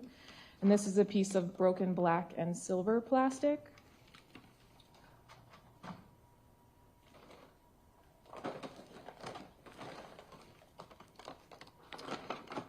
And then exhibit 32 is item BV for case R24952. This had 8 pieces of broken plastic inside. So during my analysis, I sub-designated them BV1 through BV8.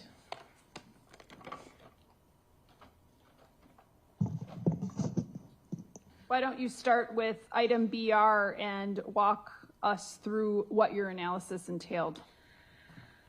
So in general, with my analysis, what I'm first going to do is open up the broken pieces that were submitted, and I'm going to do a visual exam and a microscopic exam of those pieces and document what I observe. Then, if there are any of those pieces that look like they would fit together to each other, I would do that physical fit at that time. After I'm done with all of that, then I took all of the pieces and I went to the vehicle, which is in a different part of the laboratory, and I attempted to do a physical fit from the pieces to the vehicle. So there were 3 pieces that I was able to physically fit back to the vehicle. And just as a preliminary question, to physically fit something together, does an item have to be broken? Yes. So if a piece of a car falls off but isn't broken, can you conclusively say that it comes from that car?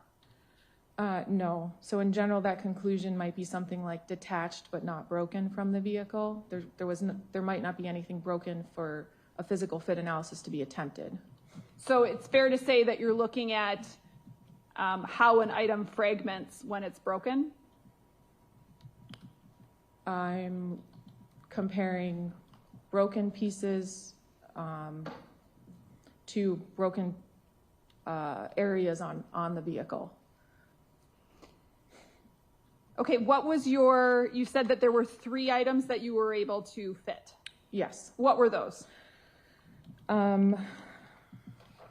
So I was able to fit item BT3, which was broken black plastic, to the vehicle, the front grille area. I was able to fit item BS, which was a broken piece of the license plate holder, to the license plate holder that was on the vehicle. And then item BU, which was broken black and silver plastic, to the passenger side fog light area on the vehicle. What about the other items? So items BV3 through BV8, so submitted broken pieces, I was able to fit back together to each other, but that piece, there was nothing broken on the vehicle for me to attempt a physical fit for that. The same thing with item BV1 and BV2. There wasn't anything broken on the vehicle for me to attempt a physical fit. And then items BR, BT1 and 2, 4 and 5, there was no physical fit attempted. So the vehicle was damaged, it was burned. So for safety reasons, we didn't want to put it up on a lift. And the pieces that were not attempted appear to be interior pieces. So there was no more analysis done. BV3 through BV8 are described as pieces of black glossy plastic, correct? Yes. And correct me if I'm wrong, but your findings were that all of those pieces fit together, correct? Yes. On the Honda Civic, item BQ, was there a part that was missing in the area where those items BV3 and BV8 would have fit? So I was able to use that conclusion, detached but not broken, for the one contiguous piece that BV3 through BV8 formed. But again, there wasn't anything broken on the vehicle for me to do a physical fit for that. Was there an area of the Honda Civic that was missing a piece consistent with what you put together for BV3 through BV8? There wasn't anything there, but again, it wasn't, there wasn't anything broken on the vehicle. Okay. So it appeared as though, again, that piece fit in there, but I'm not able to do any more analysis in the sense of I can't say there's a physical fit because there was nothing broken for me to try to attempt to do a physical fit on. And so that's where you come to the conclusion that it appeared to be detached? Yes. What about items B1 and BV2 that you described? Did you come to the conclusion that those items, when put together, appeared to have been detached from the Honda Civic? Yes, it would be the same conclusion. BV1 and BV2 both appeared detached but not broken from the vehicle. And again, that the area where BV1 and BV2 appeared to have been detached, there was the Honda Civic missing that particular piece? The piece wasn't there, but I couldn't make a conclusion as far as if BV1 and BV2 were the pieces that belonged to the vehicle. But the Honda Civic was missing that particular piece? The pieces were not there, yes. I don't have anything further. Cross? Thank you. Good afternoon. Good afternoon. So one part of your role in this investigation was to test some burn materials, correct? Yes. And did they arrive to you in like the big gallon bucket or 5-gallon bucket? They arrived in a gallon can that was in this paper bag. Okay. And when you're doing your testing, you're doing it at your lab, correct? Yes. And you said you didn't like smell the odor of the fragments or the burned materials, correct? Because you do like some sort of testing and you're able to determine that there's a petroleum distillate, correct? In general, the only items that would be smelled would be liquids that are submitted. So because this was burned debris, I did not smell it. But you have like instruments that tell you that it's petroleum distillate, correct? Yes, the gas chromatograph mass spectrometer. And can that determine whether something has like, I think they said a light, a medium? Yes. Okay. And you were able to come to the conclusion that, you know, this burn material it was ignited by like lighter fluid or paint thinner. Those are contained in petroleum distillate, correct? I was able to conclude that a medium petroleum distillate is present.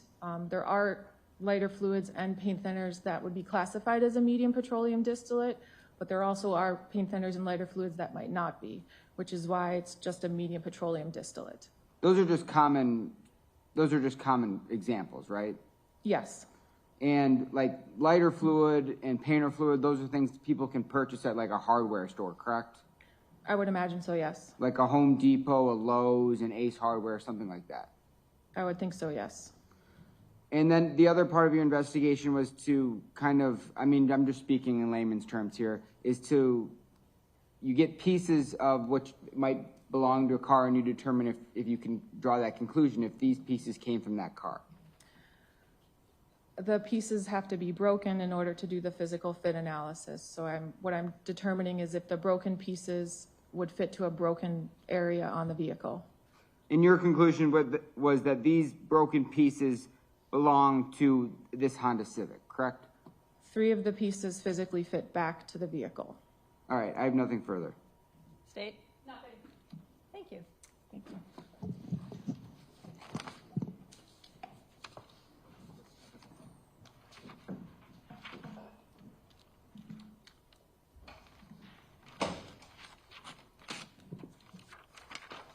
We would then recall Detective Donahghue.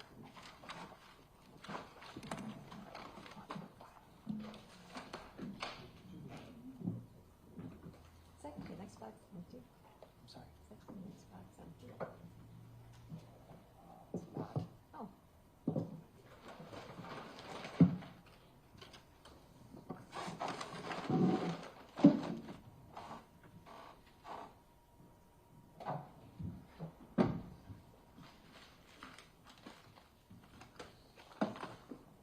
We have a different court reporter, so we're going to re-swear you. Oh, sure.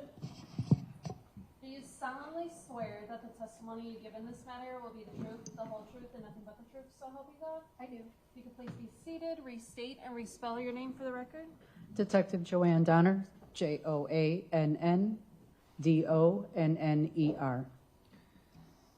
Detective Donner, as part of your follow-up investigation into this case, on October 1st of 2024, did you conduct an experiment related to the seat positions as they were known to have been found in Sade Robinson's Honda Civic? I did. Did that involve you going out to some car dealership in Milwaukee County? It actually was in Waukesha County, Menominee Falls. Okay. And tell us what the purpose of that experiment was. I volunteered one of my detectives who is 6'1", which is based on the same DOT height for Maxwell Anderson, and another deputy who is 5'1", which is actually 1 inch taller than Sade Robinson's DOT. I couldn't find anybody that was 5 foot, so she would have to do. What I did was then go out to the dealership and found a 2020 Honda Civic, same model and make of her car, same year, and positioned the seat according to those that you saw in the arson photos. Then I was able to place Deputy Balsamo into the seat to see if that was a comfortable position for her to drive in, or if it would work better for Detective Blancher. In going to the dealership or dealerships, if you will, at some point were you able to determine what the value of a 2020 Honda Civic is? Yes, the average value is approximately $20,000. All right, so you took a deputy who was 5'1" and a deputy who was 6'1"? Correct. And did you take pictures of this experiment? I did. I'm gonna show you exhibits 90 through 108. Yeah. Tell me the numbers one more time. 90 through 108. Thank you. Are those the photos from the experiment? They are. Okay. Move 90 through 108 in. Any objection? No. Received. I asked to publish, not all of them, but a few. Go ahead.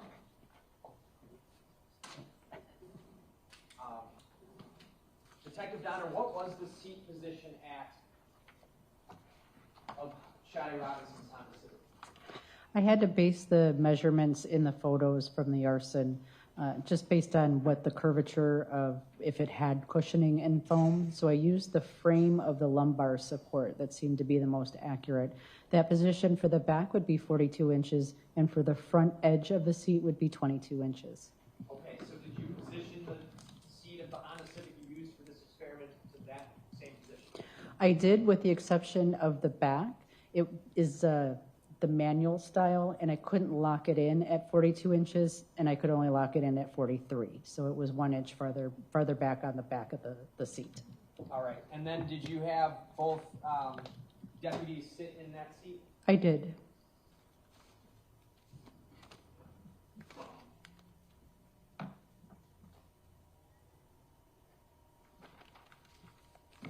starters, these are the two people you used, right?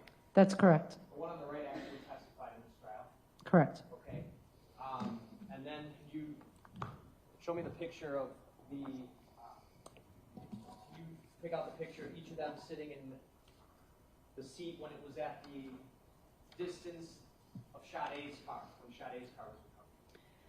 I took several photos showing the arm extension and also the feet towards the foot pedals. I'm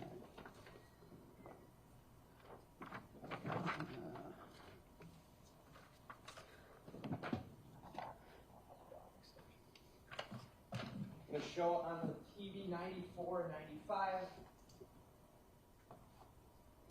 When you had the 5'1" deputy sit in the chair, were her feet able to touch the pedals? No, they were not. And her arms, exhibit 95, fully outstretched? Fully outstretched, elbows locked.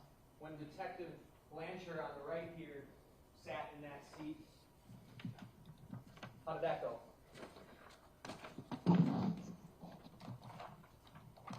Much better. 97, feet reached the pedals comfortably? Yes, they did. And sat in the chair comfortably? Correct. Looks relaxed? Yes. Did you then have, what was her name again? Balsamo. I sure can. It's Balsamo. Did you have Deputy Balsamo adjust the seat to a position where she felt comfortable? I did. And did you have Detective Blancher sit in that seat? I did. Can you show us what that looked like?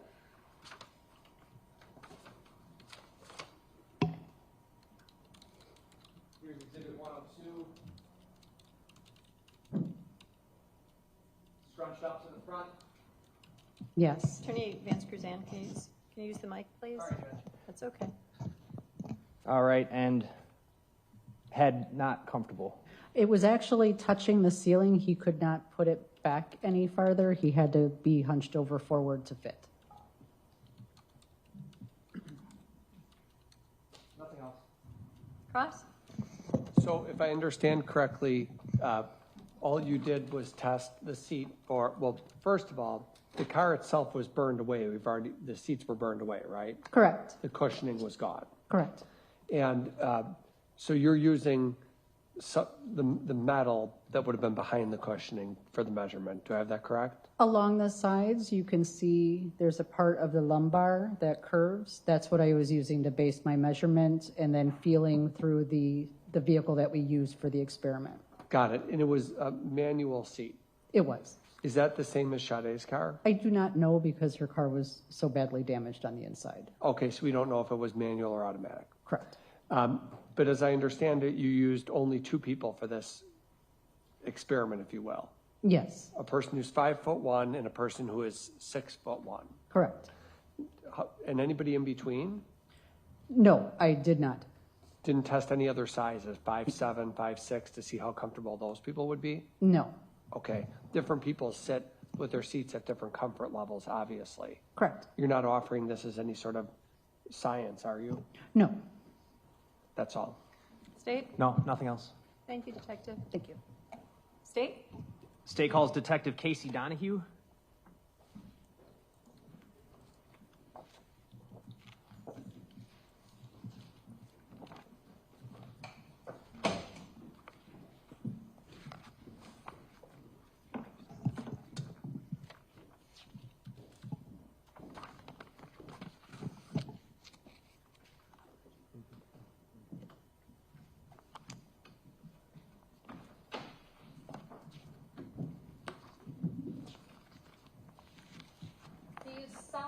Swear that the testimony you give in this matter will be the truth, the whole truth, and nothing but the truth, so help you God? Yes, I do. Would you please be seated, state and spell your name for the record?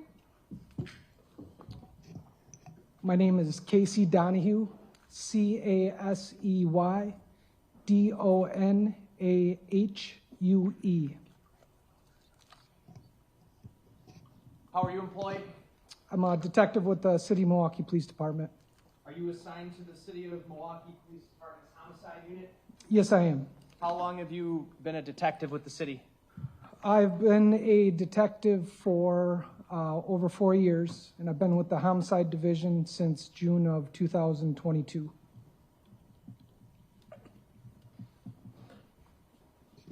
Did you assist in the investigation related to a missing person named Sade Robinson?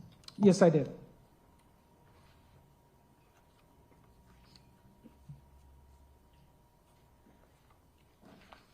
And when your department, the Milwaukee Police Department, became involved in the investigation, had you come to learn that her car was set on fire near the intersection of 30th and Lisbon?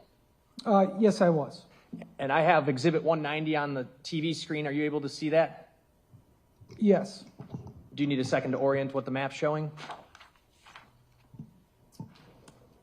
Yes, I'm familiar with that area. Okay, we got Lisbon Avenue right here at the top, right? Yes. Okay, and then 30th Street, where my pen is here? Yes, that is correct. All right. The vehicle fire that we're talking about, were you aware that it occurred right where my pen's pointing now? Yes, it was behind 2928 West Lisbon. This entire map depicts a location within the city and county of Milwaukee, Wisconsin, right? It is, yes. Was one of the things that you were tasked with doing trying to locate video from the area where Sade Robinson's car was set on fire? Yes, I was. Did you locate video from the address of 2900 West Lisbon Avenue? Yes, I did. What is 2900 West Lisbon Avenue? 2900 West Lisbon Avenue is a liquor store that is in the area. Is it on this map? It is, yes. Would you be able to stand up and point out where that building is? Yes. The liquor store is located right here. All right. So basically at the other corner from where the car was burned. It would have been just to the east from where the car was burned. Car would have been burned in the rear of this location right here, which the building is actually no longer there. At the time you recovered video, the building was there? Yes, it was. I'm going to bring up on the screen in a moment here Exhibit 192. Were you able to recover video footage from multiple cameras that was of interest to this investigation? Yes, we did. What were those? Can you, using the map, please tell us generally what those cameras were and where they were facing? Yes. Can you bring the mic closer to you as well?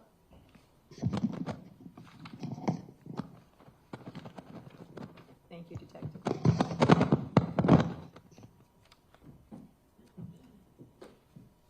So from the liquor store, one of the cameras that we recovered video from would have been pointing in a western direction down the sidewalk area and was affixed to the south part of this building. The second camera view that we had would have been actually on top of the roof of the liquor store, and it was pointed in a northern direction. Basically pointed off the map here. Yes.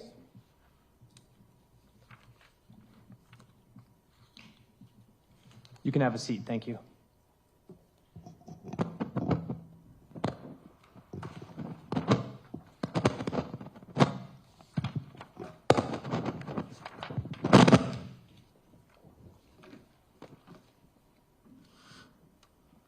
This video, did it have audio?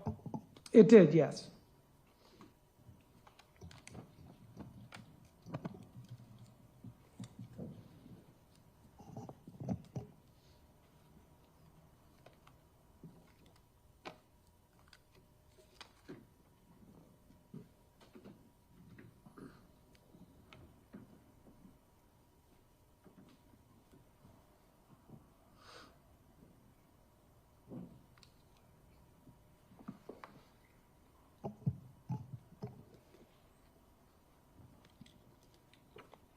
All right, Detective, I have on screen, I believe it was the first camera angle you described. So we're looking up at the date and timestamp here in the upper left-hand corner. It says February 4, 2024, 06:48:37, correct? That is correct, yes. And did you, when you were covering this video, ascertain whether or not the date and timestamp on this video was accurate? Yes, it was in fact accurate. The street... I'm sorry, before we go any further, there's a brief matter, I think, could we just be heard at sidebar real quick? Sure. And what exhibit is this? 192. Thank you.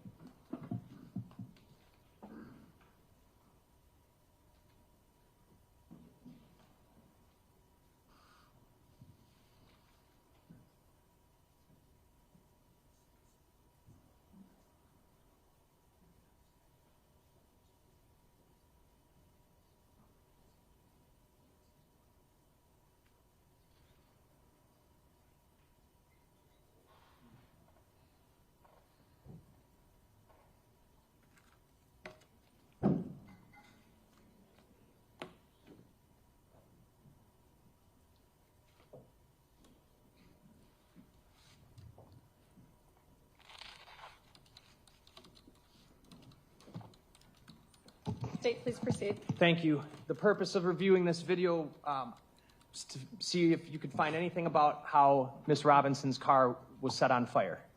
Yes, and if I could just clarify one thing quick. Sure. So if you notice the date in the top left-hand corner, it is going to appear in what I consider like European date. So it's going to have the day, then the month, and then the year. Thank you for clarifying that.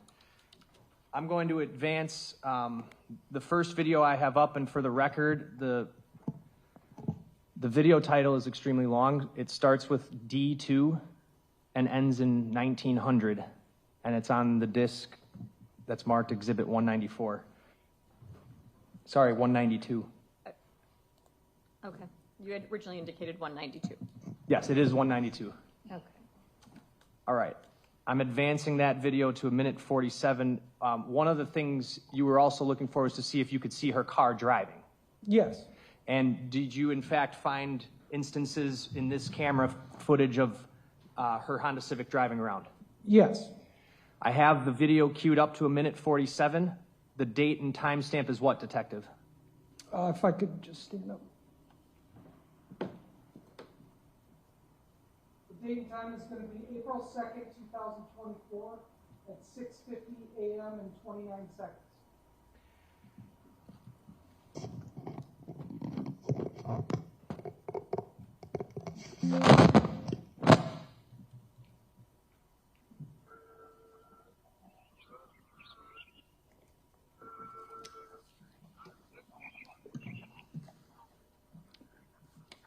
What do you see?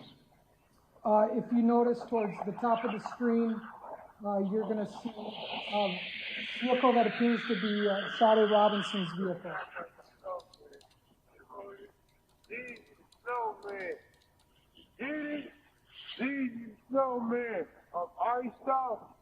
Paused at 2:15. I'm going to switch back real briefly to the map.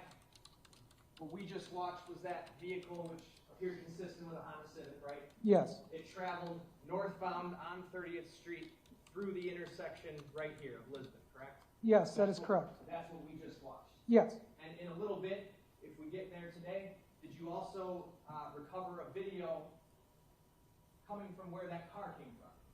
Yes. And where is that video on this map? That video is going to be from the H-Bar Cylinder Services, and that's located at 1651 North 30th Street. All right, so the video that you got from here actually would precede what we just watched, and it shows that car going up 30th, correct? Yes, that is correct. Is that how you knew that car was the same one? Yes, and also there's identifiable features on the car, more specifically damage, that we were able to determine that that was in fact Sade Robinson's vehicle. And related to all of this, where is the 31st and Galena playground? That is going to be located right here at approximately 1650 North 31st Street. That's going to be between the streets of Walnut, and then to the south is going to be Galena. Going back to the video. I'm going to advance this clip to the 11-minute 58-second mark. The timestamp, we've gone up to 7:01:16 a.m. Is that correct? Yes. I'm going to play until 12:14.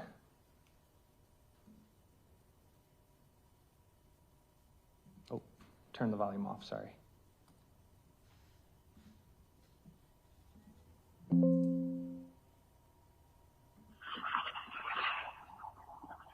See the vehicle again?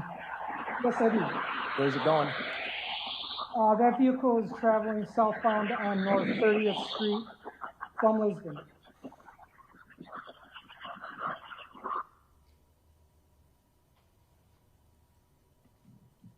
I'm going to shift to the next video.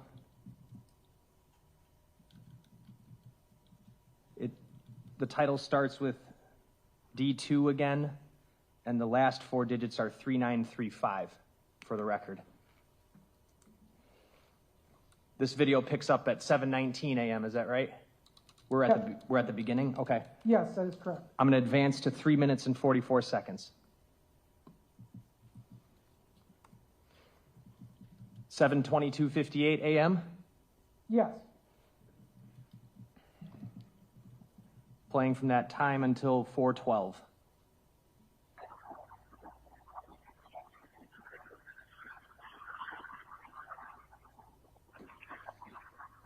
And in the upper right, you see the vehicle pull off of 31st Street? Yes.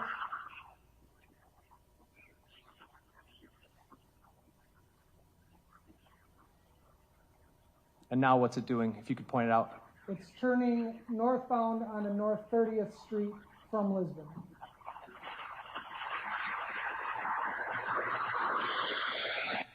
Paused at 4:14. So that timestamp is 7:23:31? Yes, that is correct. Okay. Gonna pull up clip D15, last four digits ending in 3307. Different camera, correct? Yes, this is going to be the camera I was referring to on top of the roof. So this is going to be pointed in a northern direction. It does capture what is an L-shaped alley behind the address where the vehicle fire was located. All right, so off to the left side of this screen is where that alley entrance would be, and you're telling me you can't get out onto this street that's on the right? Not from there. This portion of the alley goes east to west and then turns to the north-south. Point out. So it's shaped as an L, which you can see would be kind of like this.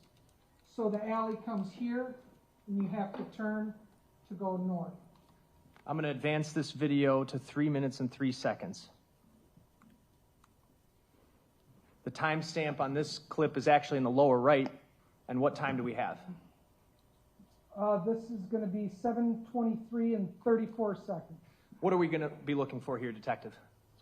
So you'll notice Sade's vehicle will pull up right down here and then conducts something like a Y-turn to go back in the other direction. That other direction being where it would eventually be lit on fire. That is correct, yes. I'm going to zoom in just to the left side of the video. Oh, never mind. I have it on my computer. Got it, Jay. Yeah. And I'm going to play until 4:24.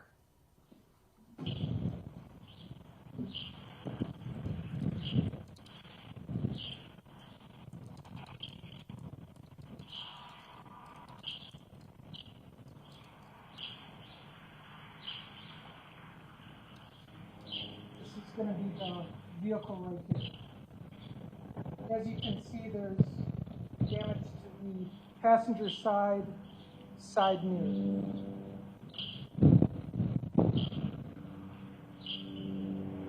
It's hanging off. Okay, hanging low, Yes, it's like playing it again at 3:35. almost like it's dangling, just attached by wiring.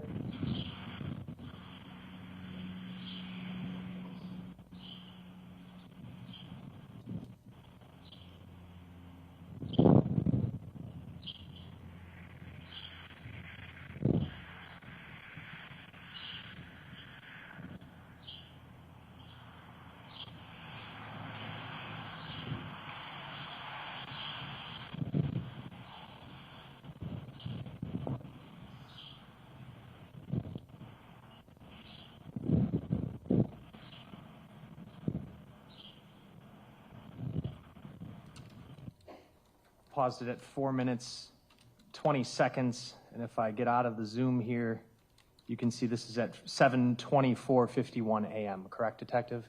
Yes, that is correct. And the vehicle kind of, once it does that turn, very slowly kind of creeps forward. Is that fair?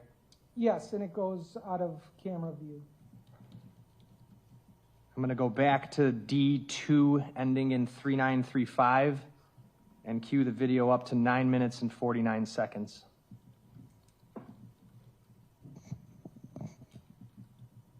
9 minutes, 40 seconds, sorry. So we're back to the original camera angle looking down Lisbon. This would be just a few minutes after that vehicle pulled off of the last camera frame, correct? Yes, that is correct. All right. Playing at 9:40.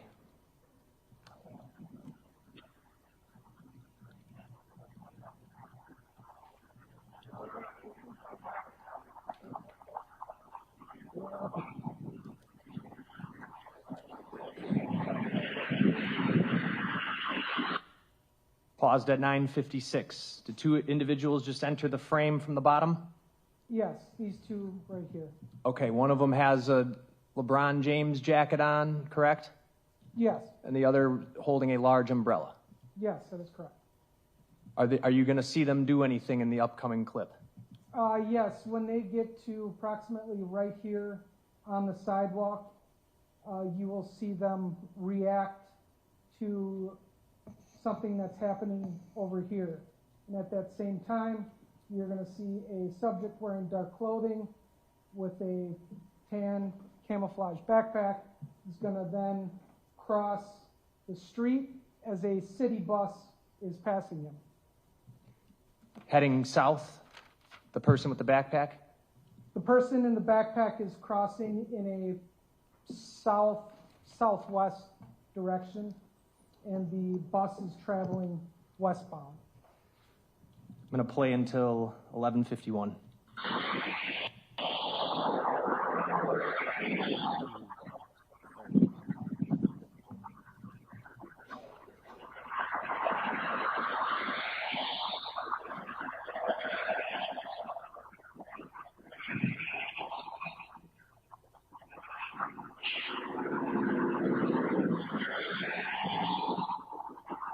There's the subject crossing as the bus going by. As you can see, this person has stopped and begins to back up. And you see the other subject up here begins to run backwards, or run back on the station.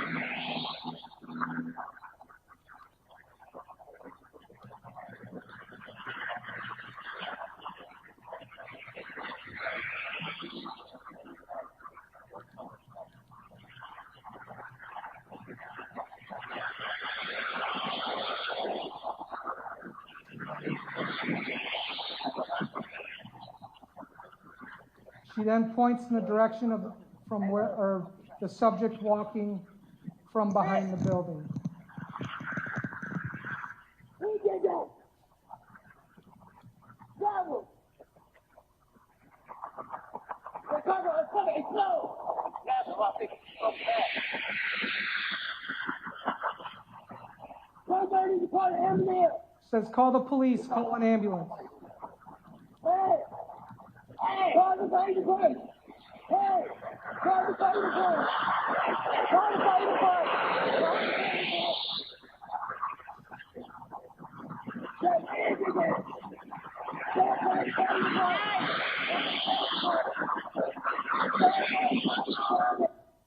Paused at 11:51. I want to go back to the point in the video. The audio doesn't seem to align up to the second with the video. Would that be fair to say?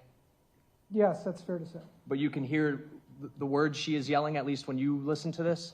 Yes, you can hear her say... I'm going to object to him testifying to what another witness said. I'm asking him what he hears. And he's already testified to some of it. I think he's able to provide his opinion as to what it is, but the jurors should pay close attention to what they hear. I'm going to play it again from 10:40. And actually, I'm going to go back even before that. All right, I have it at 10:30. That subject who walked out from the right side, just to be very clear, right around the corner of this building up here, that's where her car was set on fire, correct? Yes, that is correct. And between the building that this camera is on and the building on the opposite corner, there's just a vacant field there. Yes, so there's this vacant field, and then there's two buildings prior to the corner. The car is behind the two buildings at the corner, right? It is. It's behind the building further east. So from the location where these two women stop, would they have had a clear vantage point of where the car was? Yes, you can see right through to the, it's like a rear parking slab behind this building. The subject who walks out from there, he crosses Lisbon, correct? Yes. What street does he go down? He then I'm going to goes, object to the gender being used at this point. I think, what? I'm going to sustain the objection and ask you to rephrase your question. Thank you. The subject who walks out from the side there, What direction does that subject go? The subject goes southbound on North 30th Street. And going back to that other camera we're talking about, down 30th Street that you also recovered that we'll watch, are you able to pick up that subject when he gets to the intersection of 30th and Walnut? Yes, so 1651 North 30th Street is going to be on the southwest corner of Walnut and North 30th Street. All right, back to this video. I'm going to pick it up from 10:10. Is there a way to turn it up at all? I'm sorry? Can you turn it up? Up? Louder? I can.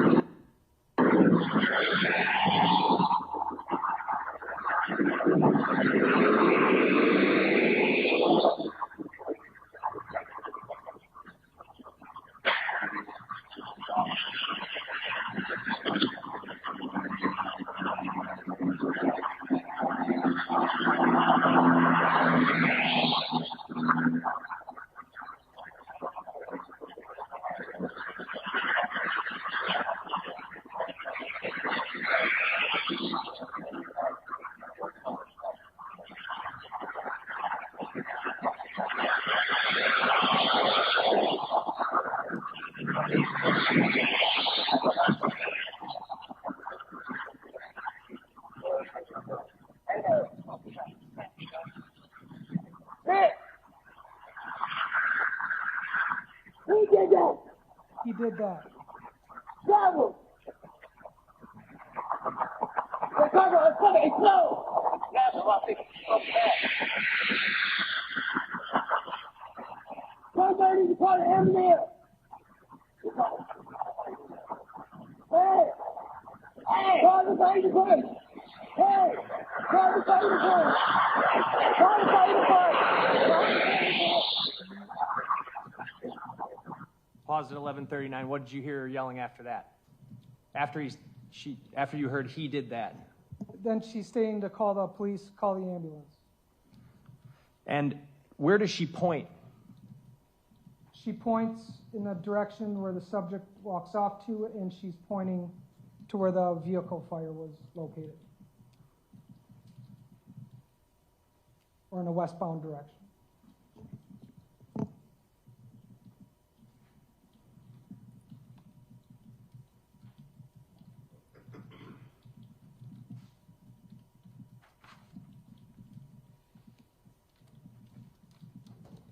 All right, and then I actually have one other clip here to play. So the time where she's yelling, that's about 7:31:33, right? Up at the top left here? Sorry. Yes. Okay. 7:31 and 33 seconds. All right, I'm going to advance the video to 7:35:34 and play from there.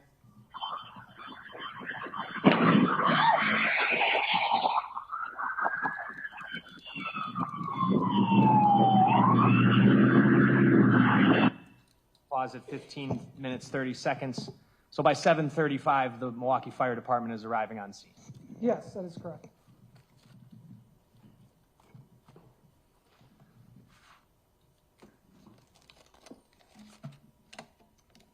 Now I'm going to show you what's marked as Exhibit 193.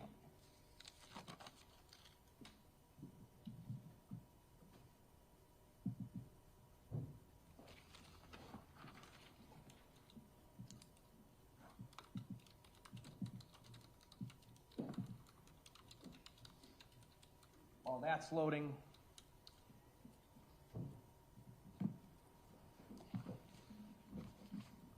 I've got the map up here. And just to be very clear, the subject who walked across Lisbon Avenue would have came out on this side of the building, right? Yes. All right, and then he walks across Lisbon and heads down 30th Street here. Is that fair to say? Yes, that is correct. And does the video you got from this business or whatever this is pick up that same person walking? Yes, it does. Where does that person walk from and towards that we're about to see? The person is on the east sidewalk of North 30th Street, and then he'll cross North 30th Street westbound on the north sidewalk. On Walnut. Correct.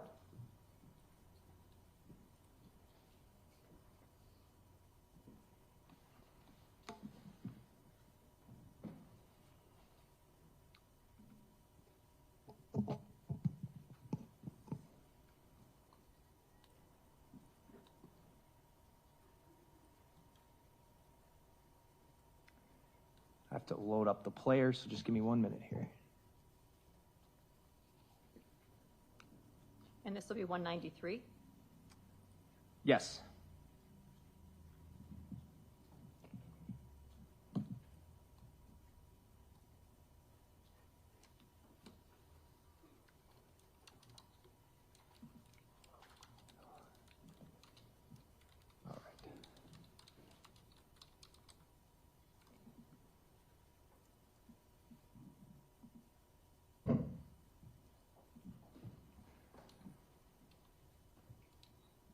All right, first camera angle we're going to look at.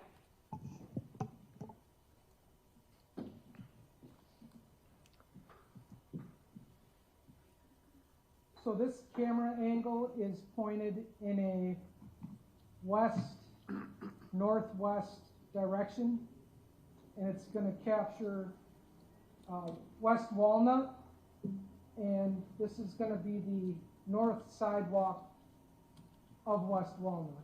Okay. What, and the date and time stamp up here on the upper right corner, April 2nd, 2024, 6:50 a.m.? Yes, that is correct. Was that determined to be an accurate date and time stamp for this video? Yes, it was. I believe it may have been 30 seconds off, but it was approximately the correct time. All right, and I'm playing it from 6:50, I think it was 05. Bless you. So that's Walnut Street right there. That is correct, yes. And there's a vehicle coming. Yes, as you can see, that's going to be Sade Robinson's Honda Civic, and we know that because of the damaged mirror that's hanging off of the vehicle. That I'm circling with my mouse right here? Yes. All right, so 6:50 a.m., the car is appearing, and this is what? What is this area over here? Is that the playground? No, so this area is going to be like a wooded area. It then goes down to a set of train tracks that cuts through the city. And this right here is going to be a bridge that goes over the train tracks. And then the playground is located directly on the other side of that, just to the south. That playground in that area, would you later be involved in recovering human remains from there? Yes, I was. Playing from 6:50:26. And it's off camera by 6:50:29. I'm going to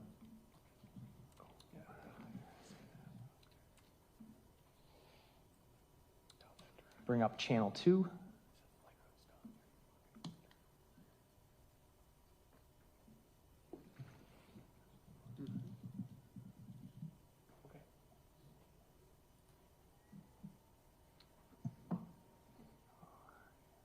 Me.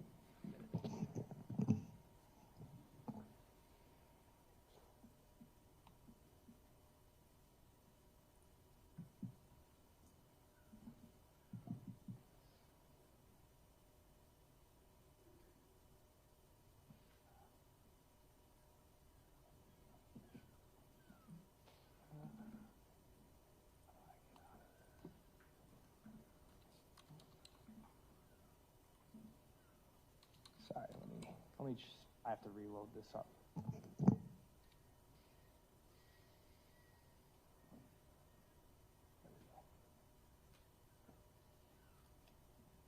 All right, I'm going to bring channel 2 forward to that same time period, 6:50. Where does this camera pick up as to where the other one left off? So the other one was pointed in a more western direction. This covers more of a panorama view and shows north and west. So this is going to be the intersection of North 30th Street and West Walnut.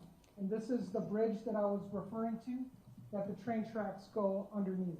The car we watched in the last clip that was coming eastbound, is it going to then appear on this camera? Yes, it will. Playing at 6:50:18.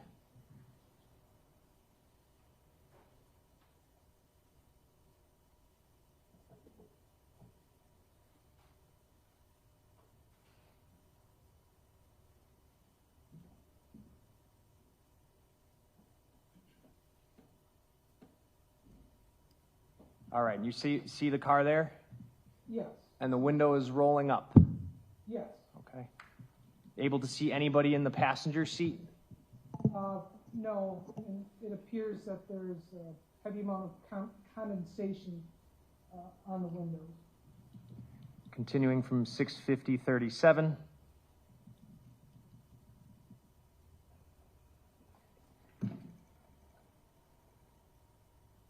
The vehicle makes a northbound turn onto 30th Street, correct?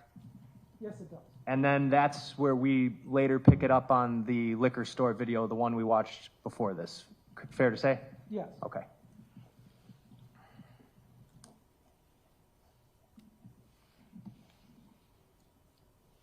All right.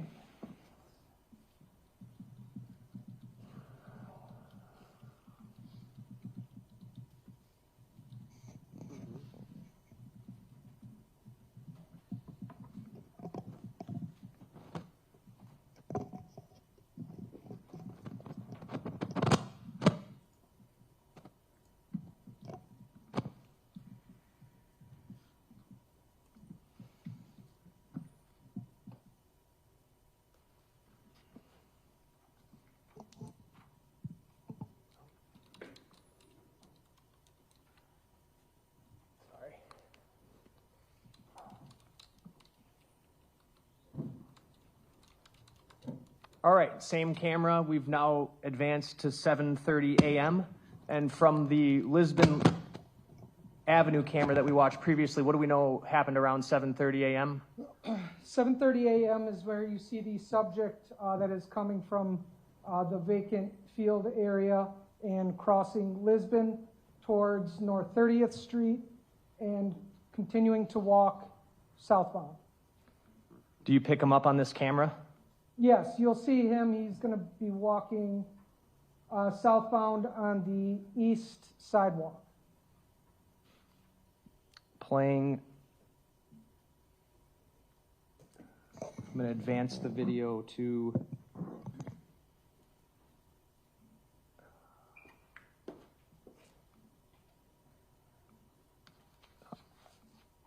7:31:43.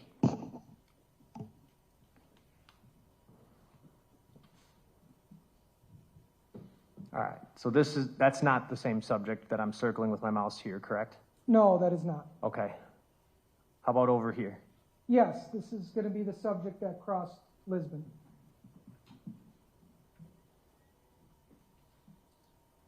As you can see, he's carrying a very large backpack.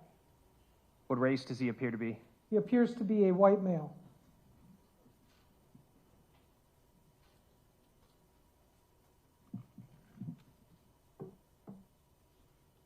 You can also notice the soles of the shoes appear to be white, like a bright white sole, or a lighter colored than. All right, I have it paused at 7:32:33 a.m. Just going to zoom in on him. The soles, you're talking about the shoes down here, correct? Yes, that is correct. Dark pants? Yes. How about the top? It appears to be a dark hooded sweatshirt or zip-up jacket. And large backpack? Yes.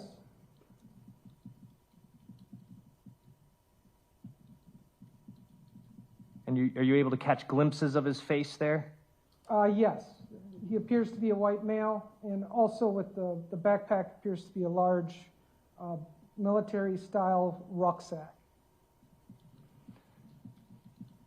pause that video at 7:32:53 a.m. I'm going to go back to the other channel.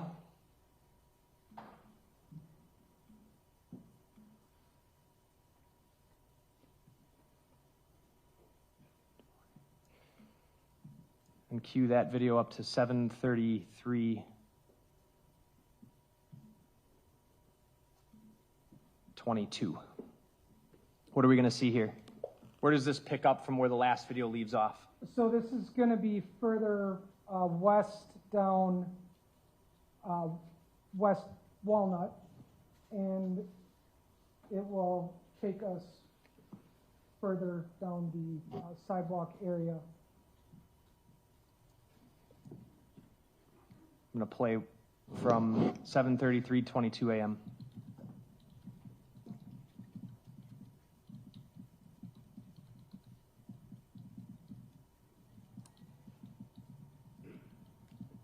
As you can see, with the same shoes, pants, continuing to walk westbound on the sidewalk.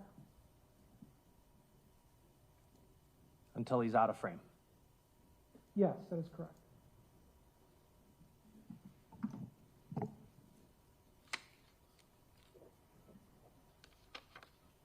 Judge, this might be a good stopping point. I agree with you. Okay, so ladies and gentlemen, now it's even more important, my admonitions, right? So remember, no talking with anyone tonight, no looking at the media or researching anything, no investigation. Don't talk with each other as you leave. Wear your juror badges prominently. We are going to kick up tomorrow morning, Celeste? 8:45. At 8:45. So we'll have you talk with the staff relative to that. Feel free to bring with you coffee, water, and soda. Please leave your notebooks on your chairs. Have a lovely night. Just put this out of your mind until you return tomorrow. Judge, before the jury's excused, I don't know if I moved 193 in or 192. I would like to move both of those in. Any objection to 192 and 193? No. They are received into evidence at this point. Okay, have a lovely evening. We'll see you back in the morning. Leave your notebooks on your chairs, please. It's supposed to be warm tomorrow, and I want to warn you, my courtroom, quite often, the regulation's not great, and it might be really hot in here tomorrow. So wear layers is a really good tip for you, okay? Although we've been lucky so far. We'll see. Have a lovely evening.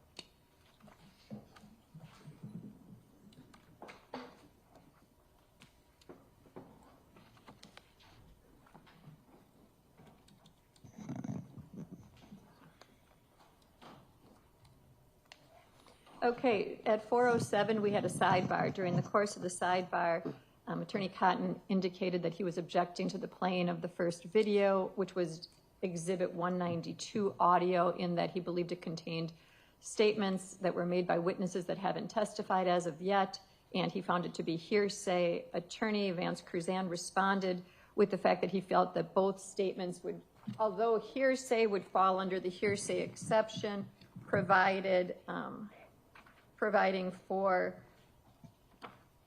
it being either present sense impressions or excited utterances. At that point in time, Attorney Cotton basically versed himself and indicated, yeah, he agreed that it would probably fit right under those exceptions, and he found it to be allowable and was withdrawing any objection. I agree with Attorney Vance Cruzan that it would fit under 90803 sub 1 and sub 2, and it was admissible to be played. And he did, in fact, move forward without further objection. Later on, during the course of Detective Casey's testimony, there was an objection as to Detective Casey providing his opinion as to what he believed the citizen was stating during the course of the video. The objection was raised. I indicated he was able to provide his opinion. Just to give some further information, under 90701, the witness would be able to provide the opinion if it was rationally based on the perception of the witness, and it's helpful to a clear understanding of the witness's testimony or the determination of the fact and issue. Under that statute, I believed it was admissible. I found it was relevant to the issues that are here before the court. And doing an analysis under 90403, I think that the probative value outweighed the prejudice. I also looked at potentially providing to the jury instruction 158, which is recording played to a jury, but it really provides I don't think it provides much useful information. And what it reads is you're about to hear a recording. Recordings are proper evidence and you may consider them just as any other evidence. Listen carefully as some parts may be hard to understand.